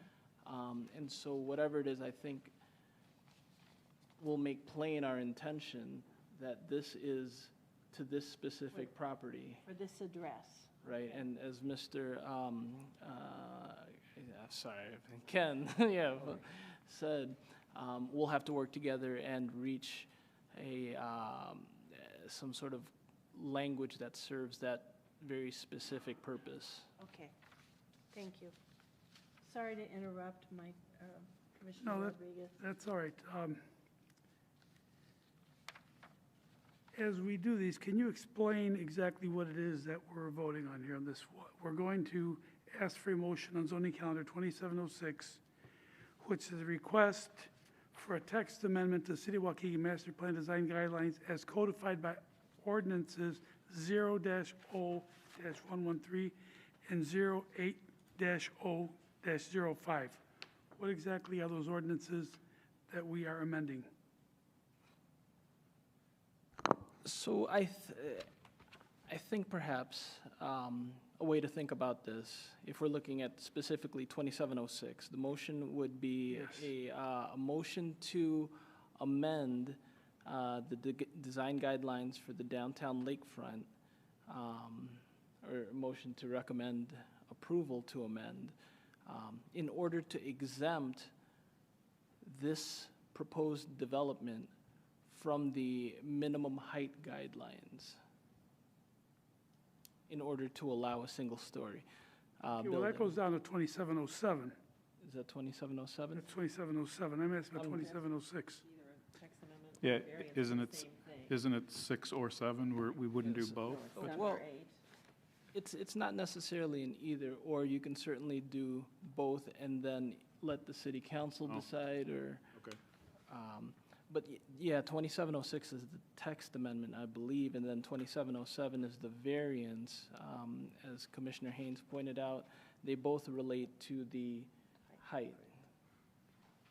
Can we dispense with text amendment variance and all of these different zoning calendars and say that we want the specific language to be worked out by the lawyers, and whether or not we trust me that approve much. of the concept?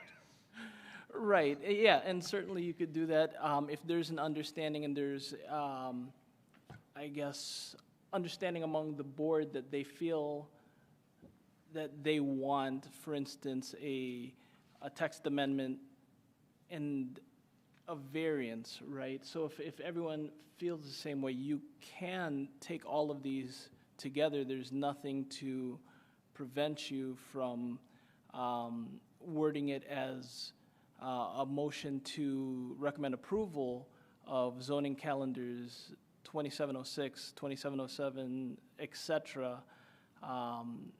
And then, once we get to 27010, kind of work out what you want to do with the conditions. But this all presupposes that the commissioners kind of feel the same way about each of these 5 matters, and that might take just a little bit of conversation to see where you all land on this. Well, so somebody has to make a motion in order for that conversation to take place, right? Go for it, Teddy. Go for it. It's midnight. Let's do it. That's the technically correct Robert's Rules method. And I've heard technically correct is the best type of correct. I will give it a shot, and you can edit as appropriate.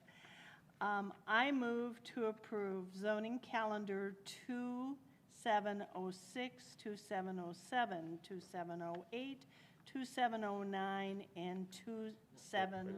Wait on 10. Huh? Wait on 10. 7, 8, 9. Wait on 10. Just 6, 7, 8, and 9. Oh, sorry.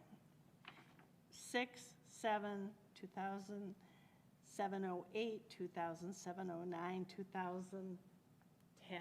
2007, 10. There we go.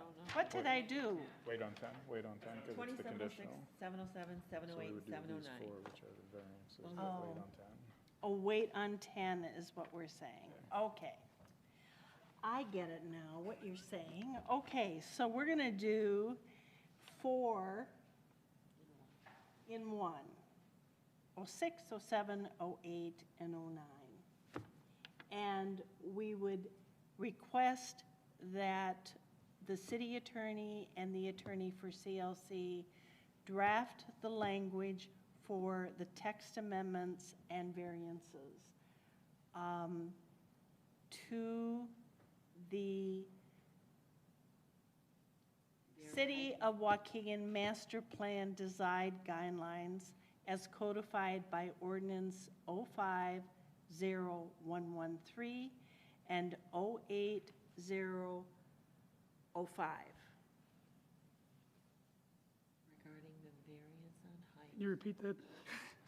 Don't ask me to do that. Can I second that? Thank you. To put it to closer. Are we going to let it go?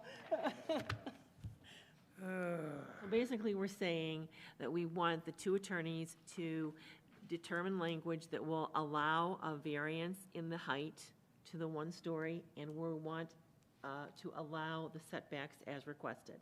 We want language that will put that in a formal way. In a formal way that meets the intentions and expectations as you all have set out tonight, yes.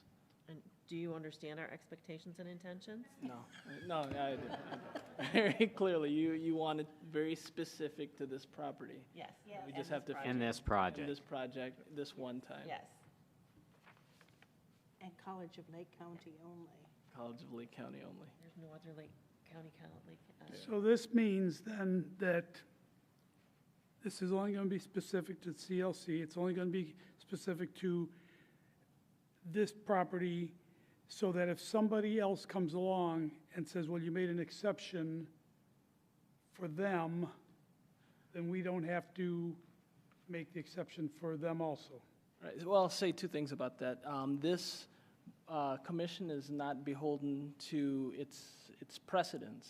You know, each property is very unique. And then the second thing I'll say is that I completely understand what was said earlier about the Lake College Community College being the only, by state charter, community college allowed to operate. But devil's advocate, some other community college decides to come in to Lake County. They're not operating. They just decide they want to buy a property and operate an educational institute that might not be a community college. I mean, I haven't thought this through, and I'm not going to think this through because that's not going to happen, but it's one of those things where the unintended consequences you'll want to prevent on the outset, just so you're not in court later on with someone who is playing devil's advocate at that point.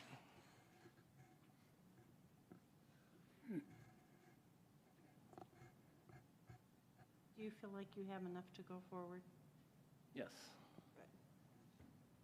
So those four issues are addressed, 7, 8, 9, and 10. And now we're on to 5. Do we need to vote on that? Oh, we need to vote Well, on of that. course. We have the motion and Of the course. second. And for the record, it's now the 10th. So the record will reflect that this, when the vote took place, it was actually the 10th. Yes. Okay, so we have a motion on the floor to recommend approval of zoning calendar items 2706, 2707, 2708, and 2709. Do we need to add any more verbiage to that? I mean, a lot was said, but, I think that's sufficient. so we have a motion by Commissioner Anderson. Was there a second? Yeah, I've seconded it. Second by Commissioner Haug. Mr. Chairman, could I read the motion as I wrote it down for the sake of having it accurately in minutes and not sticking Kathy with trying to interpret all of this that's just happened? Please do. I have a motion by Commissioner Anderson. Commissioner Haug, you were the second? Okay, I hadn't heard that. To approve zoning calendars 2706, 2707, 2708, 2709, and request the city attorney and the CLC attorney to draft agreeable language codified by 050113 and 08005 to allow CLC to build a one-story building and have setbacks as proposed at the 100 West Madison Street site. Beautiful. Accurate? Well said. Well said. Okay, thank you. Let's vote.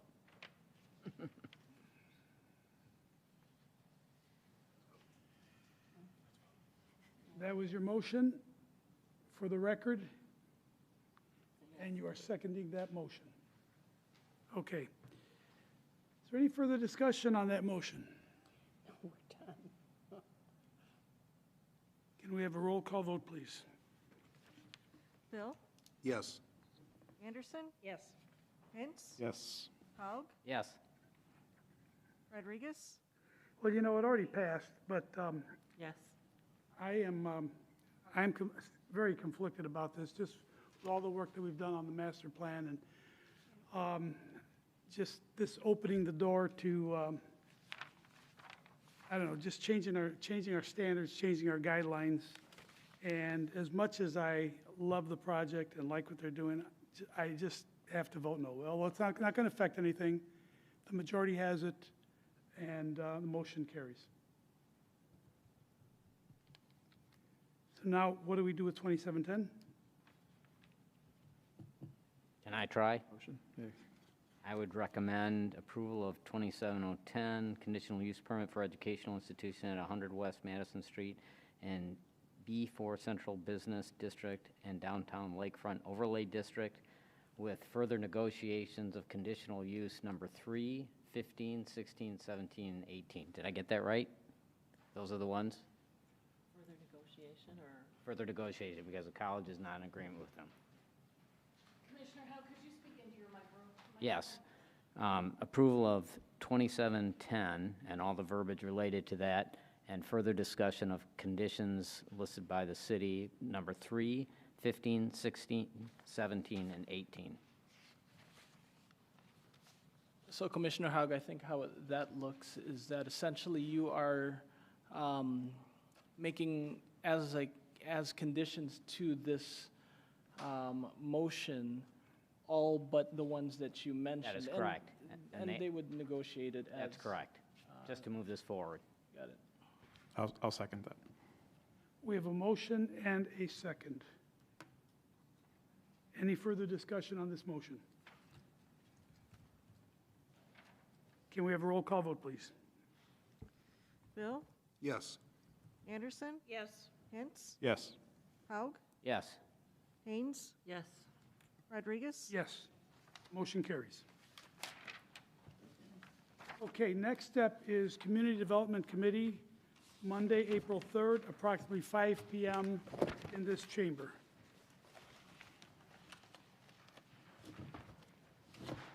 Congratulations and best of luck with your project.